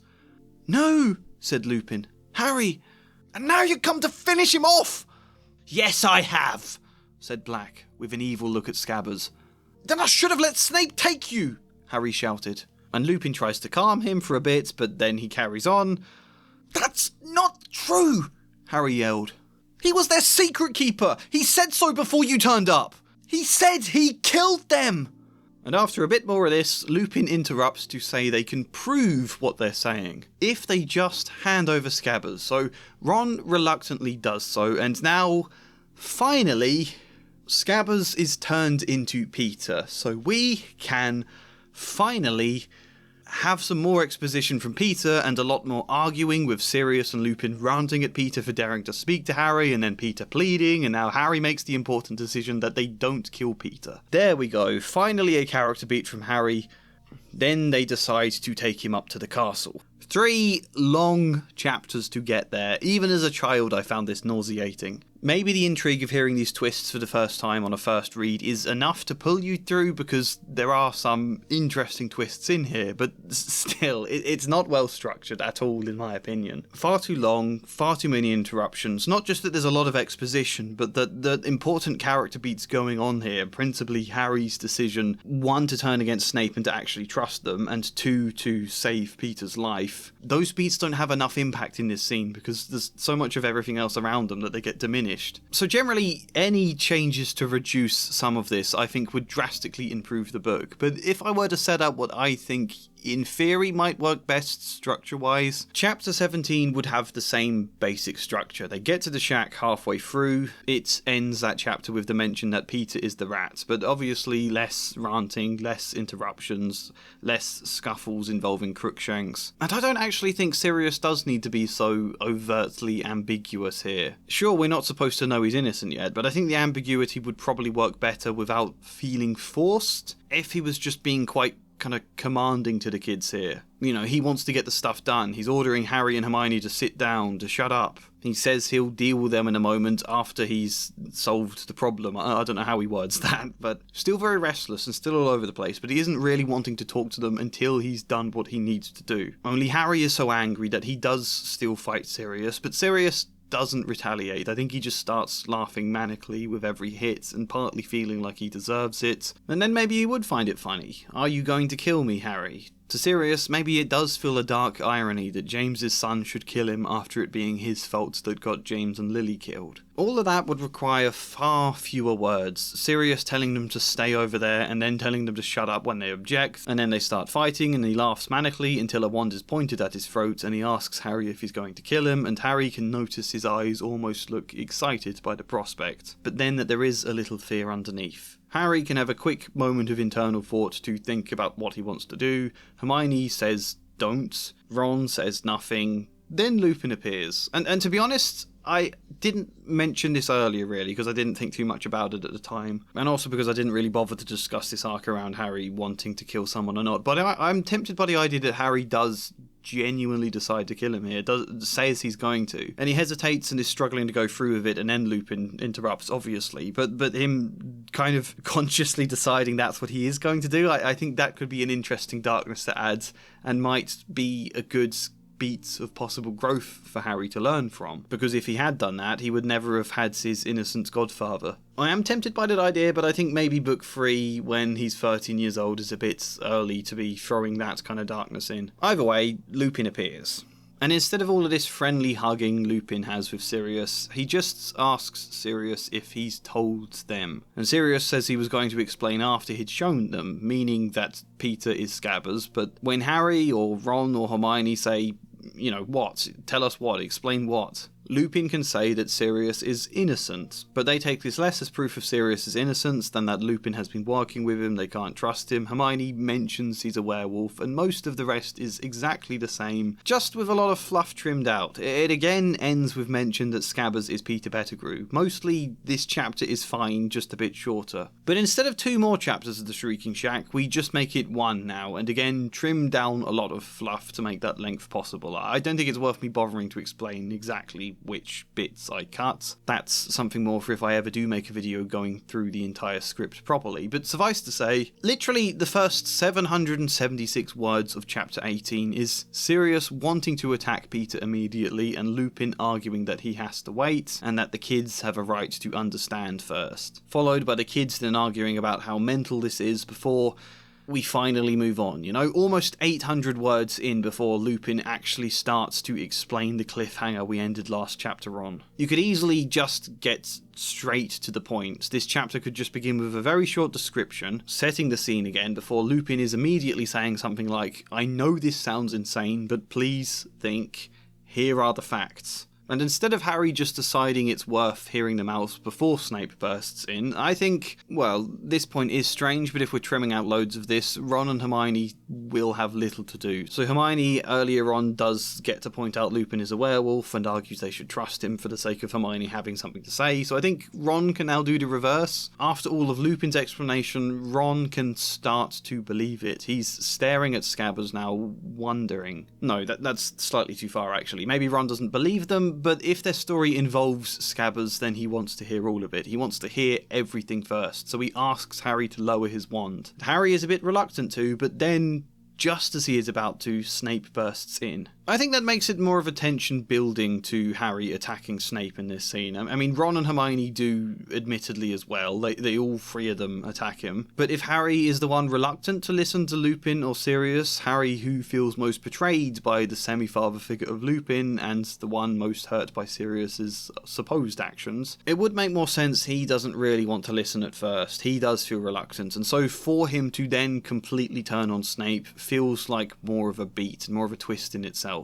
Anyway, they get them to explain, and they explain less because we're going to put some of this stuff later on. So it's a much shorter amount before Sirius just says, we will prove it, we can show you, never mind the words. At which point, Peter is forced to transform. And yeah, that's the thing here. I think a lot of the exposition we do get can be done later on. It doesn't all have to be before Peter's transformation. How Sirius escaped, how he survived in Azkaban, how he knew about Peter. I think a lot of that works better after the climax of this scene, after all the tension. You have that conversation in the more relaxed moments when they're walking out of the Whomping Willow on their way back up to the castle, just before Sirius asks Harry if he wants to come and stay with him. Putting it there stops it from interrupting the flow of the tension, you know? And it can fit. Make that exposition an intimate moment between him and Harry, explaining how he survived in Azkaban. Especially when I've made it a more emotional beat involving the idea of love, for him to say that and then that to lead into asking Harry if he wants to stay with him, that just flows a lot better structure-wise in my opinion.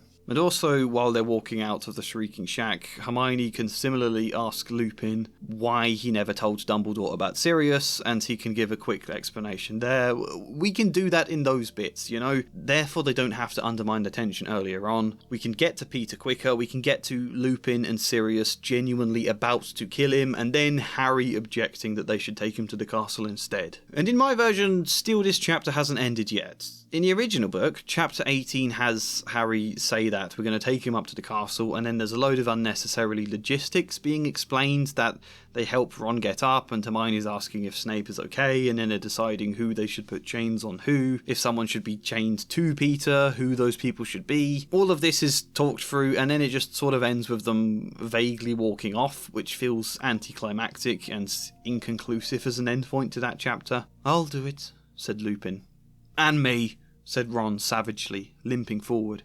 Black conjured heavy manacles from thin air. Soon, Pettigrew was upright again, left arm chained to Lupin's right arm to Ron's left. Ron's face was set. He seemed to have taken Scabbers' true identity as a personal insult. Crookshanks leapt lightly off the bed and led the way out of the room, his bottle-brush tail held jauntily high.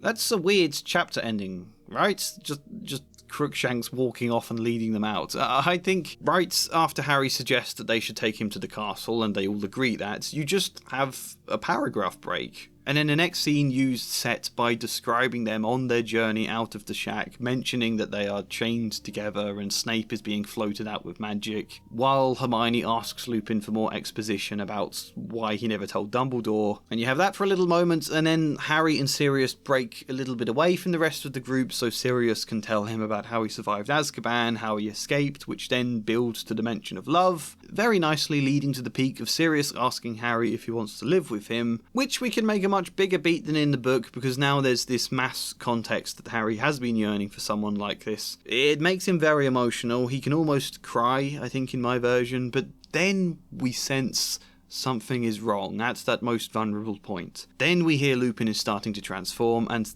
that's where the chapter ends. That's a much better end beat right after this emotional peak of Harry getting to live with Sirius, and now an ominous sense of everything is going to fall apart. So we've condensed 3.5 chapters into 2 chapters, and it is only a theory. I hope I can make the next video writing a full script for the Prisoner of Azkaban and testing out things like this, but I'm fairly sure this structure I'm setting out would work here, would improve these chapters a lot. Anyway, let's discuss Snape. "Keep quiet, you stupid girl!" Snape shouted, looking suddenly quite deranged. "Don't talk about what you don't understand!" It's at book 3 I'm starting to get a bit fed up with Snape being such a horrible teacher all of the time. Currently, there's none of his Death Eater side brought into things, so we don't need to tangle with that just yet. However, he is starting to become a proper antagonist now. At least an antagonist until the twist where we discover he was never one. But, you know, he does try to get Sirius killed, and he does try to stop Harry, and then he has a comic villain moment of losing his temper with Harry when he finds out Sirius has escaped. "They helped him escape! I know it!" Snape howled, pointing at Harry and Hermione. His face was twisted, spit flying from his mouth. Calm down, man," Fudge barked. "You're talking nonsense." "You don't know Potter!" shrieked Snape. "He did it! I know he did it!" "That will do, Severus," said Dumbledore quietly. "Think about what you are saying. The door has been locked since I left the ward 10 minutes ago. Madam Pomfrey, have these students left their beds?" And after that he then storms off in a rage, and of course he then lets slip that Lupin is a werewolf, but even after he stormed off there's this. "Fellow seems quite unbalanced," said Fudge, staring after him. "I'd watch out for him if I were you, Dumbledore." "Oh, he's not unbalanced," said Dumbledore quietly. "He's just suffered a severe disappointment." I do find this joke funny. I do like it, so I don't want to be too critical. It's just, you can enjoy a joke, but also know it harms the story a little bit. Not even the messaging, just the actual impact and narrative of the story. No one, not even Dumbledore himself, cares how bad a teacher Snape is and how awful he can be to children. Nor does he much care about Snape himself, quite happy to laugh at him, which I think is quite good characterization for Dumbledore, actually. I like Dumbledore being a bit of a shithouse underneath. But it also looks weird in this circumstance, especially in front of Harry, especially when Snape then goes on to let slip about Lupin. Would Dumbledore still be smiling if he knew that? Basically, I'm just going to do 2 minor things to reframe some of Snape's worst behaviour this book, starting with what I think is his worst behaviour. It's this potions lesson they have. "Longbottom, at the end of this lesson we will feed a few drops of this potion to your toad and see what happens. Perhaps that will encourage you to do it properly." Snape moved away, leaving Neville breathless with fear. "Help me," he moaned to Hermione. And then Hermione does help him a lot, and at the end of the lesson there's this. "Everyone gather round," said Snape, his black eyes glittering, "and watch what happens to Longbottom's toad. If he has managed to produce a shrinking solution, it will shrink to a tadpole.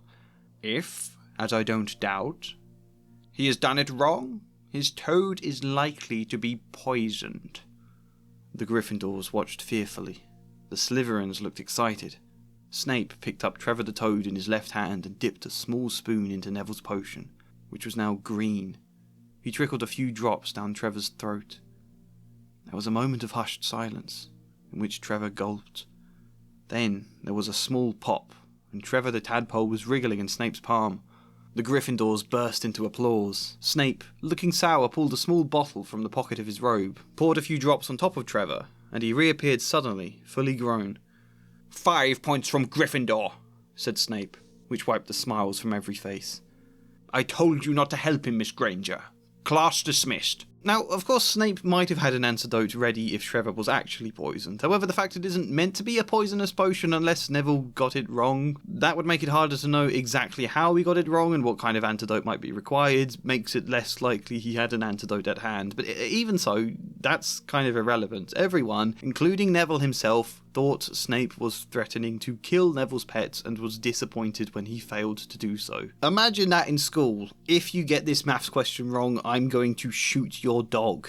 Like, even just as a threat, that's insane, let alone the fact Snape appears to be actually attempting to do it here. It's awful, but it's also very vivid for the books. As ever, I'm not trying to cut everything bad out and make this a more bland story in the process. I'm here to use this and reframe it, so I don't want Neville to get Hermione's help with the potion. I instead, after this threat, want Neville to completely flip out. I mean, no students ever lose it with Hogwarts teachers, do they? On the one hand, that's very deliberate and is the point. This is an idyllic reimagining of antiquated boarding schools, the type where students were caned if they misbehaved, and therefore kids in those days rarely misbehaved in front of teachers. However, they did take it out far more on each other via bullying, and did misbehave just as much if they thought they could get away with it. At least in theory. I mean, I wasn't a kid then, I don't know. But either way, it's a weird thing to idealise. It's quite common now that older generations think schools were better in their days because the staff could enact more discipline, and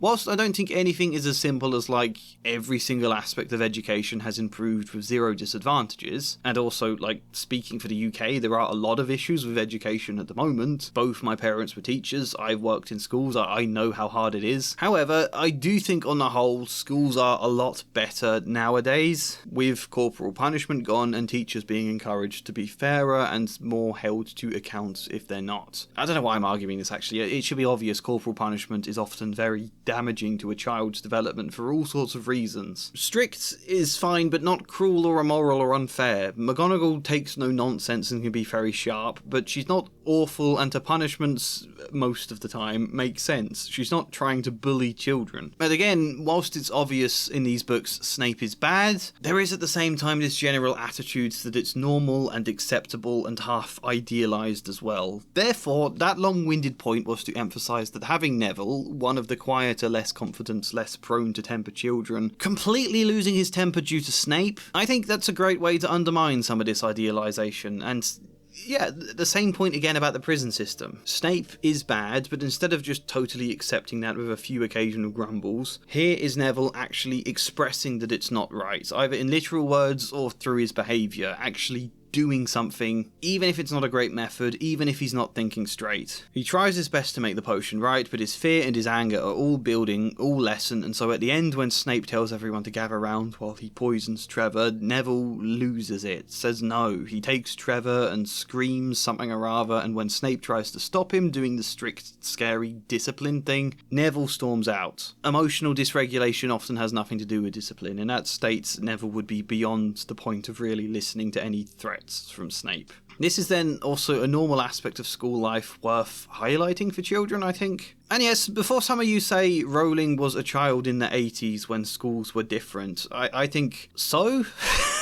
She's writing these books for a new generation growing up in the late 90s, early 2000s. My generation, it was me growing up in school then. If we're writing stories for children, we shouldn't just be thinking back to our own past as children, but also thinking forwards to what would mean the most for children now, what we would want to help them with the most, how we want to inspire them and let the world move forwards. If this was a book she was writing for adults her age at the time, that would be different. So yeah, I want to see Snape fail as a teacher in this moment, especially because it adds more weight to a later moment in the book, Lupin's first lesson. He takes the students to the staff room where the boggart was found, and Snape is in there when they enter, who makes another snide remark. Possibly no one's warned you, Lupin, but this class contains Neville Longbottom. I would advise you not to entrust him with anything difficult. Not unless Miss Granger is hissing instructions in his ear. All of this stuff of Snape being deliberately horrible to Neville is set up for Neville to get the last laugh by turning the boggart of Snape into Snape wearing his nan's clothes, which is a separate issue we're going to cover soon. Don't you worry about that. But all of this stuff with Snape is set up in this chapter for Neville to have his moment in the sun. And in my version now, Snape wouldn't make some pathetic jab here, because Neville has already stormed off. He would walk up to Neville, who, having calmed down since storming out, is now feeling incredibly bad and incredibly afraid about what he did, terrified of seeing Snape again. So Snape comes over and he tells him, I'm not sure you heard me when you were running from the room, Longbottom. You have a detention in my office at this time or this day, or something really ominous that leaves Neville kind of quaking in his boots as Snape walks off. I think that's better set up for Neville to have a moment in the sun. Better framing of Snape, more realistic and something more emotional to grip to Neville there. Makes me empathise with him a lot more. So that all happens now in my version of the book, and now, having explained that, we can go back to the quote I read at the end of the book where Snape was shouting at Harry for somehow letting Sirius loose, and we can do what? Well, we have other staff members chide Snape for his reaction, basically, which, at a stretch, is somewhat happening already in the original book. "Professor Snape!" shrieked Madame Pomfrey. "Control yourself!" "See here, Snape, be reasonable," said Fudge. "This door's been locked. We just saw—" "They helped him escape, I know it!"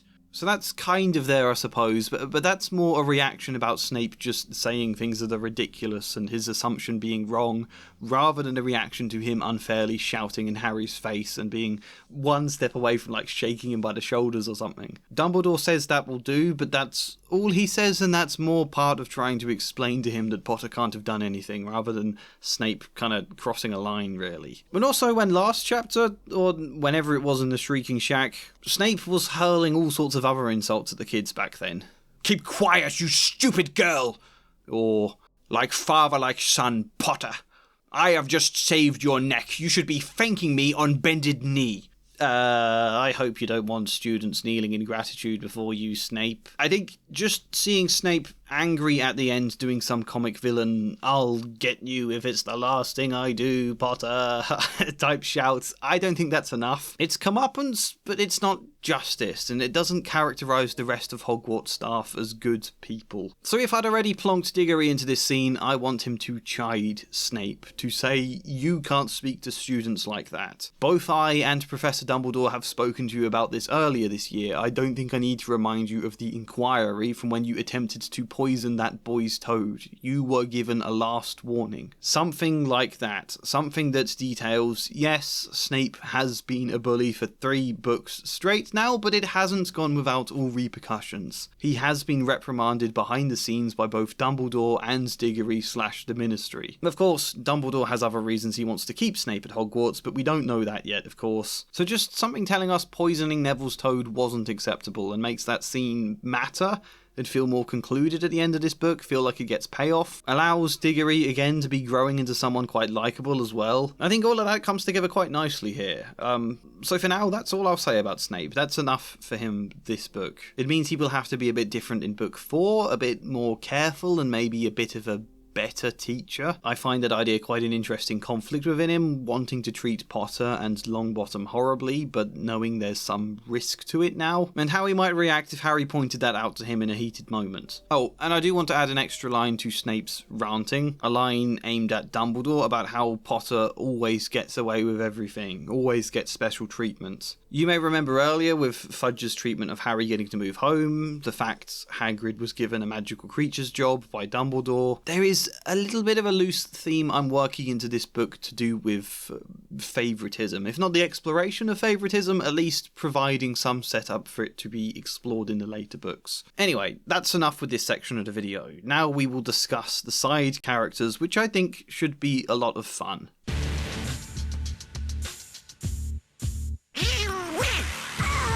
One of the reasons it's good to have Diggory becoming more competent is also because Fudge is becoming more present in the books now, and you don't want the two characters to overlap too much. You don't want them to both be the same flustering caricature. I think I've made Diggory's personality different enough anyway, but I still think it's useful to have a greater contrast emerging, and also to highlight that, unlike is often the case in the books originally, people can change. People are capable of change. Diggory, who has been a symbol for incompetence, is now becoming a bit more competent, showing we can and should expect better of the Ministry, even if he's not a huge example for that. And I think this in turn will mean we can and should expect better of Fudge going into Book 5, for example, and that will make his actions feel twice as bad as a result. So I wanted to say that, but as for Fudge this book, we've kind of explained most of it already. He agrees Harry shouldn't go back to the Dursleys and says he will sort something all once the black business has been dealt with. Then he is at Hagrid's hut for Buckbeak's appeal and execution. He talks with Snape in the hospital wing after and does all the same flustering and blustering. And as I've said,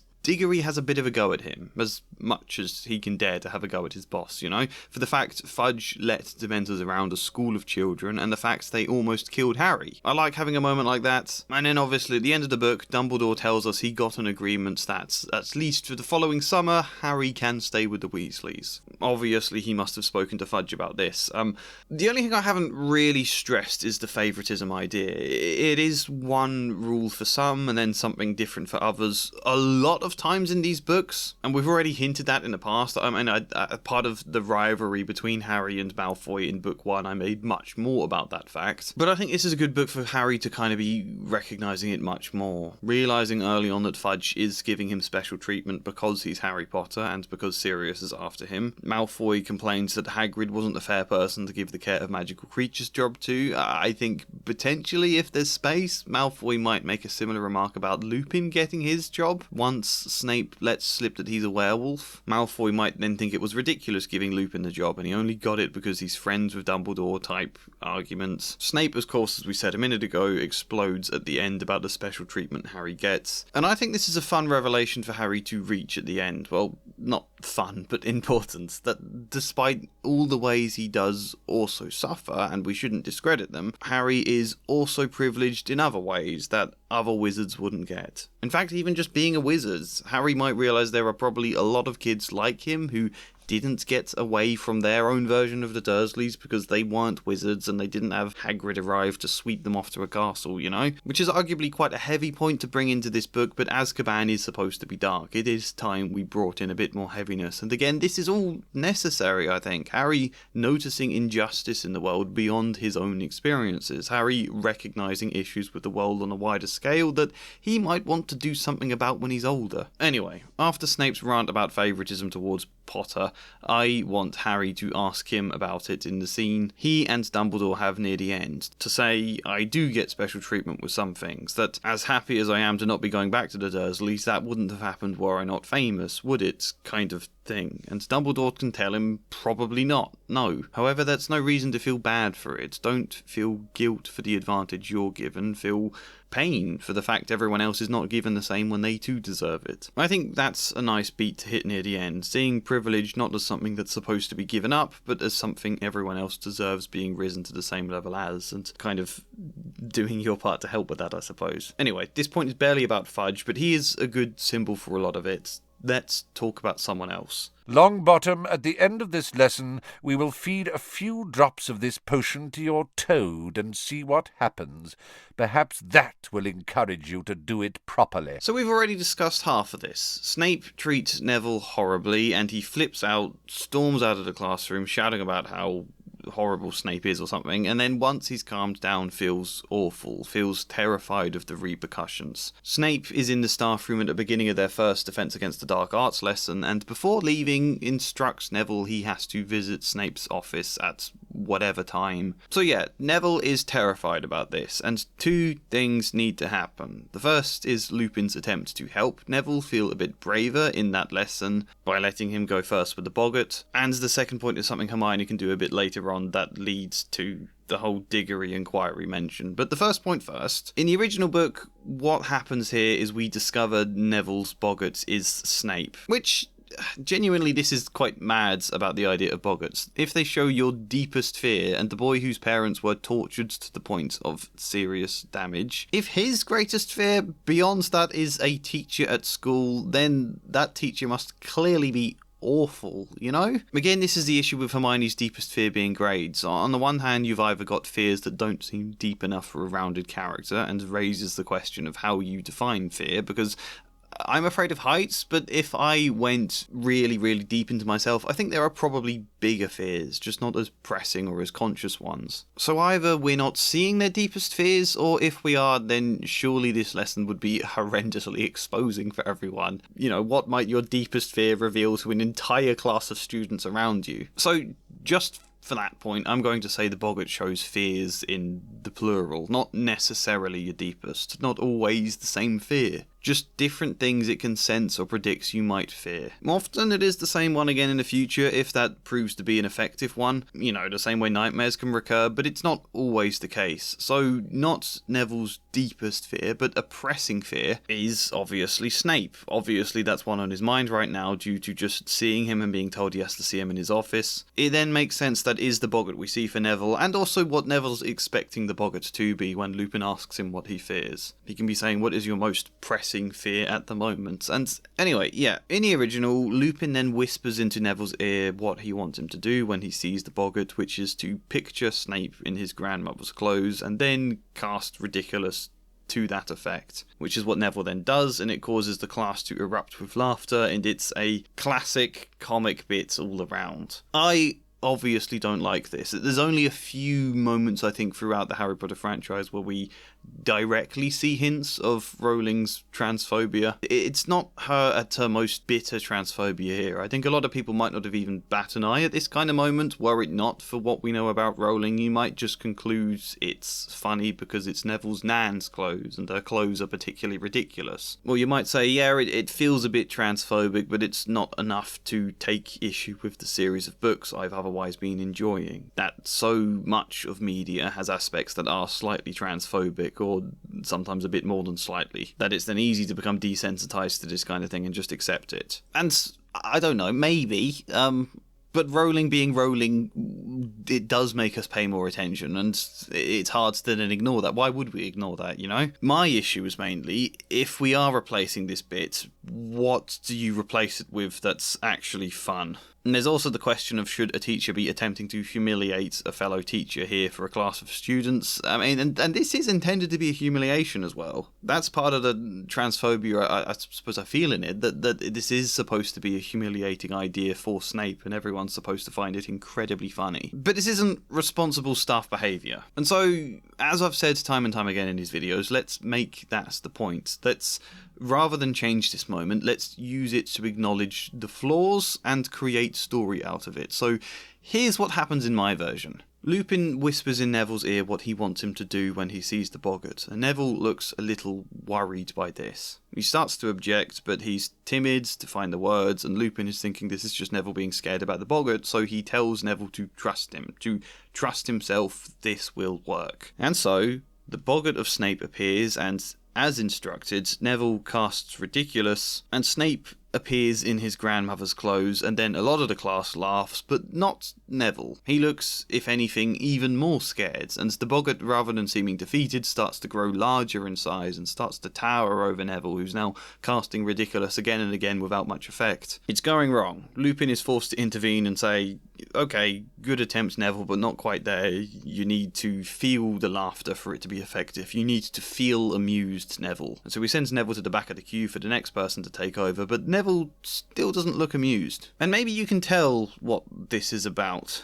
I was tempted to follow this up with a bigger arc this book, but I think I'm going to save it for books 4 and 5. The point is, it undermines the idea that the Snape women's clothes boggart is inherently amusing, or inherently humiliating as well. The book set it up as though it is humiliating for Snape, or the Snape boggart, and we should respond to that feeling of humiliation with laughter instead of empathy, that this is the correct and normal view and reaction to have towards a man wearing women's clothes. A lot of the characters do still laugh in my version because I want to highlight that. I want to acknowledge it, but not Neville. And I think probably not Harry because he's our eyes in the scene. His focus is more on clocking that Neville doesn't find it funny and feeling empathy and confusion for whatever it is Neville is feeling right now instead. Probably not Hermione, maybe not Parvati because she hasn't had too much to do to stand out in this book yet, but enough characters not laughing to suggest maybe laughter isn't the correct response, even if it is a socially common one here. That maybe what Lupin attempted here was well meant but has fallen slightly flat. Ridiculous needs a feeling of amusement to work, and his example is not as amusing for all of the class as he thought it might be. Also, I think I'm fine narrative-wise for Lupin to be doing this due to his kind of petty schoolboy rivalry he's had with Snape. I like the idea of Lupin also seeming a little bit petty, even if it doesn't get much attention right now. I think this might add to Snape's motive to completely lose it when he has Lupin cornered. Anyway, maybe I should just spoil what my plan is here going ahead, actually, because I think without it, this might look like there's a lack of payoff. My plan is for Neville to be transgender. This is in many ways set up for that, and a good way to suggest how difficult and uncomfortable it feels for Neville to be himself due to this general social pressure that all of this laughter towards the Boggarts is playing into. We're basically using this scene to set that up, and as a result we lack the payoff now for this moment to make enough sense, but I'm hoping there would be that in book 4, potentially book 5, but probably more likely book 4. Anyway, the second change I mentioned was Hermione having a conversation with Neville, or Ron and Harry, I don't know who exactly, but Neville is obviously petrified about his detention he has to have with Snape. Even after this lesson, he's still worried. And so Hermione tells him he should complain about it. He should speak to Mr. Diggory. He's the student welfare representative. It wasn't fair you're given a detention for a teacher trying to poison your toad. To which Ron laughs at the idea of Diggory being much good to anything and says, remember, inserts any of Diggory's past failures as Ron's example. And so Hermione suggests maybe write to his nan then, and Neville says that's almost as scary as visiting Snape because she'll say he should be tough enough to handle problems on his own and all sorts of those things his nan tends to say in the books. Nonetheless, Hermione being Hermione presses the point, and she then calls on Harry to back her up, and Harry can be a little unsure at first but agree with Hermione because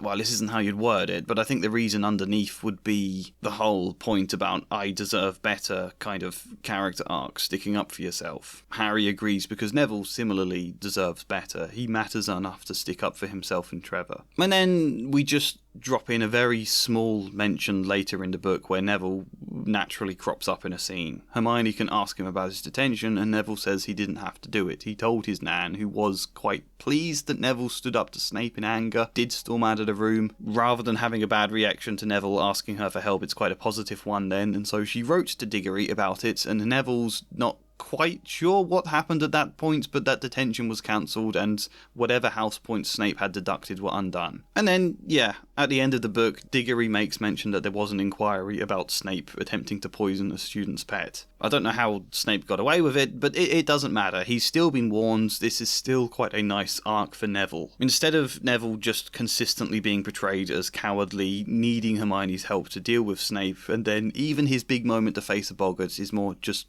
base comic comeuppance at Snape's expense that ultimately changes nothing, that Neville has not grown, his problems with Snape has not been addressed. Instead of that, Neville gets to do something sort of brave, or at least that his nan sees as brave in his initial arguing with Snape, and gives him some rare but much needed praise for. He doesn't need Hermione's help beyond encouragement to do something here, and Lupin's help is well intended but isn't the actual solution. Neville instead bothers to make the effort of complaining, sticking up for himself, and there is a positive change that comes about as a result. You know, sometimes, like, telling the teacher when something's wrong isn't always a bad idea. Or if not the teacher, whatever safeguarding system the school might have in place. Sometimes that's the best idea, and I don't want these books to feel like you can never do that, you know? I think that's a bad message for children. And this is bravery too. Snape or others might frame it as Neville being too weak, that he should just accept the punishments like a man, that in writing to his nan he's gone home crying to his grandmother, but I don't think that is the case here. I think if anything is cowardly in this situation, not that that's how I would see it, but it would be staying silent and saying nothing and just accepting what Snape's doing out of fear for retaliation should you try. I think choosing to complain is the braver thing. So I like this for Neville. How about Ginny?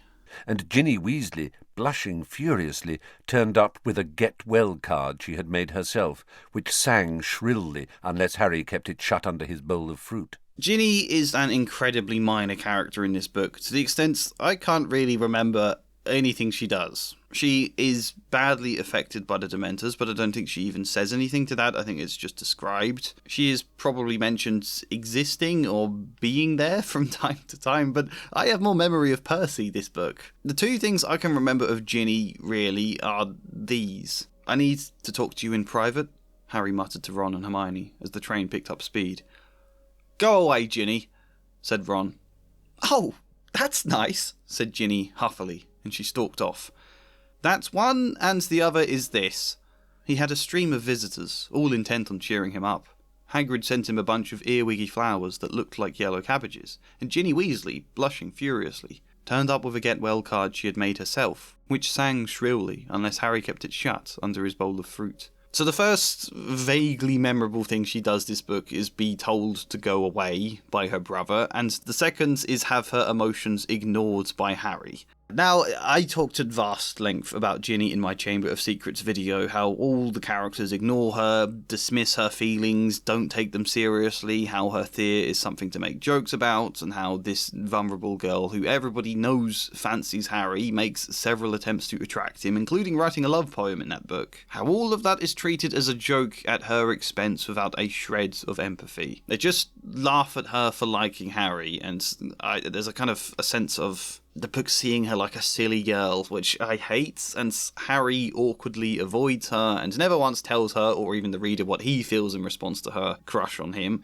It means so little he doesn't even have to address it with Ginny, and I had a whole arc in my book too for a lot of the characters around how they have been treating Ginny. In my version, I made Ron even more dismissive of her and kind of like keen to be shot of her than he originally was, so that when his sister is taken into the Chamber of Secrets to die, Ron is forced to realise how petty he's been, how he's pushed his sister away every time she felt vulnerable this year, all because he felt some petty embarrassments to be seen around her. Ron realises how wrong it was of him to not look out for his sister more. Harry had a similar realisation that half the reason Ginny was so taken in by Tom Riddle in the first place was because literally nobody else for the entire book ever listened to her. Which is true in the original. All I did was have the characters recognise that at the end, apologise to Ginny and seek to involve her more in the future. She basically gets groomed in that book by Tom Riddle, and the original book suggests it's her fault for being silly enough to fall into that, and I don't like that idea at all. I think it's that she's so vulnerable and there's nobody else supporting her. That's what we should recognise. However, I did offer a very lukewarm defence that book, that Rowling didn't want to draw too much attention to Ginny when she is, in fact, the twist reveal. You know, if people did care about her too much, it might risk making the twist too obvious. Maybe that's why everyone was so totally void of any concern to her the entire book. It was a lukewarm defence, and now we come to book 3, I realise that defence falls completely flat, because Ginny is not a twist reveal in this book, and yet still nobody cares for her really at all. Even after she was almost killed last book, Harry clearly is embarrassed by the get well card, clearly doesn't want it or her, and the fact she sent one is treated as an annoying joke. The fact Ginny is repeatedly rejected without even a word from Harry, without even an explanation of his feelings, is not something we're supposed to empathise with, because there's that same tone carrying over from the last book, that she is this silly little girl. I, again, despise it. The books only become interested in Ginny once she seems tough and less sensitive, and I don't like it. So for Ginny, we shouldn't do this. And we also have to give her something of merit in this book so that she has some level of story, and it has to be consistent with what we've done with the last books. So it's difficult to do because there's not much space to put in an entire arc for someone who does absolutely nothing this book. But my thinking was this. Let's begin changing Ginny now. Ginny, who in the later books is suddenly tough and no nonsense, and only now does Harry give her any attention. Instead of that happening in the later books out of nowhere, I think it should start happening now. Her toughness should be a direct reaction to the trauma and vulnerability she was put through last year. She was sensitive and opened up her emotions, and they were taken advantage of. Therefore, Ginny can now be in defense against that. It is fine for a girl to be less traditionally feminine, femininity being something that is criticised a lot in these books in ways I don't like. It's fine for a girl to not be that, but you don't want to not be it out of defence against a vulnerability that you've now had to suppress. We're opening the space for a lot to be explored with Ginny as a person, to do with vulnerability. And yeah, basically this book, Ginny is going to be reacting in defence against everything that happened last time, and the characters are going to slowly recognise that about her this year, but not entirely understand it yet. It'll be something we explore more in the later books. So the first point is at the Leaky Cauldron, and Harry sees Ginny again, having not seen her since the end of last year. Here is the moment in the original book. Ginny, who had always been very taken with Harry, seemed even more heartily embarrassed than usual when she saw him. Perhaps because he had saved her life during the previous year at Hogwarts. She went very red and muttered, "Hello," without even looking up at him. Percy, however, held out his hand solemnly, as though he and Harry had never met, and said, "Harry, how nice to see you." As always, a timely interruption from another Weasley to spare Rowling having to write any emotion or curiosity towards Ginny. I love that almost dying and effectively being groomed is now reduced to just another layer of shyness around the guy she's crushing on. I don't love that sarcasm, but I want Ginny to instead pretty much ignore Harry here. If Harry says hi to her and Ginny either says nothing at all or offers a very distant nod or something like that, and Harry is a little confused about this reaction, but doesn't get the space to think much about it because then Percy is there shaking his hand, and then Fred and George are joking around, and things move on. But it's just a little moment to make him go, huh. I'd probably change this moment from the original as well. They headed down to breakfast, where Mr. Weasley was reading the front page of the Daily Prophet with a furrowed brow, and Mrs. Weasley was telling Hermione and Ginny about a love potion she'd made as a young girl. All three of them were rather giggly. I would change this bit too. Percy and Ginny suddenly appeared behind Harry. They were panting, and had apparently taken the barrier at a run. "Ah, there's Penelope," said Percy, smoothing his hair and going pink again. Ginny caught Harry's eye, and they both turned away to hide their laughter as Percy strode over to the girl with long curly hair, walking with his chest thrown out so that she couldn't miss his shiny badge. In this moment, I'd have Harry catch Ginny's eye to laugh, and either Ginny does laugh but then stops herself, or Harry doesn't manage to catch her eye at all. Percy has walked off, leaving her alone with Harry, and she just gives him the tiniest glance before also walking off to talk to Hermione specifically. I'd be tempted to say Ginny also walks off on her own altogether, but I chose Hermione because it's only a few minutes after this when Ron is telling Ginny to go away in the train, and I think it's worth making use of that scene. So Ginny is here, but she's avoiding Harry by talking to Hermione, and then they all get to going into the carriage together in the train, and Harry has something he needs to tell them from his talk with Arthur Weasley, something in private. So in my version, Ron turns to tell Ginny to go away, and he says it in a lot lighter words, due to the fact he had a whole art class book about caring more for Ginny. So, he goes to say something light to the effect of, "Can we have a minute alone?" But when he turns, Ginny's not there. Ginny isn't in their carriage. He thought, as Harry had, that she was following them in. Now they don't know where she's gone, and Hermione can say she's probably gone off to find Lavender and Parvati. If you watched my Chamber of Secrets video, you'll remember at the end of the book, Hermione sort of introduced Ginny to her friends Lavender and Parvati, kind of to emphasise that being girly and traditionally feminine isn't a bad thing, in the way the original book often sort of laughs at it. Never mind where she's gone exactly though, it's just another little thing to add to Harry's sense that something is up with Ginny. He has bigger, more pressing things to discuss right now, so we don't think about it too much again, but another little hint. Maybe Ron could be slightly worried where she's gone out of reaction to how he was last book, now sort of over-caring for Ginny's safety, and it takes Hermione reassuring him that she's probably with Lavender and Parvati. I haven't thought through enough of this yet to know what all the beats are for Ginny's arc. I think that's the case of a lot of the characters this video. I'm setting out some vague plans, but nothing really solid or set in stone yet. But I do know Ginny doesn't hang out with Lavender and Parvati much at all this year. Nor Harry, Ron or Hermione. And Harry continues to be sort of concerned about this, continues to notice it more, and as does Ron, I think. Both of them were the ones who dismissed her most last year, so I think they would be the most concerned, where Hermione takes the perspective that Ginny has just found some new friends. She's getting on better with the people in her own year, and we're probably going to have to invent some sort of characters in her year that this could be. Ginny is getting on well with other people. Hermione thinks it's better if she's making her own friends now, isn't it? Maybe Maybe it's nothing wrong, maybe it's just her being more confident. We did also have that beat where Harry talks to Ginny about the fact he fainted to the Dementors and that she was also affected, and I like the idea it's difficult for Harry to get this moment talking to her, that Ginny often seems super engrossed in conversations with her friends whenever Harry is around, but at some point he decides to just directly come over and ask to speak to her in private, and she can be a bit standoffish at first, but then when he opens up about the Dementors, she does the same. They both have nightmares about Tom Riddle. After this,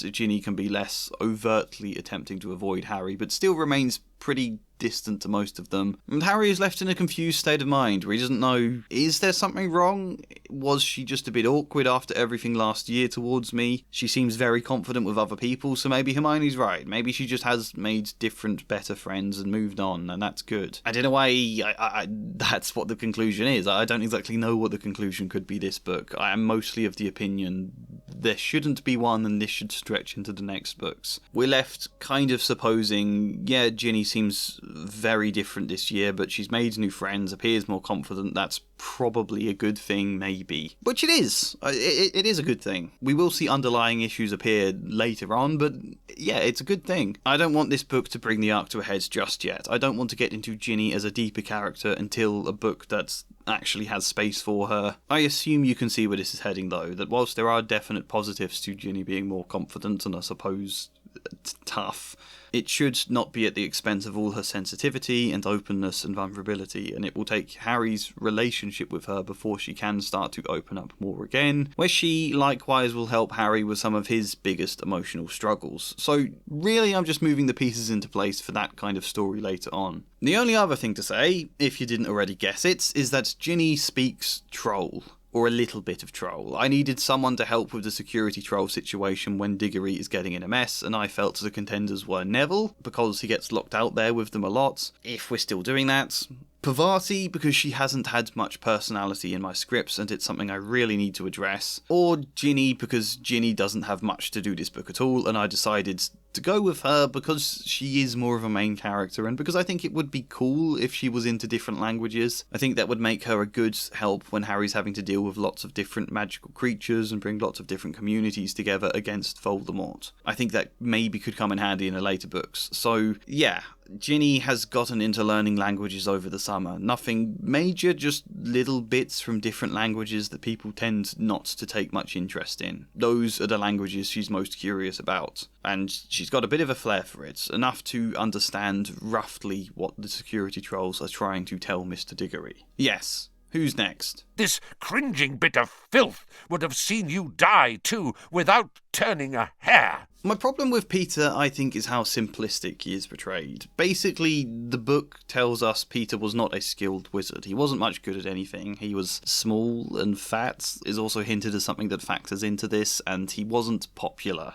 Just survived from hanging onto the coattails of the real cool kids, James, Sirius, and to an extent Lupin. He was a coward and devious and a bit snidey is the insinuation we're being given. I guess this is why Rowling made his animagus a rat, to suggest he's someone a bit snidey and pathetic and we're supposed to look down on him like some lowly base sort of person. I don't like that at all. I don't even really get why Peter was working as Voldemort's spy for ages. We're told he was scared, and both Lupin and Sirius tell us he's pathetic as a result of this, and that's sort of all we get. I mean, come on, I want to understand Peter. He can still be a bad character, but at least give me something more. So instead of just making the defense that he was scared and then Sirius and Lupin piling on him, calling him pathetic, which they can still do. They're obviously very hurt and angry by Peter. However, in my version, I don't want Peter to have been a spy for Voldemort for ages before the Potter's death. I want their death to be something he genuinely never wanted to do. But Peter as a whole didn't want to do anything. He wanted no involvement in the Wizarding War, and I like the idea he said this a lot of the time. He wanted to just go into hiding until it was over, but his friends Sirius and Remus and James said no. They said, you have to pick a side. You can't just bury your head in the sand. And they caroled him into joining the Order of the Phoenix, a bit like Mundungus Fletcher doesn't really want to be part of the Order, but is sort of pushed into it. Well, Mundungus is also constantly seen as pathetic and lowly and treated a bit like he's scum. I just realised that. Rowling really doesn't like cowardly people, does she? She even put dung in his name. But yeah, they pushed Peter into joining the war and they told him, we'll look after you. You're fine. They say Voldemort won't target you. Told him, you're not much of a target, are you, Peter? You've hardly got the skill or the brains or whatever they might say to slightly reassure their friend in a way that reflects some of the bully sides they had. And so I want Peter to dredge up all this kind of stuff now in the scene in the Shrieking Shack, in response to everything they call him. Here's one quote. "Harry, this piece of vermin is the reason you have no parents," Black snarled. "This cringing bit of filth would have seen you die too, without turning a hair.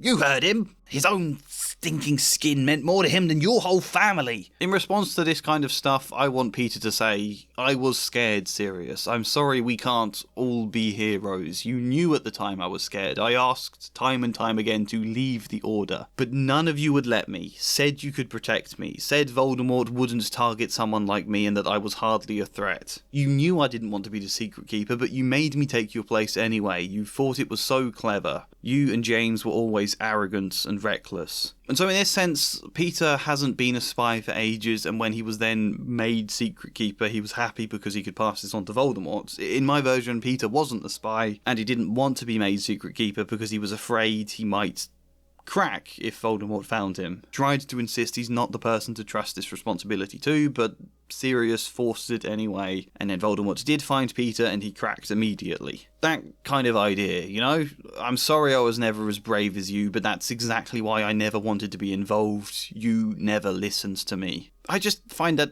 more interesting, basically. That's all I'll say about Peter, though. It's Cho Chang. She's a fourth year and she's pretty good. I really hoped she wouldn't be fit. She's had some problems with injuries. Cho Chang appears in this book, and first things first, her name needs to change, obviously. As to what it changes to, I think the most sensible thing is I should just ask all of you, what do you think it could be instead? Apart from that, the problem we have with Cho here is that she's not a character. She's just the name of a person we're repeatedly told Harry is attracted to. Like, here are some of the quotes. Their seeker, Cho Chang, was the only girl on their team. She was shorter than Harry by about a head, and Harry couldn't help noticing, nervous as he was, that she was extremely pretty. She smiled at Harry as the teams faced each other behind their captains, and he felt a slight lurch in the region of his stomach that he didn't think had anything to do with nerves. Harry accelerated, eyes fixed on the speck of gold ahead, but just then, Cho appeared out of thin air, blocking him. "Harry, this is no time to be a gentleman!" Wood roared as Harry swerved to avoid a collision. "Knock her off her broom if you have to!" As they left the Great Hall, everyone applauded again. "Good luck, Harry," called Cho. Harry felt himself blushing.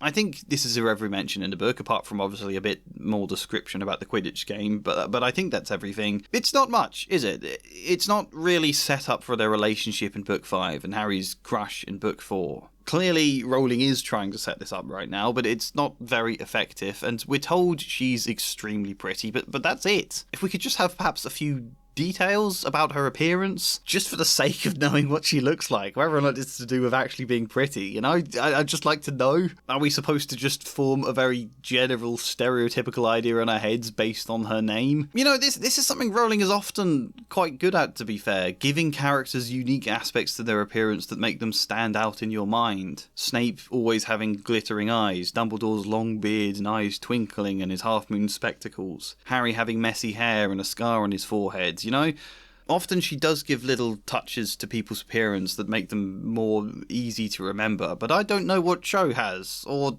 what Harry might find attractive about her. So at least mention something.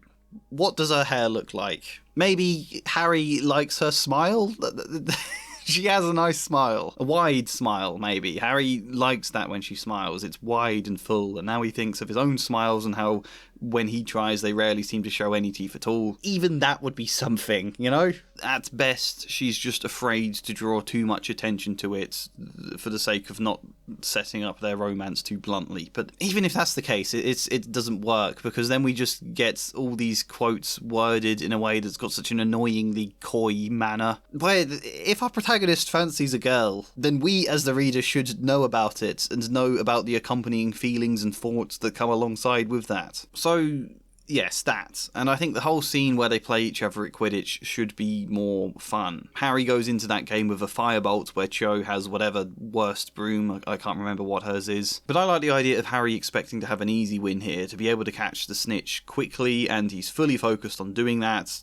Rocking up, winning the game, moving on. However, Cho is then incredibly good. Despite her slower broom, she seems to have a knack for positioning that tends to mean she pops up in the right place at the right time to block Harry. And he's half getting annoyed by it, but also half starting to really have fun by the challenge at the same time. He keeps seeing Cho grin at him every time she successfully blocks him. And gradually this folds more and more into the two of them just having fun trying to block or get past each other as a challenge. Which is a beat almost there in the existing scene. Cho does block him at one point and grin, and Wood tells Harry not to be a gentleman, but I think we can make a whole narrative out of this idea that allows us to feel Harry genuinely starting to warm to Cho beyond just her looks. The two of them to be kind of having a bit of a dance on Quidditch brooms, and Harry having to think a lot smarter about the game than he was expecting to. Like in the book, he only beats her to the snitch through a bit of trickery with a fake dive, so I think let's make a bit more out of that idea. Perhaps Harry tries early on with a fake dive to get the better of Cho, but she doesn't fall for it and it almost costs Harry. The second time Harry tries doing a fake dive and she doesn't fall for it again, and Woods now has a bit of a go at Harry about it. Harry is feeling like she's outsmarting him at every turn this match, so he decides to pull a bit of a,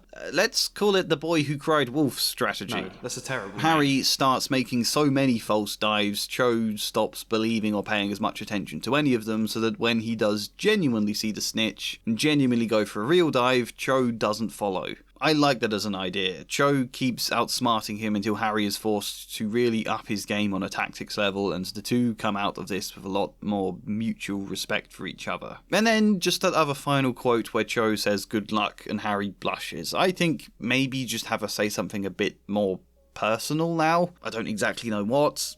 Good luck, Harry. I hope you spend as much time fainting and diving in front of Malfoy as you did to me. Actually, that's not bad, thinking about it. I mean, that's a stock example, but it would be nice if she says something a little bit ambiguous, where Harry is then left wondering, what was she insinuating? Is she saying she thinks I put on a show to impress her last time? Is she saying my feints looked amusing? Is she saying it was a cheap, dirty trick? No, she was smiling playfully, so it can't have been an insult, can it? Not that Harry would be overthinking it too much in internal monologue, because I think that would be too blunt setup, but it would be nice to see him a little confused by this. I think that could be fun. While we're on the theme of Quidditch, though, I want to quickly mention Millicent Bulstrode. "Hey, Potter!" shrieked Pansy Parkinson, a Slytherin girl with a face like a pug. You may remember from my rewrite of A Chamber of Secrets that at the last moment I ended up including an extra bit for Millicent Bulstrode. Millicent is a Slytherin girl who is paired with Hermione for the dueling club, and because she's a Slytherin and Rowling being Rowling, she described Millicent as mannish and ugly, and that Harry thinks she looks like a hag. Yes, that was in the original Chamber of Secrets. And being so mannish, instead of dueling with Hermione, Millicent ends up grabbing her in a headlock and hurting her, and I didn't describe her as a hag in my version, funnily enough, and I think she did still do the headlock to Hermione, but I tried to reframe it less as a horrible bully, or that girls who show more traditionally masculine traits are ugly and nasty or any of that. I think Rowling in the books can tend to have this clear idea on what a girl should be, and it's not too traditionally feminine or too traditionally masculine, it's some very specific rigid middle ground. So what I did to kind of undermine that was just added a bit where at the end the group of kids are playing Jinx Ball being the sport that came about in my books when Dean Thomas, the massive football fan, tried to get everyone into it, but their own wizard culture leaked into the sport until they ended up with a sport a bit like football, but involving wands, called Jinx Ball. Yeah, there's a bit at the end of the books where a load of them are playing it, and we realise in the middle of the pitch, Seamus has forgotten the game altogether because he's busy laughing and wrestling in the middle of the pitch with none other than Millicent Bulstrode. I wanted an example of a Slytherin who can actually get on with people from other houses, basically. I wanted to show they're not all inherently evil, and to reframe her headlocking Hermione less as bullying than Millicent's just having a bit of fun and not really grasping that that's not Hermione's kind of fun. It is Seamus's though, and that's absolutely fine. I liked that inclusion, but I realised now I didn't know what to do with Millicent this book. I don't think she's mentioned again, perhaps in any of the books. It's normally always Pansy Parkinson if a Slytherin girl is mentioned. But if I had that happen, I should follow it up somehow. And so I did find myself thinking, as I was reading the Quidditch scenes in this book, why is Lee Jordan always the commentator? Always. Not only is Professor McGonagall constantly warning him and having to take the mic away from him and saying this commentary's not how it should be going, but surely people must get a bit annoyed with a commentator who favours Gryffindor all of the time. Surely they must get fed up with him commentating every single match, including the Gryffindor ones. Luna commentates for one of the matches in the later books, but I think just, how about there's two commentators? We've had Lee Jordan playing off McGonagall for the dynamic the last two books, but now let's switch it up a bit. We have Lee Jordan and Millicent Bulstrode commentate together. One from Gryffindor, one from Slytherin. And I think you could have a bit of fun switching between the two of them describing the same events, but with their obvious differences of bias in how they describe it. I think that could be quite fun. But again, I want to show Slytherins can get along with other houses, basically. Unity is possible. That maybe the house divides imposed on these kids aren't the best idea, and we can subtly hint that being the case by having Lee Jordans and Millicent Bulstrodes actually get along. Actually start to have fun deliberately contradicting each other's descriptions of events. Deliberately describing them with as much bias towards their own team as they possibly can. Like they're almost trying to outdo each other in bias. I find that idea quite funny, and I think potentially it could even be a little bit flirty. Oh, hang on. How much older is Lee Jordan? He might be quite a bit older. Well, it doesn't matter. My plan isn't that they're going to enter into any relationship or anything of the sort, or even really be that flirty, maybe at all. Just getting on well enough that some people start to say that about them, especially to Seamus. Seamus, who has been a very close friend with Millicent since the end of last book. They've kept in touch all summer. They see each other a lot this year. She's a regular for the Jinx Ball Club. People start asking Seamus if he's annoyed by the commentary, or if he's jealous of Lee Jordan, or if he's going to do anything about it. You know, that kind of stuff kids tend to say. And Seamus will get increasingly annoyed by all of these questions because, as he keeps stressing, he doesn't care. He and Millicent are just friends. He's got no reason to be jealous, but people keep mocking him as though he should be jealous. And again, I don't really know how this ends. I don't want the conclusion to be that Millicent and Seamus start dating, therefore all comments are dispelled as a result, or that Millicent and Lee start dating, or Lee and Millicent make it clear they're not interested in each other. I'd rather not that, because I wanted a storyline where some of the faint relationship drama can exist without it needing to be messy and friendship destroying the way everyone is always falling out in these books. It's fine to have that, but I also don't want it to be the only examples in these books. So they are just friends, and it doesn't really matter what other people think. I'm not sure how you express that as a conclusion in a way that feels narratively satisfying, so who knows, maybe this idea won't work in practice, but that's what I'm thinking so far. Let's talk about Seamus more directly. Harry met Seamus Finnegan and Dean Thomas, his fellow Gryffindors, in Quality Quidditch Supplies, where they too were ogling the firebolt. I've lumped these two together for a section because apart from the Millicent stuff, their story this book involves both of them. Well, there's a couple of different branching bits first. For example, Dean has been pushing a lot the past two books to grow his Jinx Ball Club. The sport a lot of students at first looked down on and called Muggle Ball is now getting a bit more popularity, and two of the people who do play it are Cedric Diggory and Cho Chang. Cedric, I think I mentioned briefly playing a few games of Jinx Ball last book, so he can now be there a lot, and so is Cho, which this is where their relationship first develops in my book. Not that we actually see that, but this is how I imagine them making friends and becoming close. And I think that then just offers Dean a chance to warn Harry about Cho, or whatever her new name will be. Cho hasn't been on the Quidditch team before this book, and there's a bit before the game against Ravenclaw where Oliver Wood is saying not to underestimate her. I prefer the idea none of them really know what she's like as a Quidditch player. They know her broom isn't half as good as Harry's, but it's Dean who warns Harry. Dean, who having seen her play a lot of Jinx Ball, says don't underestimate her because of her broom. She's got brilliant defensive positioning for Jinx Ball, she's really good at reading the game, she will play very smart. And Harry doesn't really take this warning seriously. Ron can scoff at the idea altogether because it's a completely different sport. Ron says Jinx Ball's just running about with wands. Quidditch is way more complex and tactical. And that's then just going to be a little running bit this book. Ron insisting Jinx Ball is nowhere near as good a sport as Quidditch, and Dean arguing the reverse. That's just a little, not exactly gag, but a bit I want to pepper in throughout this book as set up for something in the Goblet of Fire. The Goblet of Fire, when Quidditch is of course cancelled for the Triwizards tournament, meaning Jinx Ball might suddenly get a bit more attention and Ron might find himself falling in love with the sport. So in preparation, I want him to look down on it a bit now. He has played it a couple of times in the past books, but only a bit of mucking around with a small group of players. He's not seen what a full team of players having a proper match is like. So yeah, that's set up for Ron, set up for Cedric and Cho, set up for Cho's skill as a player. She's now the Paolo Maldini of Hogwarts Quidditch, I suppose. We're not doing much with her, but this is just a chance to mention her a bit more, basically. Set up a tiny bit more. It doesn't matter that she's not too much of a character, because the whole point of Cho is that Harry doesn't really know what she's like, and only discovers once they're dating that they don't actually get on that well. Well, there's a massive dollop of grief and trauma thrown in there too, but yeah, this is a nice way of setting things up a bit more without having to develop her too much. Same with Cedric, we'll discuss him in a moment. Dean becomes a good vehicle for setting all of that up. But the big thing with Dean and Seamus then is about the danger of Sirius Black, and the fact Mr. Diggory, you'll remember, has been offering anyone the chance to transfer away to another school until the Sirius Black threat has been resolved. Diggory's felt he should do something, and it's not necessarily the best solution, but it is one he offers, and mostly it's younger students who go. Not many at first, but after Sirius Black gets into the castle, more do leave. Which, when you do actually think about it, is probably quite a sensible reaction. If I went to a school and one day an escaped mass murderer entered that school, I would not be going back there. Ever.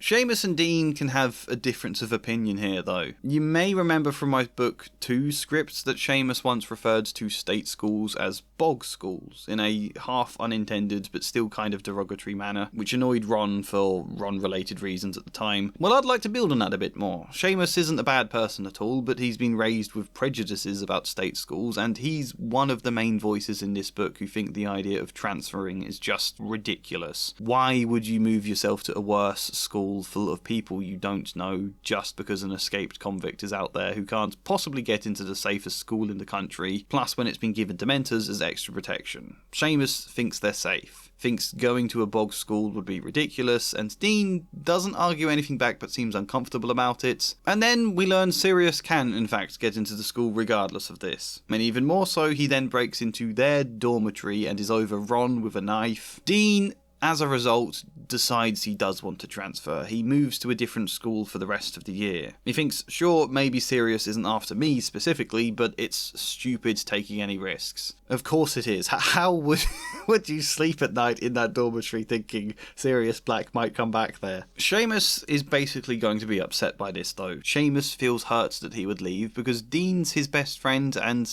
he misses him, basically. He tries to play it cool, but he's clearly put out when Dean goes, and Jinx Ball Club doesn't quite function the same without him either. We have a bit of an argument before they go, in which now Seamus is especially snobbish and prejudiced against the idea of state schools. It kind of hurts Dean as a result. But then at the end of the year, Dean comes back and they make up. They get to what's at the heart of their disagreement, and Dean tells him, I wasn't leaving to get away from you, Seamus, that you could have come with me if you wanted. But also, Dean can stress state schools weren't half as bad as he thinks. They should have probably gone together. While he was there, he got to play Jinx Ball with a new group of people, and they seemed really into the sport. I think that's the best ending. I like the idea we draw on Dean's Muggle-born background and Seamus' half-blood as a point of difference, that Dean is comfortable with Muggle culture, where Seamus is a little insecure about that half of his identity. Getting to, in a very sort of light, small way, address some of that. Oh, and one other thing I think I'd change. In the book, Seamus' boggart is a banshee because, of course, that's what Rowling wrote. Of course, when he's Irish, his boggart is a banshee. I'm not really sure what I would change it to instead. In the end, I settled on the idea of a howler screaming shameful at him over and over again. That may or may not be set up for something in a later book. Yep. "Marvellous," said George, pushing Fred aside and seizing Harry's hand in turn. "Absolutely spiffing." Percy scowled. "That's enough now," said Mrs. Weasley. I sometimes wished Percy snapped back at Fred and George when they mock him. He never really does at all, but I think it makes Percy look a bit too removed from the family sometimes. Like, he has no idea how to interact with his twin brothers, and it's always Molly who has to intervene on his behalf. Nothing major here, just occasionally maybe Percy can fire something back at them. What else? Percy is made head boy in this book, and with it comes a bit more responsibility. He is left in charge with the other head boys and girls when all of the students have to sleep outside in the Great Hall while the teachers search the castle for Sirius Black. I think if we've got Diggory as a student welfare representative, he would also be in the Great Hall with Percy, and the two of them would talk about careers in the Ministry. This is Percy's final year at Hogwarts, and whilst he's had some interaction with Diggory in the past books, I think Percy would now be taking the chance to question him as much as he can, and flattering him and trying to gain any leg up he possibly could. Diggory's reputation isn't exactly faultless by this book, but he's still a contact on the inside of the Ministry who is in a higher, or at least more varied position than Arthur is in his Department of Misuse for Muggle Artifacts. So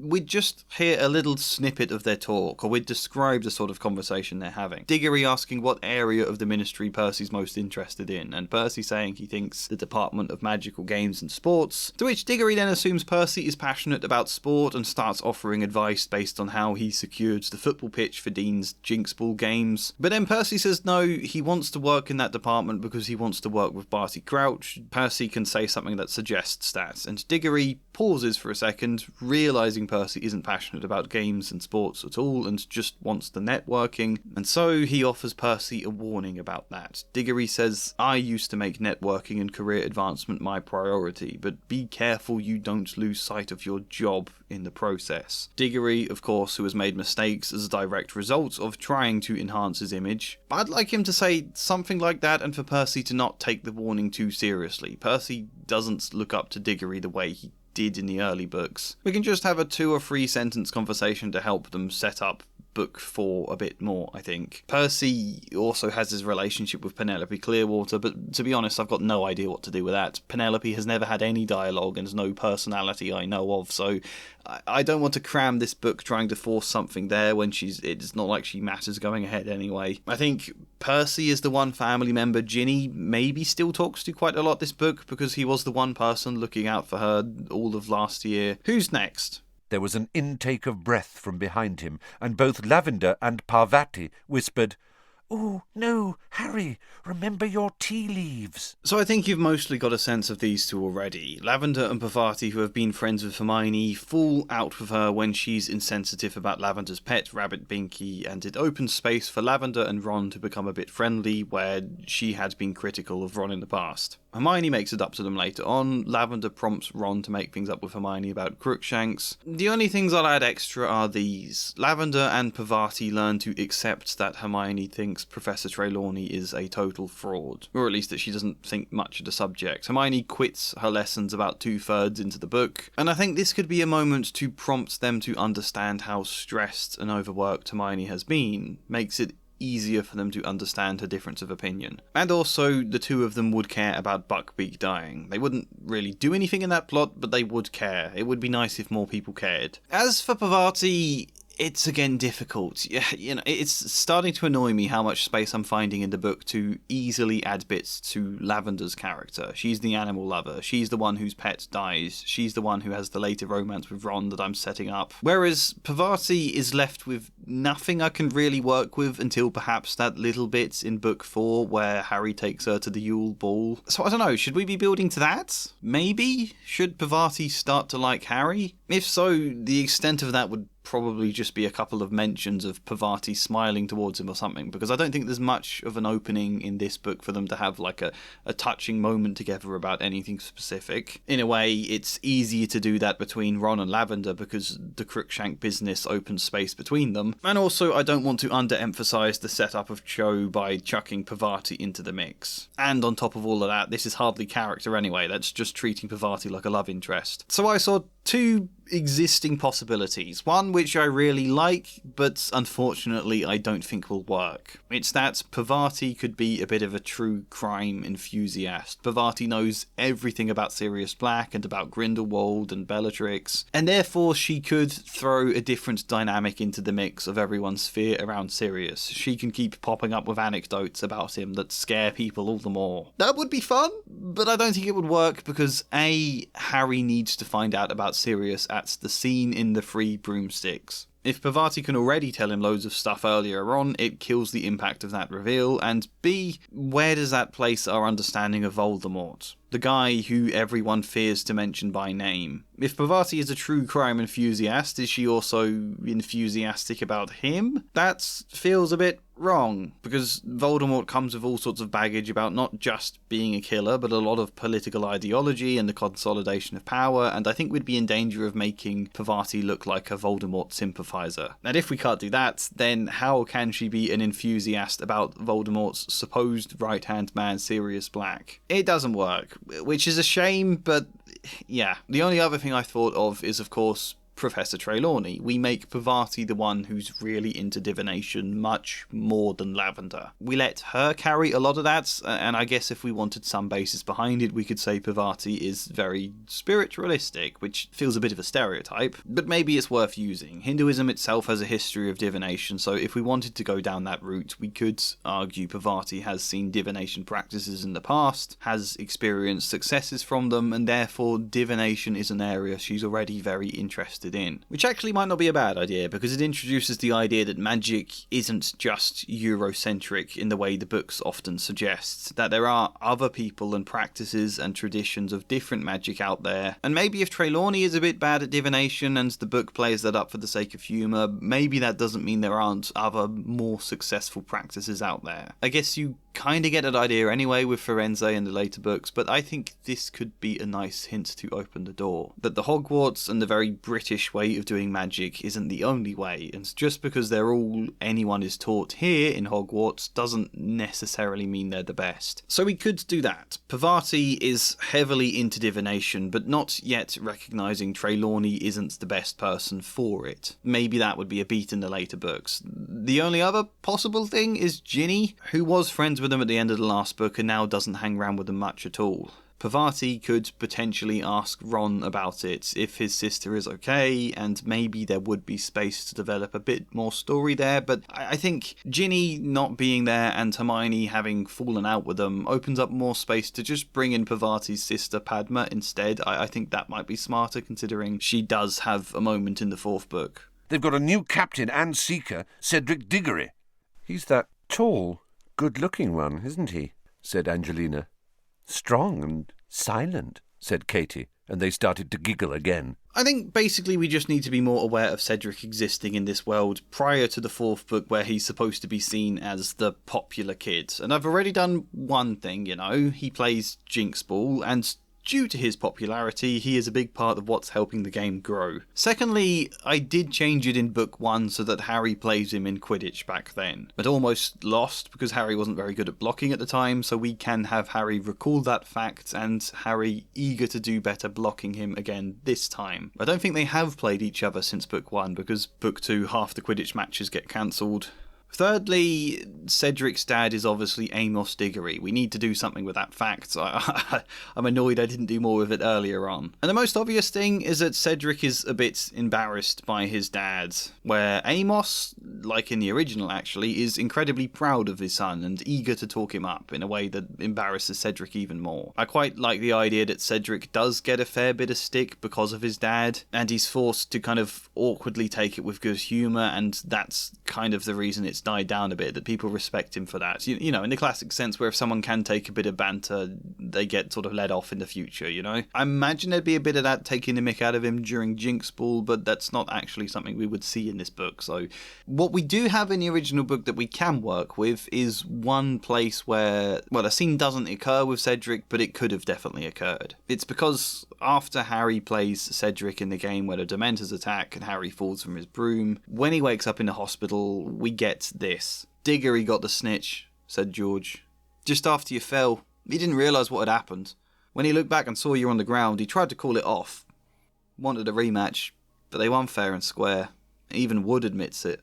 Okay, it's not much, but I got the sense if Cedric was being this honourable about it, why doesn't he just go to visit Harry himself in the hospital wing? I figured, why not have him also in this scene where Harry is waking up and there's Ron, Hermione, Fred, George, Alicia Spinett, Angelina Johnson, or because this is a lot of people to be there, maybe just Ron, Hermione and Cedric. Maybe Madame Pomfrey sent the others away. Or, personally, I like the idea she sends all of them away, but Cedric is allowed to come and stay a little later on or longer because his dad, the student welfare representative, is with him too. Cedric could be the one who collected up the remains of the broken Nimbus 2000 and insisted on being the one to give it to Harry and to tell him, so it's just Cedric and Amos there when Harry wakes up. Which basically gives us an excuse to see Cedric and Amos interacting and get a sense of what some of their relationship is. It could be a fun, odd space to put Amos into, where he's very proud his son has beaten Harry at Quidditch, but he's also very stressed and worried at the thought of the Dementors coming near students. I'd like to see Amos babbling on in his usual fluster and Cedric just being calm and patiently waiting for his dad to stop, maybe faintly rolling his eyes with Harry, like his dad has done this all Cedric's life and he's a little worn down by it now. And the other useful thing here is that Amos can complain about the Dementors on school grounds. Remember, he's sort of rants to Fudge about it at the end of the book. We can set that up here. Amos in all of his babble saying he never liked having Dementors around the school and now Harry has been attacked. Amos wants his son to transfer away for the rest of the year. He can start going on about that too, but Cedric says, no, Dad, no, I'm fine. Dad, do we have to do this now? Kind of thing. I think that could be fun, and Harry, who let's remember is spending a lot of this book thinking about family that might actually love him. I think Harry seeing examples of parents with their sons, without even saying anything, just Harry seeing that could become quite poignant as a result. Basically, that's what I would do with Cedric. He of course isn't transferred away, doesn't want to go, but we can just, mention that from the fact Cedric is still around after this conversation, I've tried to tell Fudge, but he insists on treating Harry like a child. He's 13 years old, and Arthur, the truth would terrify him, said Mrs. Weasley shrilly. Do you really want to send Harry back to school with that hanging over him? If Harry is going to stay with the Weasleys at the end of this book, it's important we do see Molly and Arthur acting all parental to Harry at the beginning, which we mostly do already. They see Harry at the Leaky Cauldron. Molly makes her usual fussing over Harry's appearance or about food, and Harry also overhears her and Arthur having a conversation about whether or not to tell Harry Sirius Black is after him. That already happens. I think I would just up it a bit more. Basically, Harry was locked into his room being starved by the Dursleys last year. I think Molly should be asking him, almost fretting, how was your summer this year, Harry? Were you okay? Did they feed you properly? Arthur heard from Amos Diggory that you were allowed your spell books at night. Is that true? Are you sure you were okay?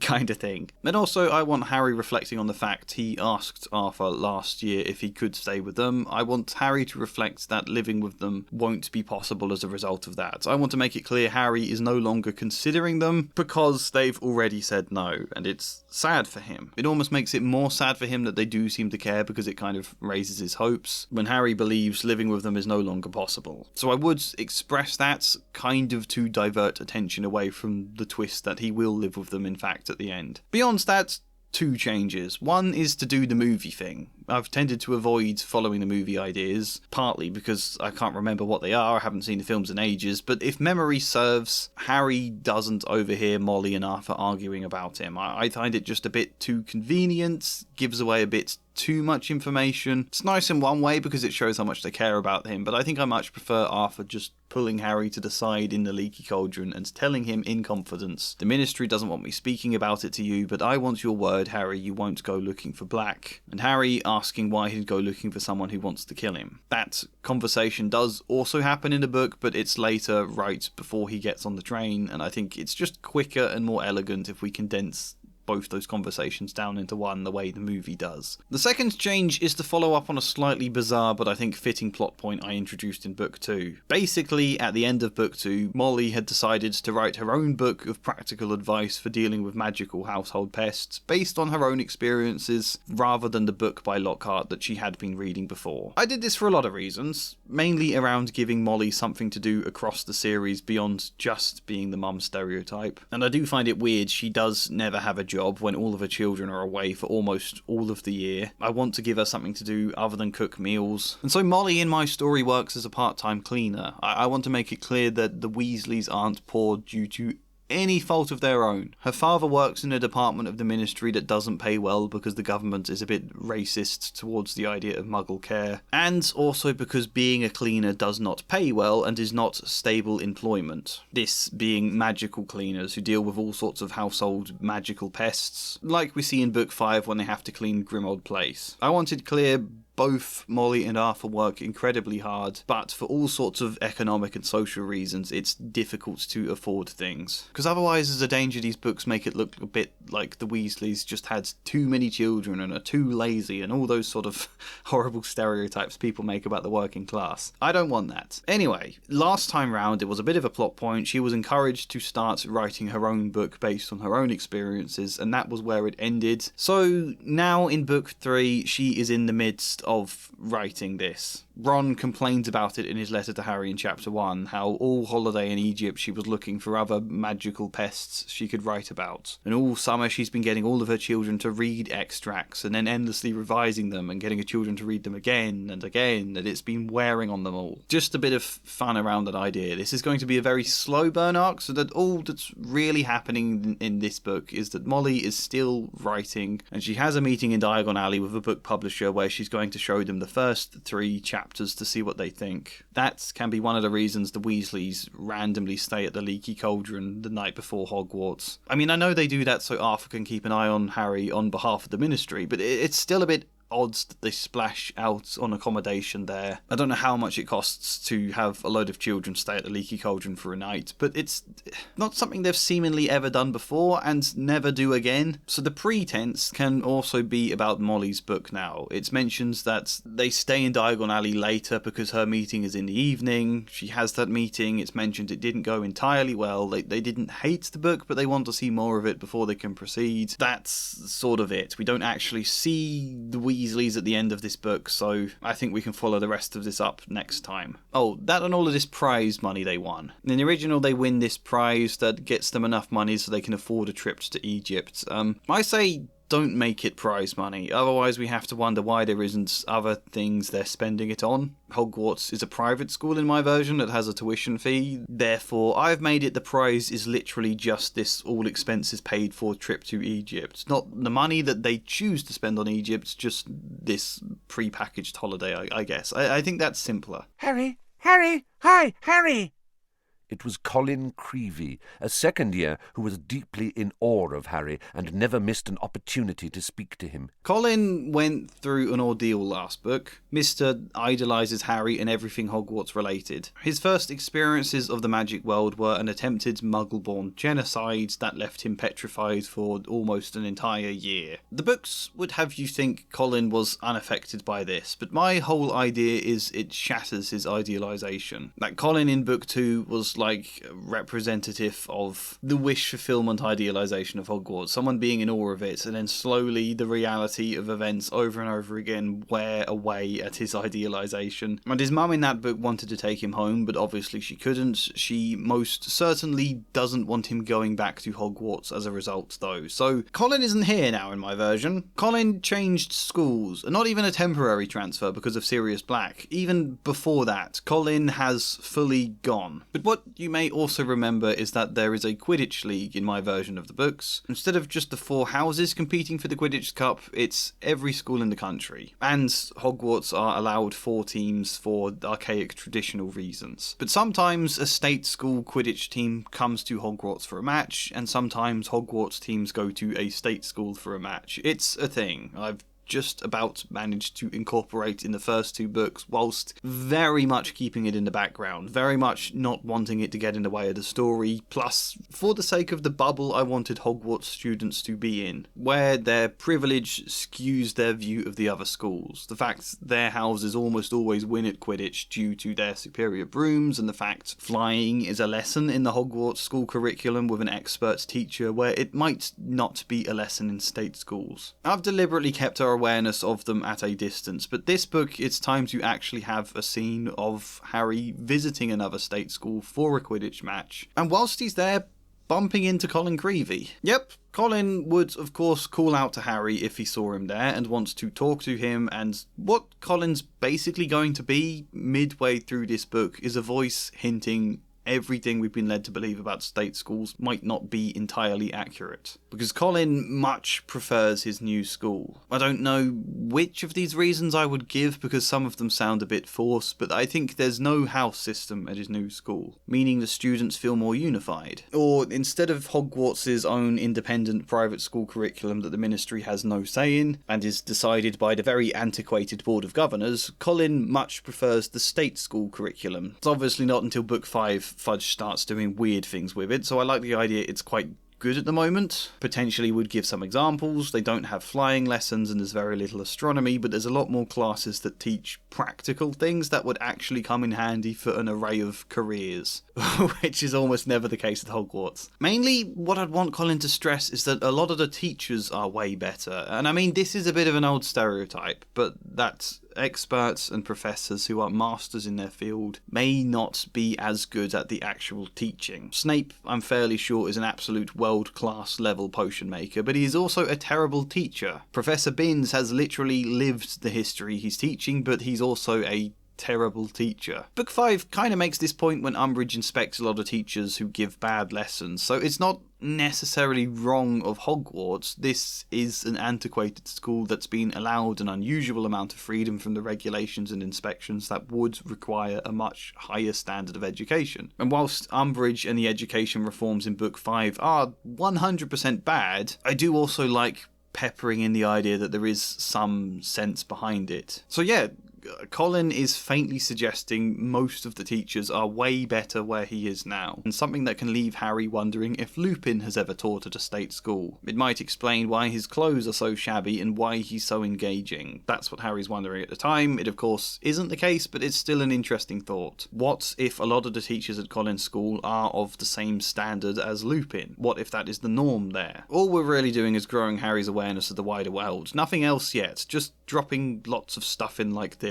Like Parvati's wider understanding of divination, like all of the bits about favouritism here. We just want Harry to be becoming more aware of the world, because this is going to be one of his strengths in the later books and one of his best weapons against Voldemort. Colin will also ask how Ginny is. They were friends in my book too, so Colin says he's been writing to her all summer holiday but hasn't heard back, and Harry is given the awkward job of trying to answer that question as best he can. Harry, who has his own sort of slight concerns about how Ginny is at the moment. Final two characters to discuss now.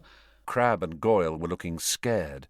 Their bulging muscles were no use against ghosts. I say discuss, this is more like sparing a quick word for Crabbe and Goyle, because I have no idea what to do with Crabbe and Goyle, because they're barely characters and you can't do much because it'd get in the way of Malfoy and everything he can mean for Harry. Also, they have zero dialogue ever, and it's so hard to give them more room in these books. Give them more room in existing scenes without breaking the existing flow. It's therefore hard to know anything I can do until I sat down to actually edit through the entire manuscript in detail, just looking for a space where I can chuck in a line or two. On a wider picture, I have no idea. However, we can say Crabbe laughs when Malfoy is hurt by Buckbeak, and I think why not make Goyle angry about Millicent spending time with Seamus or with Lee? I think Goyle quite likes Millicent and is a bit jealous she's not better friends with him, so he rationalises it by arguing that she shouldn't be fraternising with the enemy type thing. I'm sure we can slip in one comment from Goyle like that somewhere that hints this feeling, or a comment from Millicent about it maybe. That's all I can think to do with them though. That's it for the side characters. I'm fairly sure I've discussed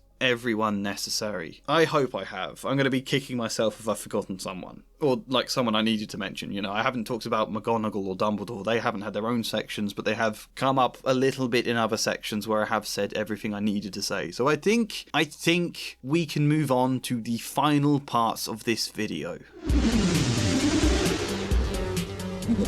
Ship aside.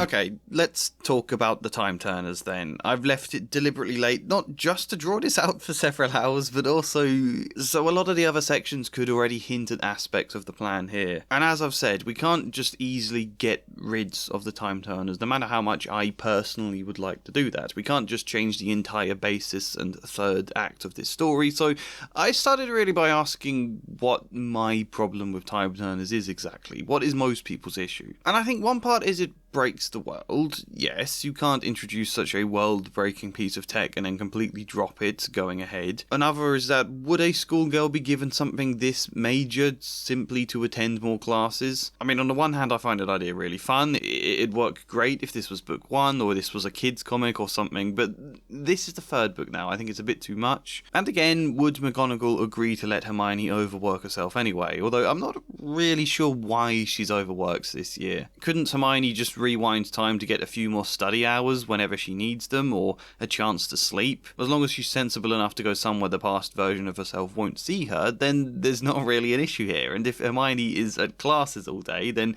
time travel Hermione could just easily go back to the dorm and sleep uninterrupted or study in bed. Thirdly, it just feels a bit ridiculous, which is an unfair criticism to levy at a book where a child's pet rat turns out to be a murderer on the run. Why do so many people take issue with this plot point when there's so many other ridiculous things most people accept? I mean, even me to an extent, as much as I've talked about it here, I don't mind it that much. Perhaps that's just because I'm so familiar with it after all these years of knowing this book. But in essence, it's not necessarily bad. I think the problem might be that the tone we expect isn't this for a Harry Potter book. This is more sci-fi than fantasy, and the sci-fi feel causes you to want more of an explanation behind the magic. It tends to come with that expectation. And Rowling can get away with explaining almost nothing about how pretty much 90% of the spells and magic work in these books, but a time turner feels different, feels more tangible, and to introduce it to us so late into the book and to only explain that you can't be seen when using it, the lack of greater understanding compared with the expectation that we should be given understanding, I think makes it feel more flimsy than it necessarily would do otherwise. But that it doesn't mean that much either. I think this is the big issue, really. I don't know what the meaning or the theme is behind this unexpected and prominent aspect at the end of the novel. I mean, okay, I do. It's about cheating death. It's about cheating fate. But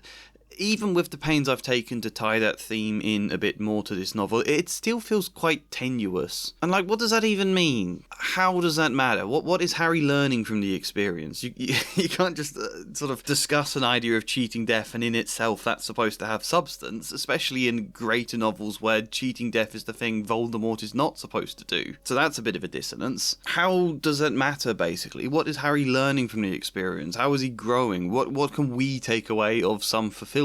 This is the part of the book where you do want to feel your main characters have grown and reached something substantial, and I don't know how the time turner plot really reflects that for them. However, I think there is almost something very meaningful in the concept of time turners, but it's not clear enough for the emotion of it to fully land, and if it doesn't land, the whole thing ends up feeling contrived and ridiculous as a result. Therefore, what do we do? Well, let's start with the worst part of this explanation first, which is that we have to try and bodge a reason Hermione is given the time turner at all, and that's very difficult to do because there's not really a logical reason she would. I've mentioned in my version that Hermione has to really push McGonagall to be allowed to take more subjects, and McGonagall only agrees because it seems like genuine enthusiasm is motivating Hermione to want to do so. Secondly, I thought don't make time turners an established thing in the world. We make them a very new invention still in a kind of prototype phase. We say either McGonagall or Dumbledore or both have some witch physicist friend who has been working to perfect them and wants test subjects that can be trusted to not try anything too crazy with the invention yet, which is still flimsy because the idea they would test this kind of invention on Hogwarts students is mad, but Hermione kept pressing her request about wanting to study more, at which point McGonagall supposes her friend's invention might suit for this situation, but she's sceptical about it, it's not very safe. She asks for Dumbledore's opinion first if he thinks it's safe, which, by the way, isn't anything we actually see in the novel. I'm just laying out a possible explanation here. She mentioned it to Dumbledore, and Dumbledore, surprisingly, is all for the idea. Very encouraging. In my head, I think Dumbledore would see this new invention of the Time Turner as perhaps a valuable weapon against Voldemort, and that should the war come and this invention be perfected, it might prove really handy. Therefore, we get a glimmer of the less moral side of Dumbledore starting to shine through in this decision. He is happy to let this very unknown and still only half-tested device be put into the hands of children. Harry's friends, specifically, or Harry's most responsible friends to begin with. I think Dumbledore has his eye on the fact that familiarising them with the magic and the logic required for working Time Turners now may give them good experience and understanding to use it on a greater scale when the war begins. Again, not that we explain any of that now. All we know is Hermione was granted permission to use one, and she is really surprised that Dumbledore sanctioned it. Even McGonagall was. McGonagall being much less set on the idea and only telling Dumbledore as a soundboard, expecting he would rule it out for him to only respond very encouragingly about the idea. We can just have Hermione mentioning that McGonagall seems surprised and a bit sceptical maybe, and Hermione can be surprised too, hinting there are deeper reasons behind this, even if we don't know them yet. I think I've done it in a slightly convoluted way. I don't know if McGonagall should be the one suggesting the idea to Dumbledore. Maybe it should be the other way round. But I think something like this just about works. You still have to suspend disbelief quite a bit, but I think it ties things into the world a little more. Also, I should stress, it's not like the device hasn't been tested at all. It definitely has, but only by an advanced physicist and other experienced witches and wizards who already understand a lot of the magic behind it. It's not been tested by someone less familiar as Hermione would be, which is still tenuous, but maybe that works. It's a slightly better explanation for why she's given it. That you'll notice also provides a little setup for Dumbledore's less moral side. As ever, the best way to fix plot holes isn't just to write an explanation, it's to add story and development and character for all sorts of other things along with it. So we're setting up Dumbledore's less moral side, which I'm always fine with him having, by the way. I mean, I've criticised his actions a ton in these first few books for being really flawed and not very moral, not because he shouldn't be, but because those books were so set on presenting him as someone great and flawless, and it creates a jarring dissonance when he's doing things all the time that are clearly the opposite of that, you know? You can't just have several books of Dumbledore deliberately putting all sorts of children in unnecessary danger and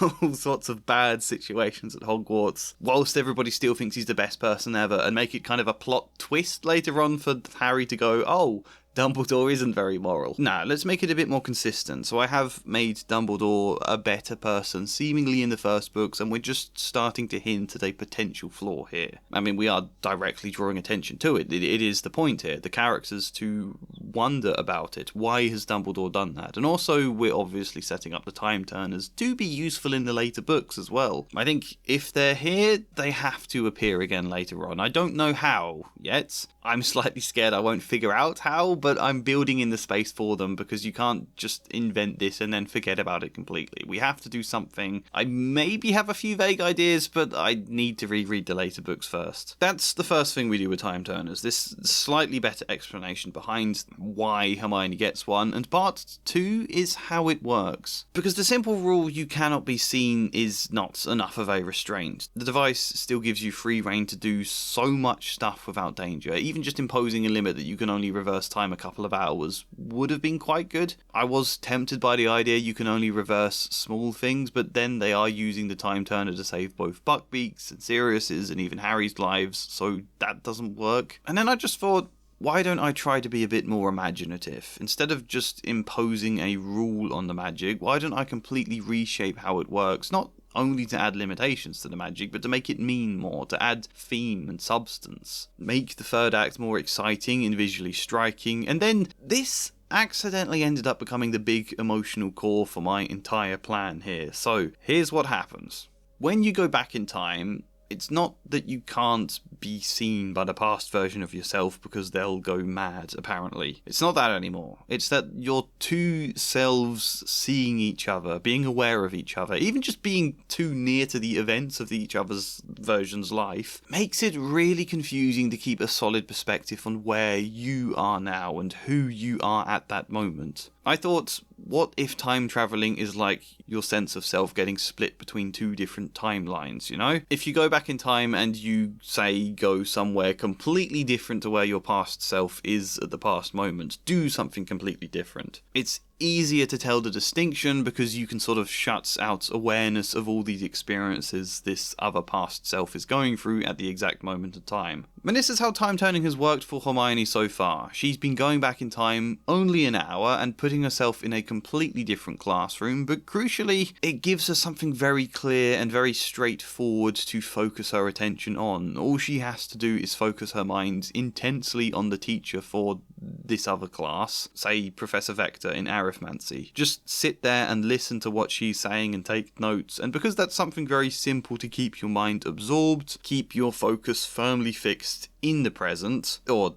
technically it's the past because you've gone back in time, but the present in regards to where you are now. Because of that, Hermione can better shut out this other part of her awareness that's currently in divination, listening to Professor Trelawney. By just focusing intensely on this time-travelling version of her, it's easier to keep track of yourself, essentially. Does that make sense? There's almost a degree of, not exactly meditation, but closing your mind. Time turning is only safe when you have something clear to focus on and anchor you in the time travel. And crucially, you're not really taking any actions that alter anything here. You're just safely observing a lesson. The less of a ripple you cause, the safer you are. Whereas, if you're going back in time to retrace your steps 3 hours ago, to watch your past self going down to Hagrid's hut and all of that, that's way more blurry. There's a huge degree of risk now. It's not exactly that you start seeing from the perspective of your past self, but it's that you lose a sense of what you're doing here in the present. Your thoughts start to blur behind the thoughts your past self was having at that same time. So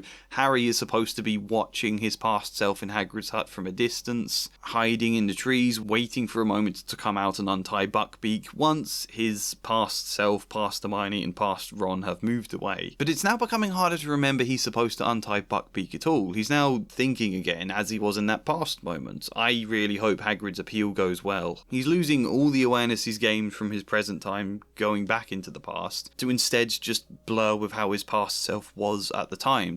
It's so hard to explain it like this. And if he's not careful, he might start mimicking his past self's actions altogether.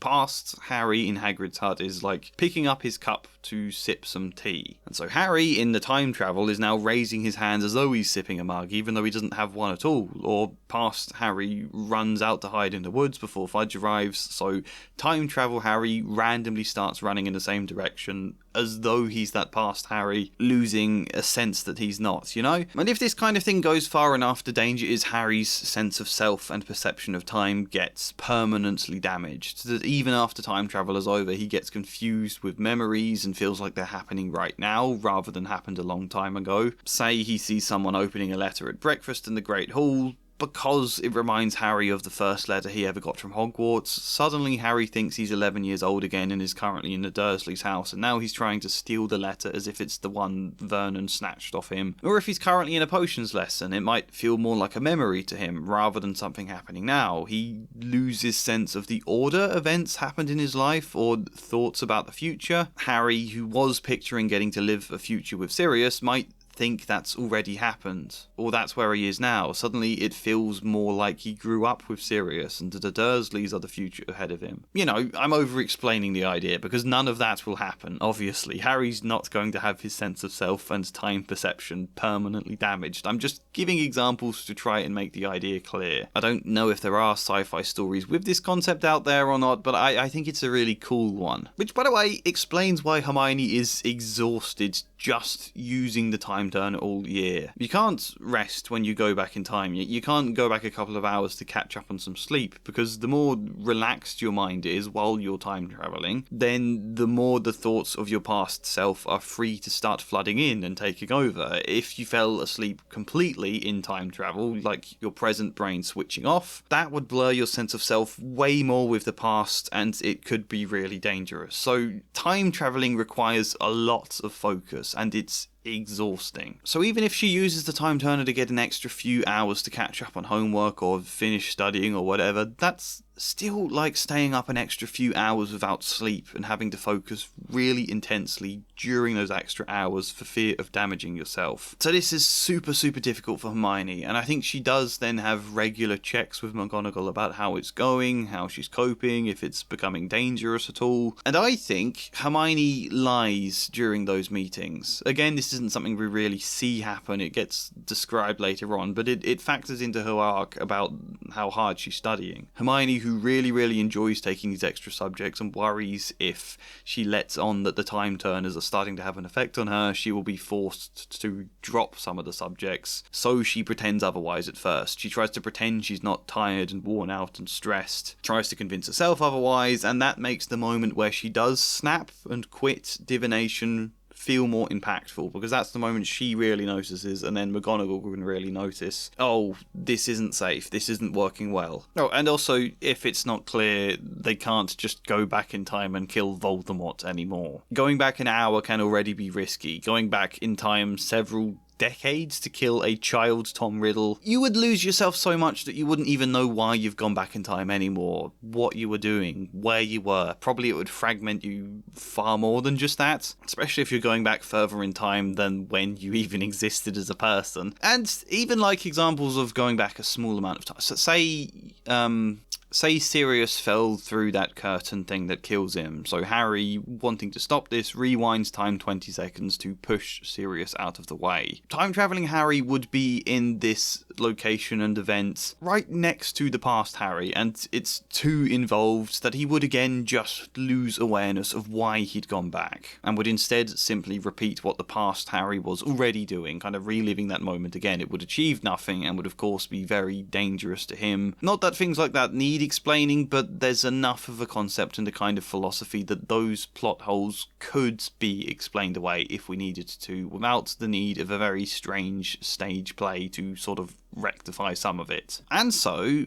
Harry and Hermione really shouldn't be using the time turner to go back 3 hours and save Sirius. The longer you go back in time, or the closer you are to your past self, or the more actions you are taking that change the events of the past, create this ripple in time, the more danger there is of losing yourself. This is, of course, just a theory that the physicist witch who invented the time turners has. She's not tested if that truly happens to that extent for obvious reasons, but these are all the dangers that were pressed upon Hermione that she can explain to Harry when they first go back in time. And so crucially, these are much higher stakes now. There's a real sense of threat to this third act. Hermione is really quite worried about this plan, and again, a little surprised that Dumbledore has encouraged them to take this big risk going back in time to save Sirius. I think ordinarily Hermione wouldn't have done if Dumbledore hadn't pressed them, and if Harry wasn't so keen to save his godfather. So I do want this to feel like a moment where the reader can start lightly wondering about Dumbledore's judgment now. This is him effectively pushing children into a very dangerous situation where he doesn't entirely know what will happen, so that they can, yes, save an innocent man's life, but also to familiarise themselves with a weapon that he hopes can be used in the war in this kind of way. It's quite dark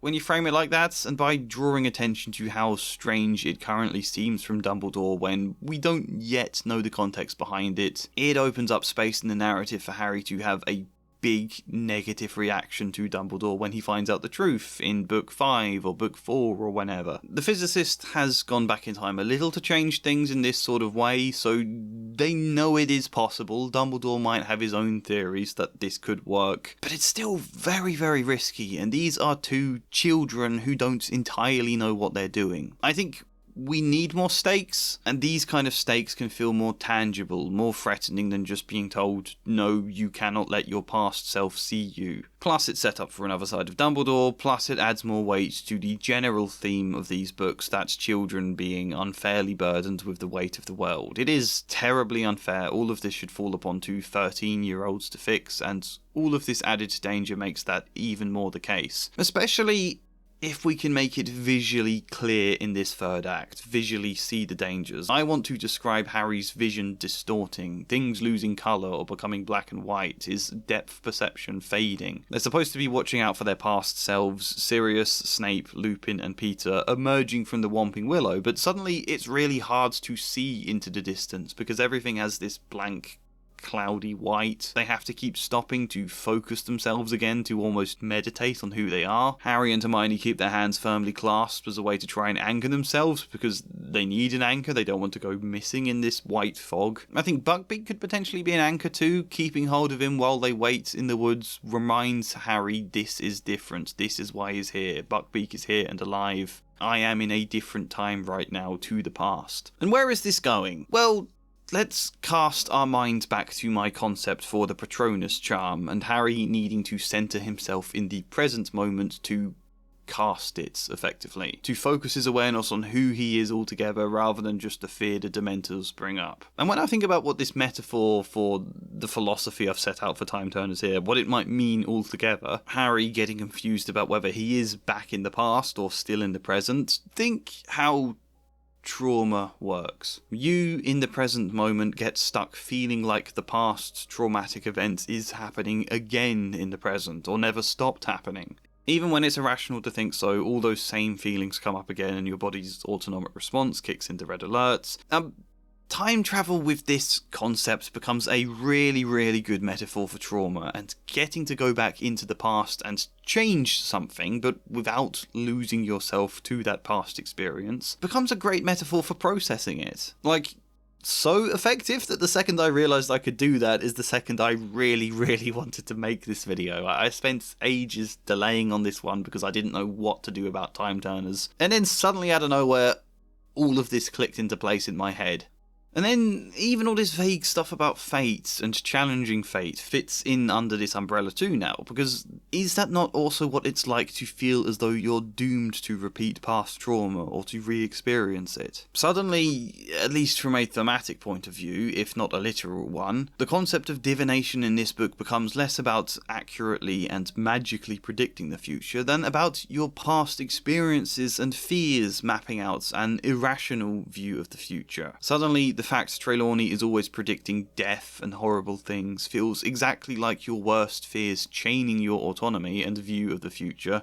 And then Harry changing the predicted fate, Harry refusing to see Buckbeak as dying, becomes an example of true divination. Not just perceiving and accepting what your worst fears tell you will happen in the future, but having the active power to choose to believe otherwise, to exert your own freedom and agency to change, to make a future different from the one you fear. Suddenly, that's the true power of fortune telling, you know? Not that something might magically happen without your impact, but that I can make something happen, envisioning a possible future and consciously working to bring it into reality. It's such a good metaphor, I almost don't know how to fit it all into the book. I'm hoping if I did ever come to write a full script here for the Prisoner of Azkaban, I could find a way, because this concept could absolutely elevate everything here. And it makes Harry's big action in the third act way more of a climax. Harry being able to successfully cast this massive Patronus. He manages to do so because, remember, he manages to successfully ground himself in the present moment, in who he is and what power he has in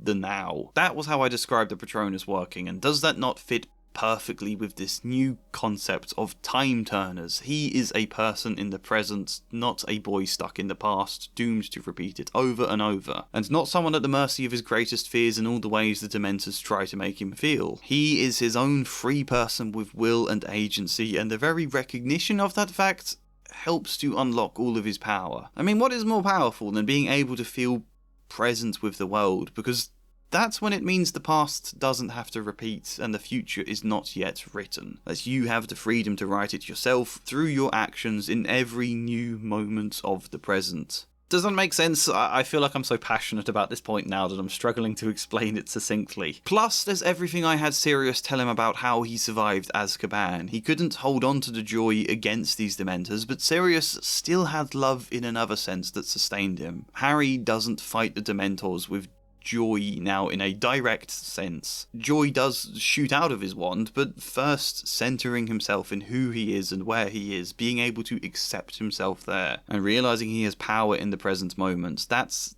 then the joy. That's where it comes from, the awareness that he has power and freedom. I hope you can see the distinction there. Harry earlier desperately trying to tell himself, I'm going to live with Sirius, I'm going to leave the Dursleys, like a happy thought to try and help him cast his Patronus, but he kept failing, and now the more active thoughts of, I can make sure I live with Sirius, I believe I can make that happen. That's the real joy, suddenly discovering how free he is to shape the life he wants to live, which is a freedom he's never had at all in the book so far. Everything has been dominated by influences on him and big events happening that he has to keep reacting to. And so this realization can come out as such a vast and triumphant Patronus as a result. And you know what that is at essence?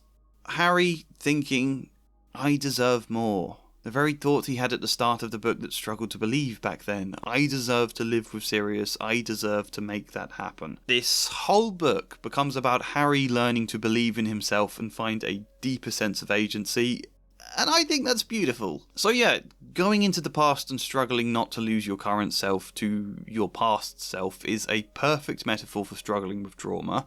As is Trelawney's divination concept of the future being a set of scary outcomes you are doomed to, and Harry centering himself, finding agency, believing he can reshape the future, casting a Patronus, all become such a wonderful metaphor for processing that trauma. They will still struggle with trauma in the future books. As I said, all of this stuff I brought up with nightmares and panic attacks and the underlying fears. They will still continue in some form. I don't know about panic attacks still being in the next book, but obviously book 4 is when he starts having Voldemort's nightmares. So obviously this stuff isn't all resolved, but it's resolved enough to be a satisfying conclusion to this book and to be a real growth for Harry without needing to completely conclude everything. I think this whole point about finding freedom and autonomy could make Harry a more conscious and active hero in the following books, which would be really fun. Often it has felt like events have just compelled him into action all the time that he wasn't prepared for. Sure, he has always been choosing to investigate the mystery elements, but in terms of like saving the day or really doing something about it, he was forced into it in book 1 because no one would listen to him, and then in book 2 they at first just sat around after discovering Ginny was taken, waiting with the family in Gryffindor Tower, hoping the staff will be able to save her, before, for various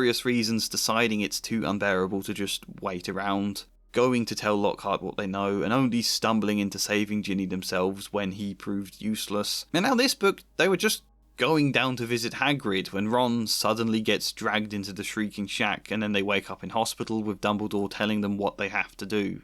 I'm hoping in the future now, with Harry having this growth, it will be easier from a character point of view for him to start having plans, or the trio to start having plans. To be able to say, Voldemort might be coming back someday, this is how I want to prepare, this is what I want to do, you know? Or I don't like the house elf slavery stuff, this is what I want to do about it, or the way werewolves are treated, or Azkaban, or whatever it might be. To see things he wants to change, and have the sense of belief and agency that he can map out a plan and start doing things to help achieve that change. Which is, of course, what happens in book 5 when they set up Dumbledore's army. So yeah, in short, Harry is then both fighting the Dementors and his past self to be able to cast a Patronus across the lake. What better expression of his inner sense of power than such a massive spell? Most of the things I've said out this video have been a bit vague and lacked some detail, but this whole idea I think works really, really well if it's possible to write it in a succinct enough manner that I don't need over-explanation. I'm hoping it is. I can't tell until I try. Words failed them.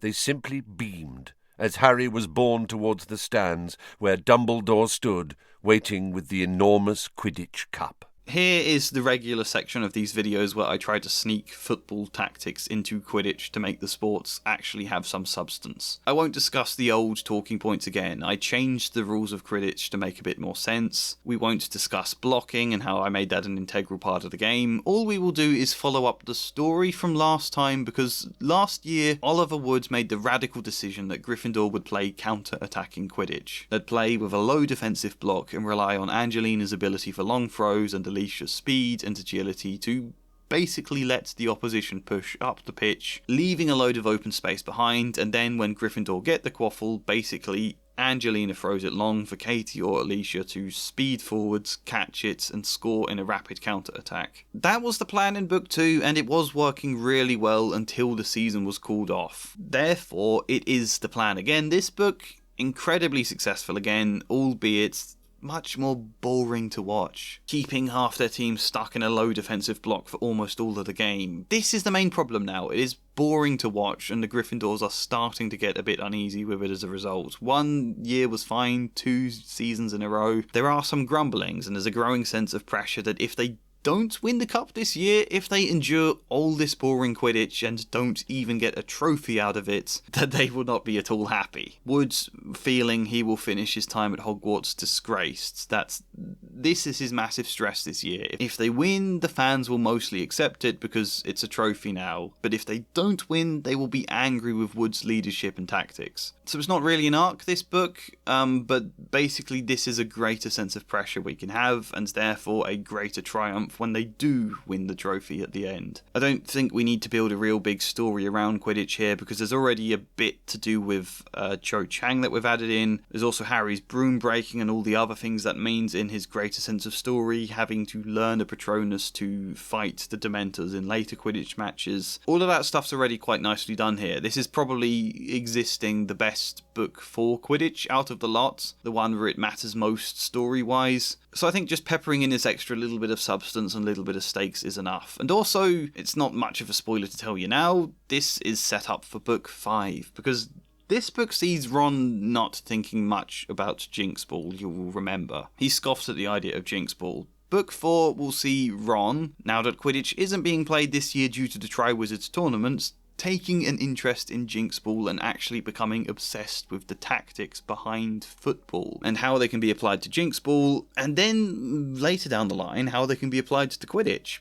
Book 5 is when Ron joins the Quidditch team, not Book 6 in the films, or Film 6 I suppose. It's Book 5, and maybe it's Angelina who's captain then, not Harry. I can't remember, but they have no idea what to do tactics-wise. They know people won't want the same boring style as before, even if that did work, but they're not tactically shrewd enough to really know what else to do, where Ron is there now inspired by everything he has learnt of both Jinx Ball and football to be the tactical brain for the team, to set out a plan. I don't know what style yet. I would say gegenpressing, but I don't think that was a thing back when these books were written, so maybe total football or total Quidditch, maybe tiki-taka, who knows. Basically that becomes an arc, a little thing for Ron to express the power of learning from other cultures and blending them and merging together. It proves Dean Thomas absolutely right, and how this rival kind of Muggle sports doesn't have to be competition or a threat to Quidditch culture, but can actually enhance it. That's kind of what we're setting up for the future. Working in space for Ron to be a tactical brain for the game, and how that might be necessary for the Gryffindor Quidditch team to excel in the future after Wood's gone. But yeah, generally I think that's all we might need for Quidditch this book. I don't need to do huge things like I did the last two. Let's move on. Bang! Thin, snake-like cords burst from the end of Snape's wand and twisted themselves around Lupin's mouth, wrists and ankles. Locked Wands was basically the system I came up with to deal with the fact that 11-year-old kids just casually have access to a wand that could, just obliterate someone's memory forever, or kill them, or start a massive fire, or any number of dangerous things that you can't just trust all children with. It's mad. But at the same time, it completely kills the wish fulfillment and a lot of how the world works if you remove that entirely. So I decided the Ministry every year has someone inspect every child's wand and apply the correct locks to the wand. For example, first years can only have access to grade 1 spells. In the second book, they were allowed access to grade 2 spells, plus a few defensive spells such as Expelliarmus that the Ministry granted permission for due to the threat of the heir of Slytherin. Now they obviously have access to grade 3 spells, but the locks on everything else aren't unbreakable. I was inspired by my own time trying to get around all the Flash game websites that the school would constantly block when I was a kid. So wands can have their locks magically picked, something Fred and George are experts at doing, or of course you can try and invent new spells that no one has known to obviously be able to block before, such as Ron is sort of starting to do now. This could become more of a skill for him in the future. But every year, new locks are applied because children keep finding ways past them, and it's kind of an ongoing battle here. Allows the world to feel less mad in allowing children to have all sorts of capabilities. There is now some restriction that's meant to be there, but still we get the fun of these spells because children find a way around them. There's also just a fun bit of world building to add in. It fleshes out something a bit more. And this doesn't need to be a huge deal every single book. You know, it's book 5 I was really thinking about this for, where they will become a big plot point, where the Ministry will of course try locking people's wands to an extreme level, and you can get a whole kind of underground rebellion of people unpicking their wands. But right now, the idea for book 3, Percy is head boy this time, and I think, if it's even possible, he has become more rigid about the school rules. A lot of the time he's struggled as a prefect to deal with wands being unpicked, but now he's taking it incredibly seriously. It's his last chance to really prove himself at Hogwarts. This is going to be his flagship thing this year that might help him get a better job in the Ministry. He's going to be the guy who cuts out all the unlocked wands from Gryffindor. I know I probably should have discussed this earlier in Percy's section, but I only thought of it a minute ago when I realised I hadn't made any notes regarding locked wands. So this is Percy's big deal this year, and Fred and George are then even more keen to undermine him as a result. They who have often unlocked people's wands for a fee now offer it free of charge. People's wands are getting unpicked left, right and centre as a result, creates absolute havoc in the common room, until Percy goes from being not just the angry old fuddy-duddy that Fred and George always get to enjoy undermining and we always have a laugh at, but actually pop in a little bit more humanity and empathy for Percy. Because he can end up actually a little bit hurt by them this book. He can say, you two know I want a job in a ministry, you know this is important to me. You know I want to have something good I can put on my CV, and here you are deliberately sabotaging that. I know we don't often get along, but do you two really want your brother to fail? Type point. Percy genuinely upset by them, and it can soften Fred and George a bit, but they also say they don't mean to upset him, they're just having a bit of a laugh. And anyway, it's good for people. Kids with unlocked wands is making them feel a bit more safe right now, whilst there's the threat of Sirius Black. And they suggest maybe trying to keep everyone's wands locked at the moment isn't the best idea, Percy, which, you know, if we're going to take this point literally, I don't agree with it. I don't want this to accidentally sound like I'm pro-gun, because I'm definitely not. However, my personal politics are hardly relevant to the point here, and I think there's a distinction between this and guns anyway. Although, it would be quite fun, having said that, if Fred and George do genuinely cause chaos here. If so many students have so many spells unlocked that it's just like a scene where everything escalates until people in the common room are getting hexed left, right and centre. You can't move for getting hexed. People are having to start entering the common room, immediately casting Protego the second the door opens in case they get hit with something. Actually, that is quite fun. Maybe we can do that instead. Like, unlocking wands for people's protection, but it kind of leads into more paranoia until everything just goes over the top. Things go way too far until Fred and George concede. Maybe Percy has a point, they don't fully agree with him, but maybe they've gone a bit too far as well. Fred and George and Percy having to kind of find a middle ground in between. Yeah, I like that idea. What else? She was inflating like a monstrous balloon, her stomach bursting free of her tweed waistband, each of her fingers blowing up like a salami. There's not much to say here. Since book 1, I introduced the concept of wild magic to flesh out the lore of magic in the world, to add some sense to certain moments in the books, to add potential consequences for other moments. If you're not casting a spell correctly, if your emotion or your energy is off or whatever it might be, wild magic could erupt out of your wand. You know, failing to cast a spell is one thing, but if you're completely off kilter, wild magic might happen, which is basically anything at all might come out of your wands. An uncontrollable, chaotic burst of magic. That's just been a little concept I've put in that's helped shore up some aspects in the other books, but there's not much story to it this book, other than to say Harry blowing up his aunt is of course wild magic. What already happens in the book fits neatly with this concept, how Harry's emotions are at the time, and it then also makes it a bit more understandable that Fudge brushes the crime of committing magic in front of Muggles away, because now it's not like something Harry was consciously doing, it's something that happened by accident. There's also some other potential moments we could add wild magic into that might elevate the scene, potentially for some of these options, but it could also undermine it as well. For example, Harry failing to cast a Patronus because his emotions are all over the place. That could add some extra jeopardy and consequence if something completely different and detrimental came out of his wand as a result of wild magic. Or it could completely undermine the fear that comes from nothing at all happening. I'm not sure. Neville in my version not quite getting the ridiculous spell right, as we discussed. I think wild magic bursting out of his wand in that moment when he keeps trying to cast ridiculous on Snape, or on the boggart of Snape, that could visually enhance Neville's state of feeling at the time, could give Lupin a more understandable and clear motivation that he does step in and take over. The scuffle against Sirius in the Shrieking Shack, or the spells they hit Snape with when they knock him out for trying to take over. Potentially something there, or when Lupin is transforming into a werewolf and Peter is starting to escape. A bit of wild magic coming from someone's wand in the desperation and the chaos to stop Peter getting away. Something happening as a result of the wild magic that adds even more jeopardy and more chaos to the scene. That could be helpful. More generally though, I just think the concept of wild magic helps strengthen the concept of the Patronus even more, because the Patronus is now all about centering yourself, and wild magic happens when you're all over the place. Therefore, Harry learning this book to be very good at a Patronus charm can now be seen to strengthen his magic as a whole. We can see Harry as someone who's had a talent for magic, but his emotions often run high and it can lead his wand work going wrong. But after this book, he has now an understandable reason for being much better at magic, which is very handy when he next has to win a wizard's tournament against people much older than him. And similarly, I think the concept of wild magic can add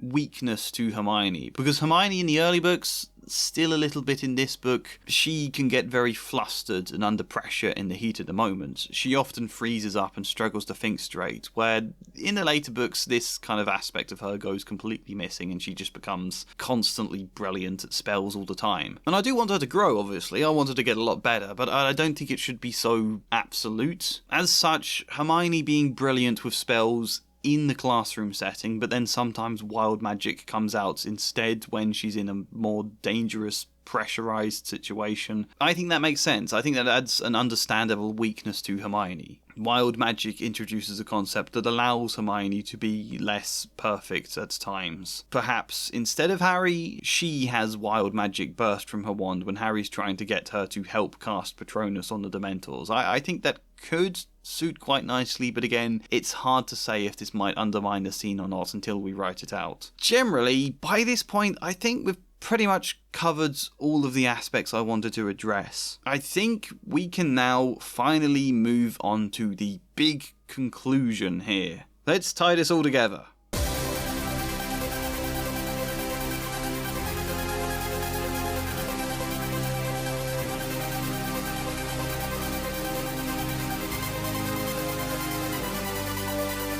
I may not have lost my voice now I've reached the end, because I recorded this in parts, but I have somewhat exhausted myself again. I can't help it. I intended to just work on this video a little bit at the time in between other videos and other projects so the workload didn't overwhelm me, but I can't help just getting absorbed. Perhaps I relate to the Hermione arc about studying and wanting to do it out of passion and enthusiasm, and then only a bit later on realising just how much of a toll it takes on me to make such a big and intense video like this in a week or two. But also to an extent I think I kind of have to do it that way, because if I did leave gaps and work on other things, I would forget what I was halfway through planning, you know? Doing it all together in one go, it's easier to keep the pieces together in my mind, and it is a lot. This is a particularly busy time for me at the moment, I have to say, because we are having a baby. In less than 2 months, Kirsty and I will be parents. There's a load we need to prepare. A lot of it I'm trying to do now. I can't help getting sucked into both the enjoyment and the passion of these videos, though. I enjoy thinking creatively and giving myself a writing challenge where it doesn't really matter if I mess up here. There are flaws to this video, obviously. The rough arc I've set out to do with Malfoy doesn't really have an ending at the moment. The same could be said for quite a few of them, actually. I think Hagrid's is a bit back and forth at the moment. and Harry's could be too convoluted. Hermione and Ron don't get a great deal to do. I'm not satisfied we've done enough with the cultural attitude around state schools, whatever the other issues I'd need to address in a full manuscript rewrite type video. But I enjoy that about this process. I enjoy all of the issues with the books I get to criticise as well, because they matter. The normalisation of abuse and the meanness and the looking down on sensitivity and vulnerability and the general apathetic approach to world change. These are things I care to talk about. And obviously J.K. Rowling herself. I don't make these videos about her. I don't want to do that. I want to just give an example for how different things could have been with these books as the best way to highlight the gaping hole of empathy in her writing. I prefer letting that argument speak for itself. She is not a good, righteous crusader for women's rights, in my opinion. She is a vitriolic transphobe who uses the rhetoric of women's rights to avoid accountability or self-reflection. And I do think she does genuinely care about women's rights, but I also think she harms them almost as much as she harms trans rights, and her approach to injustice is often bitter dismissal or apathy. I think that's true. I think it's a point worth making, and yet, again, I got halfway through this video and suddenly had a crash of self-doubt where I wondered, is this still a good idea? Should I still be doing this? I think the last few videos have already made the points I needed to make about Rowling and Harry Potter, haven't they? You know, each book I've talked about, I picked a rough theme to focus on. The Philosopher's Stone videos were I focused on the way the book treats vulnerability as a weakness, even in 11-year-old children. Chamber of Secrets, I focused on the misogyny and the bitter ridicule of sensitive girls as being hysterical or airheaded or silly. And now the Azkaban video has focused on the apathy towards important social and political change. But I think from here on out, books 4, 5, 6, 7, it's those same issues again, but more so, more intensity. The next book is obviously when we get the whole weird house elf slavery thing. And so, is there anything more for me to say? Am I now just making these videos for my own sake, just to profit off the views and the income, using an argument of criticising J.K. Rowling as an excuse now? I do find myself wondering that, and despite all sorts of the lovely comments on my last video telling me the total opposite about this, how much this kind of series is helping you, I still sometimes feel like, am I just encouraging people to engage with the franchise again? Am I doing the opposite of providing closure? Are people just telling me this is giving them closure because they know saying that will encourage me to make more videos? It's good to have that doubt. It's good to reflect on that as a problem, because I don't want to be doing that. I had a few comments around the same time making those arguments about my videos, and then I went and spoke to some friends about it too. It has been bothering me a lot, and I don't think it's true. I think that is mainly my doubt eating at me in a way that's not the most accurate, but I also think there's two problems nonetheless. The first is the fact marketing these videos is a nightmare. I'm not great at marketing at the best of times. It's impossible from just title and thumbnail to keep this video snappy enough that people will click it, but also make it clear I'm not supporting Rowling. Sometimes people have misunderstood that I am, and I don't blame them when you see the titles and the thumbnails. At the same time, I have to not make it look like a very bitter trash talk of Rowling to keep this video the kind of video that might attract Rowling supporters. I want this video to attract them, because otherwise, whose minds is this video going to change anyway? Then I'm just preaching to people who already agree with me. And so Rowling supporters would be unlikely to click on this video if it was a clearly critical attack on Rowling. They would be unlikely to listen if I make the point too aggressively, and also that's just not my style anyway. I don't find it fun being bitter. Based on the vast array of angry comments I've had attacking me for not supporting Rowling, comments defending her, comments telling me I must hate women or I must hate children for simply supporting trans rights, based on those comments, these videos are reaching those kind of people, and whilst some of them are obviously not going to change their opinions regardless of what I say, I have nonetheless still had some very positive, heartwarming discussions with people in the comments who did start out defending Rowling, and then we talked, and I had to soften my stance a little to be more understanding, I think, but still giving them something to reflect on and to change their mind a bit, and that is only a starting block often, but it's a good step. I hope these videos encourage people to go away and actually seek out the more directly critical videos about Rowling or looking to understand the trans community.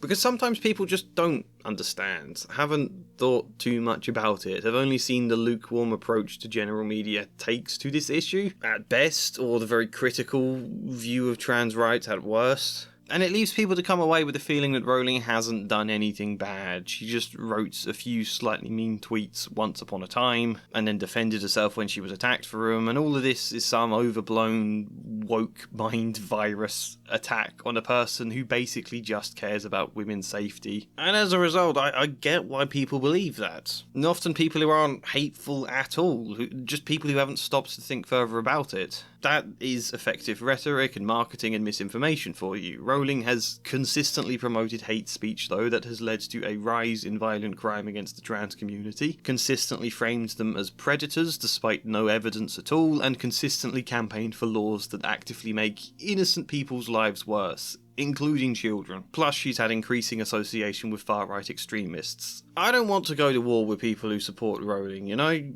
Half my point is that there shouldn't be a war at all. And it's then impossible that marketing these videos in the way that ticks all of those boxes I want to, it's not going to happen, which I think inevitably means I'm always going to feel a bit uncomfortable with these videos, no matter what I do. Which perhaps then is a problem I can't really fix, but the second problem I think I can. It's the growing sense I'm not doing enough. Well, firstly, again, to be fair to myself, I think this series is something positive. Whilst doubt is important, it doesn't mean it is always accurate. I do still get a lot of comments telling me these videos are genuinely helping them find closure, and I shouldn't just dismiss their opinions out of my own personal doubt, should I? Perhaps in the wake of a HBO reboot, that makes these videos more important than ever, something of a needle exchange program. The more we can be given an experience of the books that we once loved, but if they weren't harmful and were more fulfilling, the more we can likely experience that via these kind of videos that don't financially support Rowling's views and campaigns in any way, then the less appeal there is to want to see the reboots in the first place.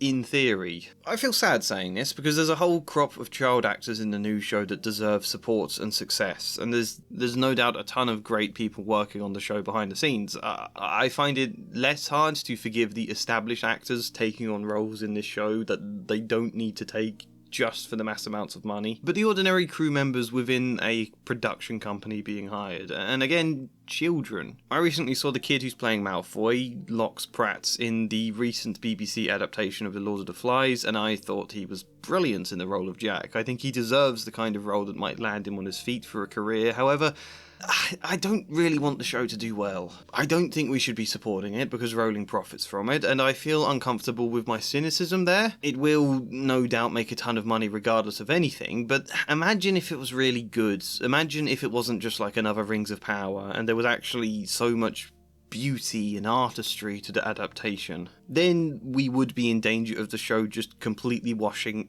everyone's concerns out of memory, and Rowling perhaps even starting to feel vindicated for her beliefs. That possibility concerns me. I make the changes in my rewrites not to gloss over awareness of the issues, but to directly draw attention to them, to show the contrast. And if videos like these can at all dampen people's appeal for the reboots, that's good. That is what I want these videos to do, and I also get other kinds of lovely comments, like this one I saw just yesterday. I clicked on this video to have something interesting playing in the background. I didn't realise until the abuse arc, however, just how much these books failed me as a child. I grew up in an abusive home. I read these books excessively as a form of escapism. As a kid, I don't think I realised just how little I questioned any of the existing message, not only because I was so young, but because, for me, the world of Harry Potter felt real. Of course, there was no way to get help or leave the Dursleys. Of course, no adult would listen or even bat an eye at how he was being treated. It was cartoonishly bad, of course, but that just meant that Harry had to be particularly special and lucky to escape it. I came across this book in a dusty school library at an age where I was too young to question my situation, but old enough that I could have realised that it wasn't okay, if someone had only told me so. I think that your version was the book I needed to read. I needed something to tell me that yes, situations can be complicated, but adults would care, and that it is never, ever a child's fault. Adding that theme into the story might have added a duller tone to the ending chapters, but it would have been worth it when the book had the capacity to impact abused kids. You know, I make light about the bad messaging of these books some of the time, but it's still serious underneath. It's an important point, and this comment beautifully hits you with the weight. A child in an abusive situation should never have to feel like no adults would ever listen or even bat an eye. It hurts just to imagine this person feeling that even in a comment here, and it reminds me again why going back and getting to process these books and the influence they had on all of us can be so important. So I think all of that is true. I think I'm harsh sometimes to doubt myself as much as I do. But I've still said I haven't done enough this series. So I want to raise some money to donate. Now, normally you do that by listing this video as a fundraiser, but I was told that might harm its chances in the algorithm. It might put a lot of people off listening to the points I'm making. I do also feel a bit uncomfortable urging people to donate anything, anywhere in a massive cost of living crisis right now that shows no signs of ending. So I think I want to at least try and give something back in exchange for donations to try and make it a bit less one-sided, I suppose. So there are going to be links down below for a few charities and organisations you can donate to directly. If you're someone who is going to do that, I obviously recommend that you do. But I also know all of us are struggling at the moment, and I want to try and offer something in return. And I know some of you, at least, have been wanting this. It's time to mention my poetry book. The one you may have heard mention of if you didn't skip the sponsor segment earlier this video. I was being very genuine in that segment. I have published my own book of poems that you can buy from the website I made using Squarespace. It's right there. Unraveling the Year. There's a link in the description, or you can just go to mltt.co.uk. That is my website. MLTT stands for My Little Thought Tree, if you hadn't realised. Yes, you can buy a very nice book of original poems complete with illustrations, and in exchange I will donate all the profit I make from sales in the first, I don't know how long, I would say 48 hours, but I don't know how many people will actually get to the end of this video by that point, and I do want to be donating a good amount, so maybe the first week, maybe longer. However long it is to be donating a good amount of money, I will donate all the profits to a trans rights organisation. Which organisation? Well, that's also the nice thing about doing the fundraiser this way, because when you check out and fill in your shipping details for the order, there should also be a box to add additional information, and if there's a specific charity you'd like your money to go towards, I can do exactly that. There are a lot of different really good charities out there, and I also don't know what parts of the world everyone is from, what charities relate to where you are. However, for anyone who doesn't specify, I've picked out 4 possibilities. I kept it to 4 so it's not too many and too overwhelming. 2 UK-based ones, 2 US ones, and I'm going to leave links for them below. If you are interested to donate independently, obviously I recommend you do that. The UK ones are Gendered Intelligence, which is a charity focusing mainly on education, but also offering a lot of direct support. They run youth groups, community programs, offer a lot of education in schools and workplaces, as well as some political advocacy, I think that's the word.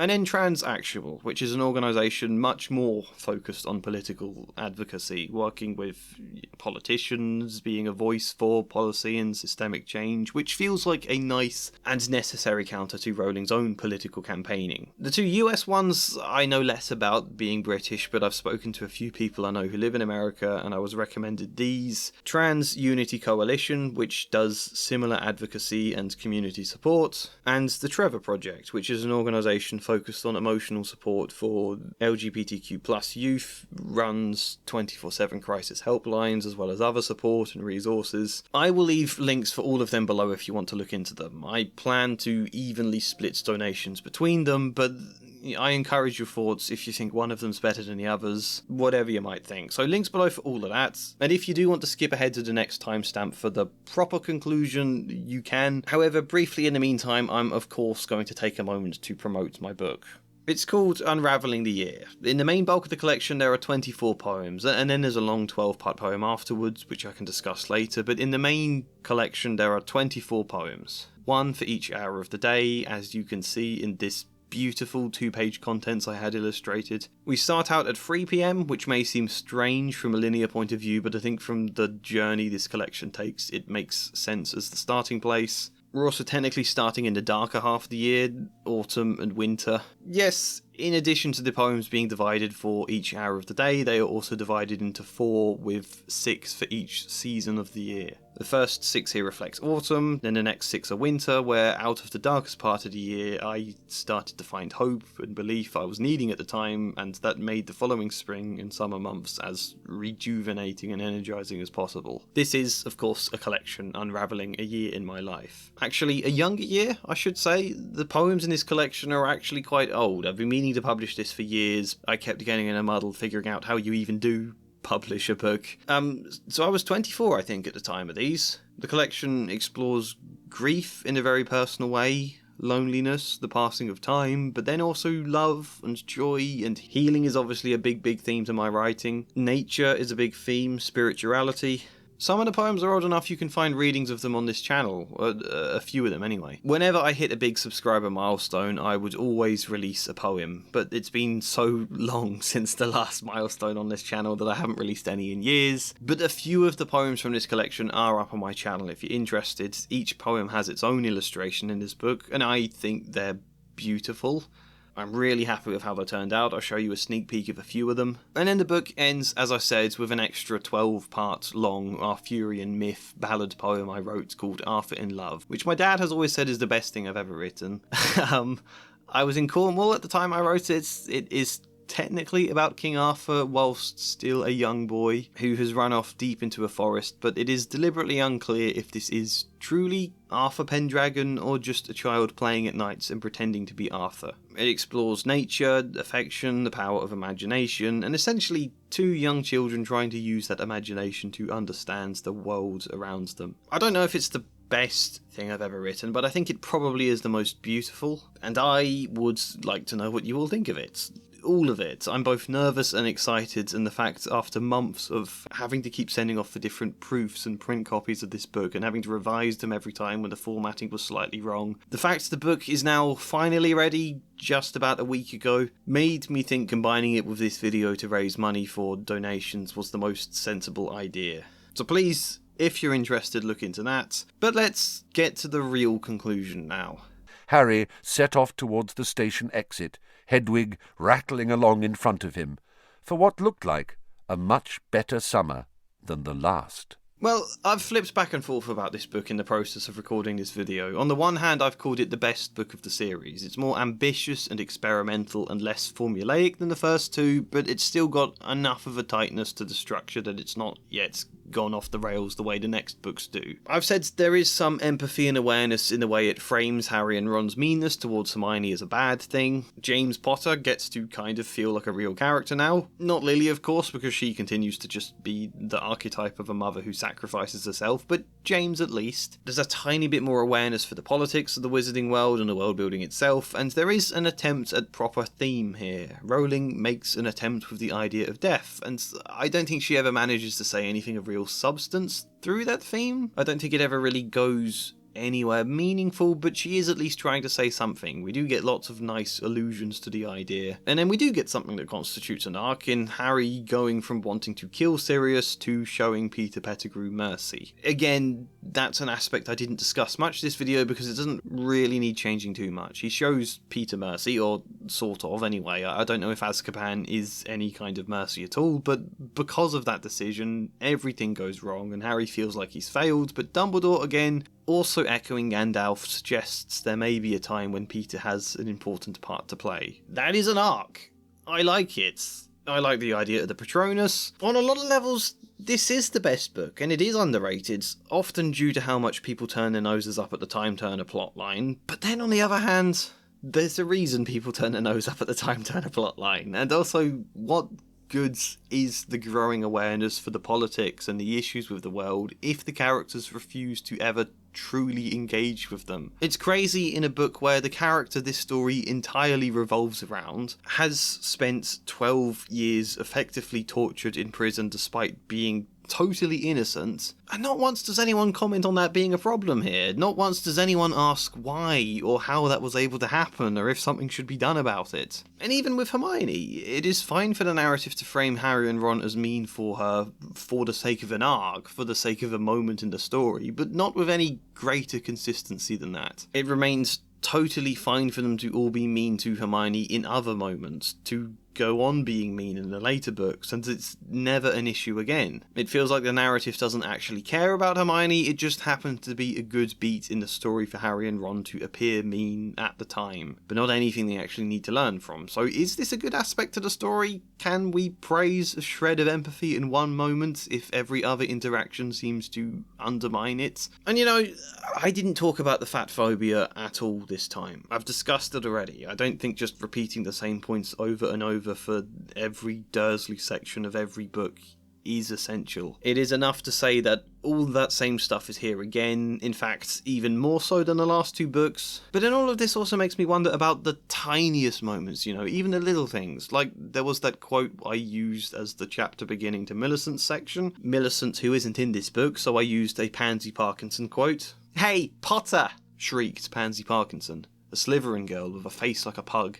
On the one hand, I think, is it worth reading into that? This is just a cartoonish bit of description to give her some vivid visual trait. It's just a quick mention to suggest her face is presumably a little flat. This is just a small moment of slightly outdated comedy. But then, it is also part of a trend, and combined with the fact people like Pansy Parkinson are never treated as actual characters, where their only traits is being mean, where we're discouraged from engaging with her as a human being the same way we are discouraged from engaging with Malfoy until suddenly in book 6 when Rowling decides at the last moments to write in a load of reasons to feel empathy. Not that those reasons weren't there, but that we were refused any chance to engage with them before. Or like Snape, until suddenly in book 7 it's revealed he's a double agent and now we're supposed to see him as a brave and good man. Or the Dursleys until book 7 where Dudley just happens to say once that he doesn't think Harry is a waste of space. This book actively writes in nothing to allow us to care or engage with them in any way at all beyond consistently pushing a one-dimensional view, until very suddenly Rowling appears to find it clever to flip that image. But that's less a character than just two sides of a coin then, And it's still the same problem. It tells us it is absolutely fair game to be mean to someone, to dehumanize them, so long as they are bad or annoying. If it's fair game to even upset Hermione, who is one of the good main characters, that's fine because the book jokes that she's annoying. If even that is okay, what is it like with genuinely bad characters? Although, again, characters we are told are genuinely bad, are shown nothing else to them. She might suddenly flip that on its head in a later moment and we discover they weren't so terrible, but then does that mean all of this stuff earlier, calling them a hag, or that their face is like a pug, or Dudley's piggy little eyes and his butt cheeks folding over both sides of the seat? Are we supposed to still see that as okay in retrospect, now you have given the tiniest bit of humanity to them? Should we be reflecting on that? Pansy Parkinson has a face like a pug, not because it's some vivid caricature to add to the book. She has a face like a pug because she's a stereotype of a mean girl, and Rowling wanted to be mean towards a mean girl. Because Pansy is already mean herself, it is some kind of justice, apparently. It is comeuppance, it is putting them in their place, and they deserve that. But again, if the book is only allowing us to see a singular one-dimensional aspect of Pansy, if we don't actually know her, are we just making an assumption? Are we just being mean to someone we presume is mean and bad? Therefore, are we any different? Are we not the mean ones? Is this not how bullying occurs? Disliking a person for reasons of assumption and using that to justify meanness towards them, the vague idea they deserve it. On the one hand, these books are entirely resistant to engaging with injustice in the world and social complexity and finding solutions to the problems that cause Hagrid, Sirius, Lupin, Harry, Neville, many more characters in the later books. Finding solutions to the problems that cause them to struggle in this world. It's very resistant to do that, and then on the other hand, it's all for dishing out attacks on anyone deemed a bad apple and treating that as justice. As much as I talked about the reluctance to rock the boat, the story is quite happy rocking it in other ways, just not systemic ways or policy, but instead finding individual targets you have characterized as bad people and attacking them with an unrelenting lack of empathy. That is what these books effectively tell us is justice, is goodness. It's not the direct message Rowling is conveying. On the surface she talks a lot about kindness and love, but underneath, this is the example we're getting of that. And Pansy Parkinson is an incredibly minor example of something that gets worse and worse in the later books, but that problem does repeat and does grow over time. The idea that we don't solve world problems by tackling systemic issues in complex ways, we solve them by targeting and attacking specific people. Why does that approach sound so familiar?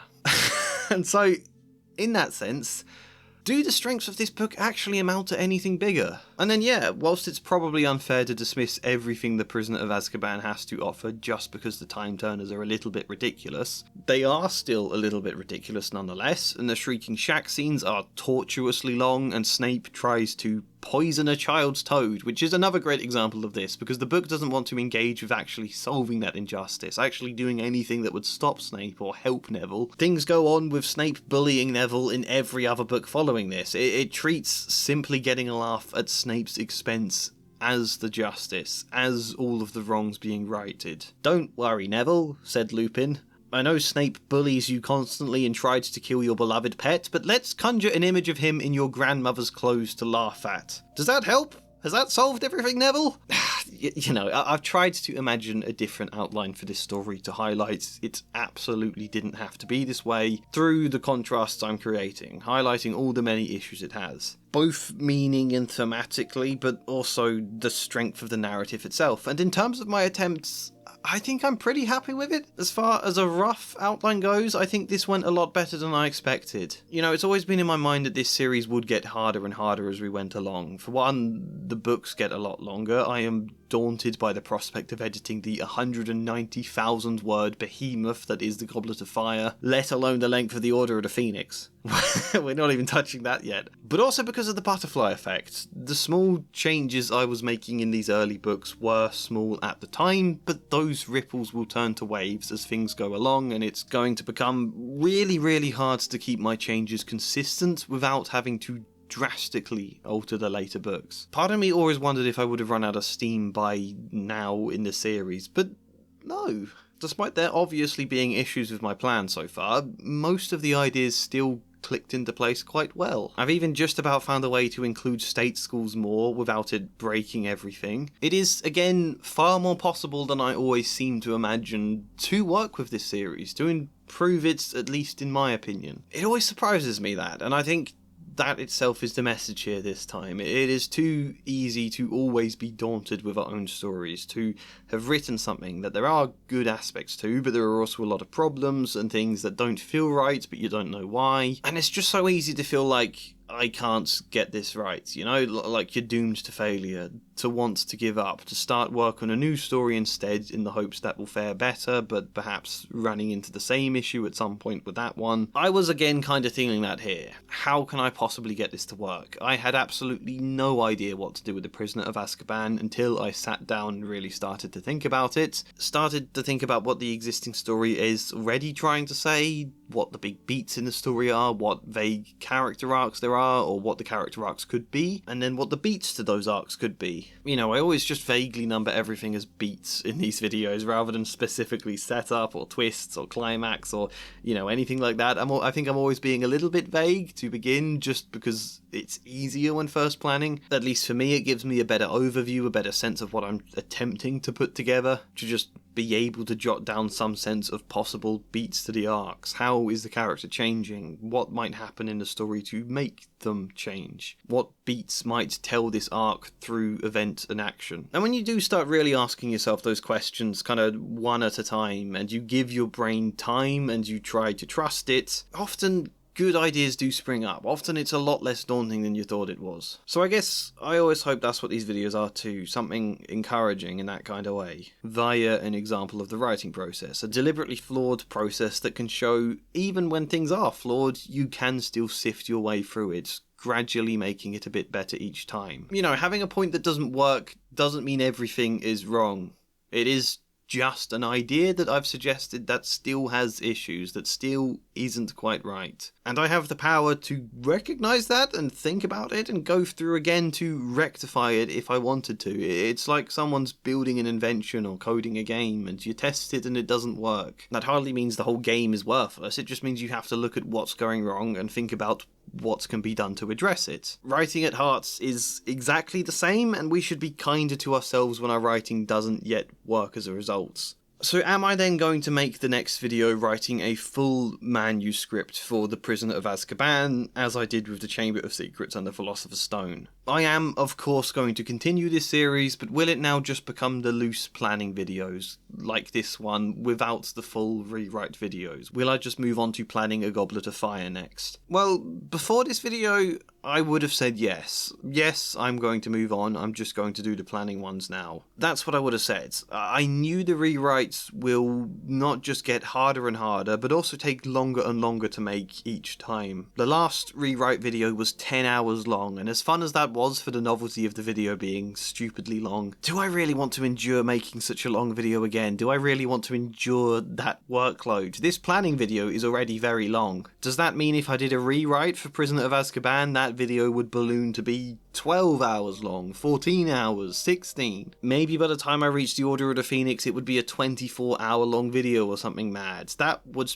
probably kill me, but also be financially unworkable. So I would have said no to an Azkaban rewrite, but having set out the plan now, I am really tempted. I'm curious to know if I could get this to work and how I would do that. I would really like to find out. The issue then isn't my interest, it's the practical, pragmatic concern, and I want to be upfront and honest about that. I don't want this to sound like any kind of judgment or attack, because I think a lot of YouTubers do say things in that way, but I'm just trying to give you some vague answer so that you're less unsure about what my thought process is. So, it's basically, if this video does well, I will probably rewrite The Prisoner of Azkaban. I would like to do that. My worry is that the longer this series goes on, the less and less views each video is going to get. The first had like 350,000, then it was like 250,000. The last two both got 100,000. My concern is, what if this one gets 50? What if the next one gets 20? What if the one after that gets 10, you know? That would make this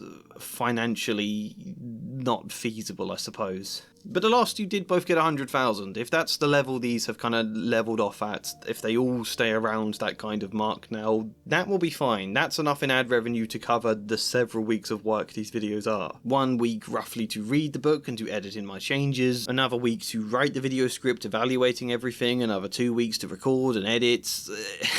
In that sense, I kind of need 3 or 4 weeks' wages out of these videos, and 100k views will likely cover that enough for me to pay my bills. But if these videos do keep consecutively dropping in views, and if at the same time the workload keeps increasing with each video, then I don't know where exactly, but somewhere it's going to become, well, not feasible anymore. Then I probably would stick to just the planning videos for the rest of this series, not going for a full script, and I would probably try to keep those videos under 5 hours length. You know, I don't earn much from therapy. I work with children of low-income families that can't afford to pay for therapy. That's the area I wanted to work in, but it obviously doesn't pay well, and YouTube has been what supports me financially enough to be able to afford doing that, basically. And especially when we've got a baby on the way, and I've actually wound down my therapy work in preparation for that. For about the last year or so, every time I've finished work with the kids, I've chose not to take on someone else after, and it's wound down to the point I can hopefully now use all of that time to focus on my own child for at least the first year, maybe the first 2 before I go back to therapy work. Maybe it'll be less than that, I don't know, but I certainly want some time. So that's basically my answer in a nutshell. A lot of you comment all the time asking me when the next video is coming, if it's going to be a script video, if it's going to be a planning video.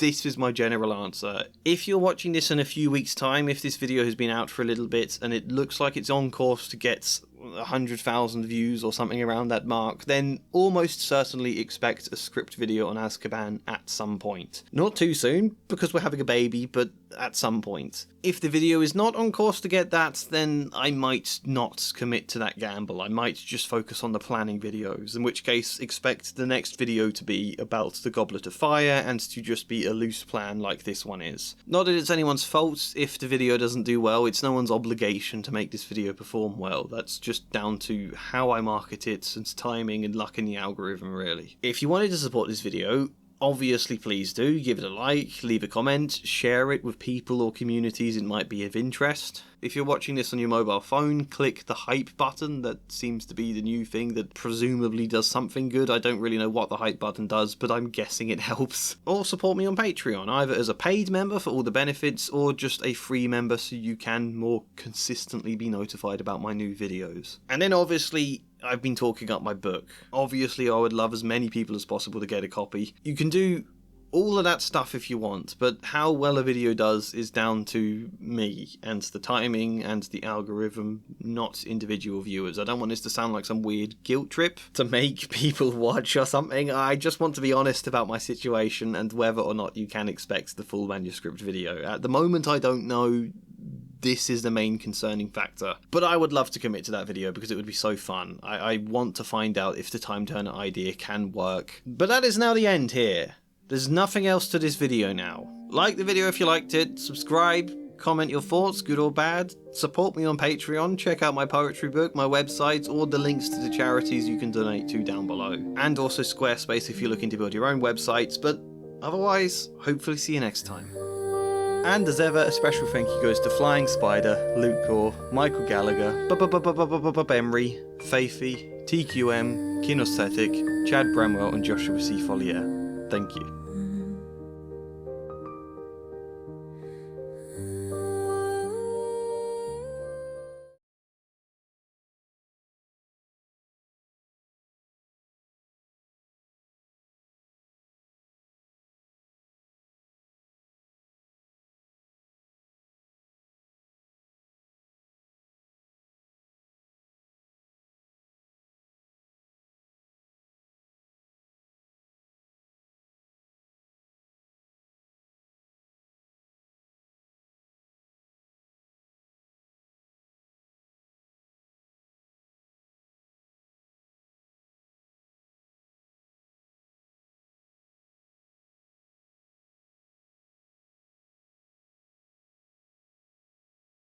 There's no secret bit at the end of this video. There's nothing here. It's not going to happen every time, because otherwise you'll just expect it. So all I'm going to say this time is to tell you a different secret, which is that Clavicus Patch dies in book 4.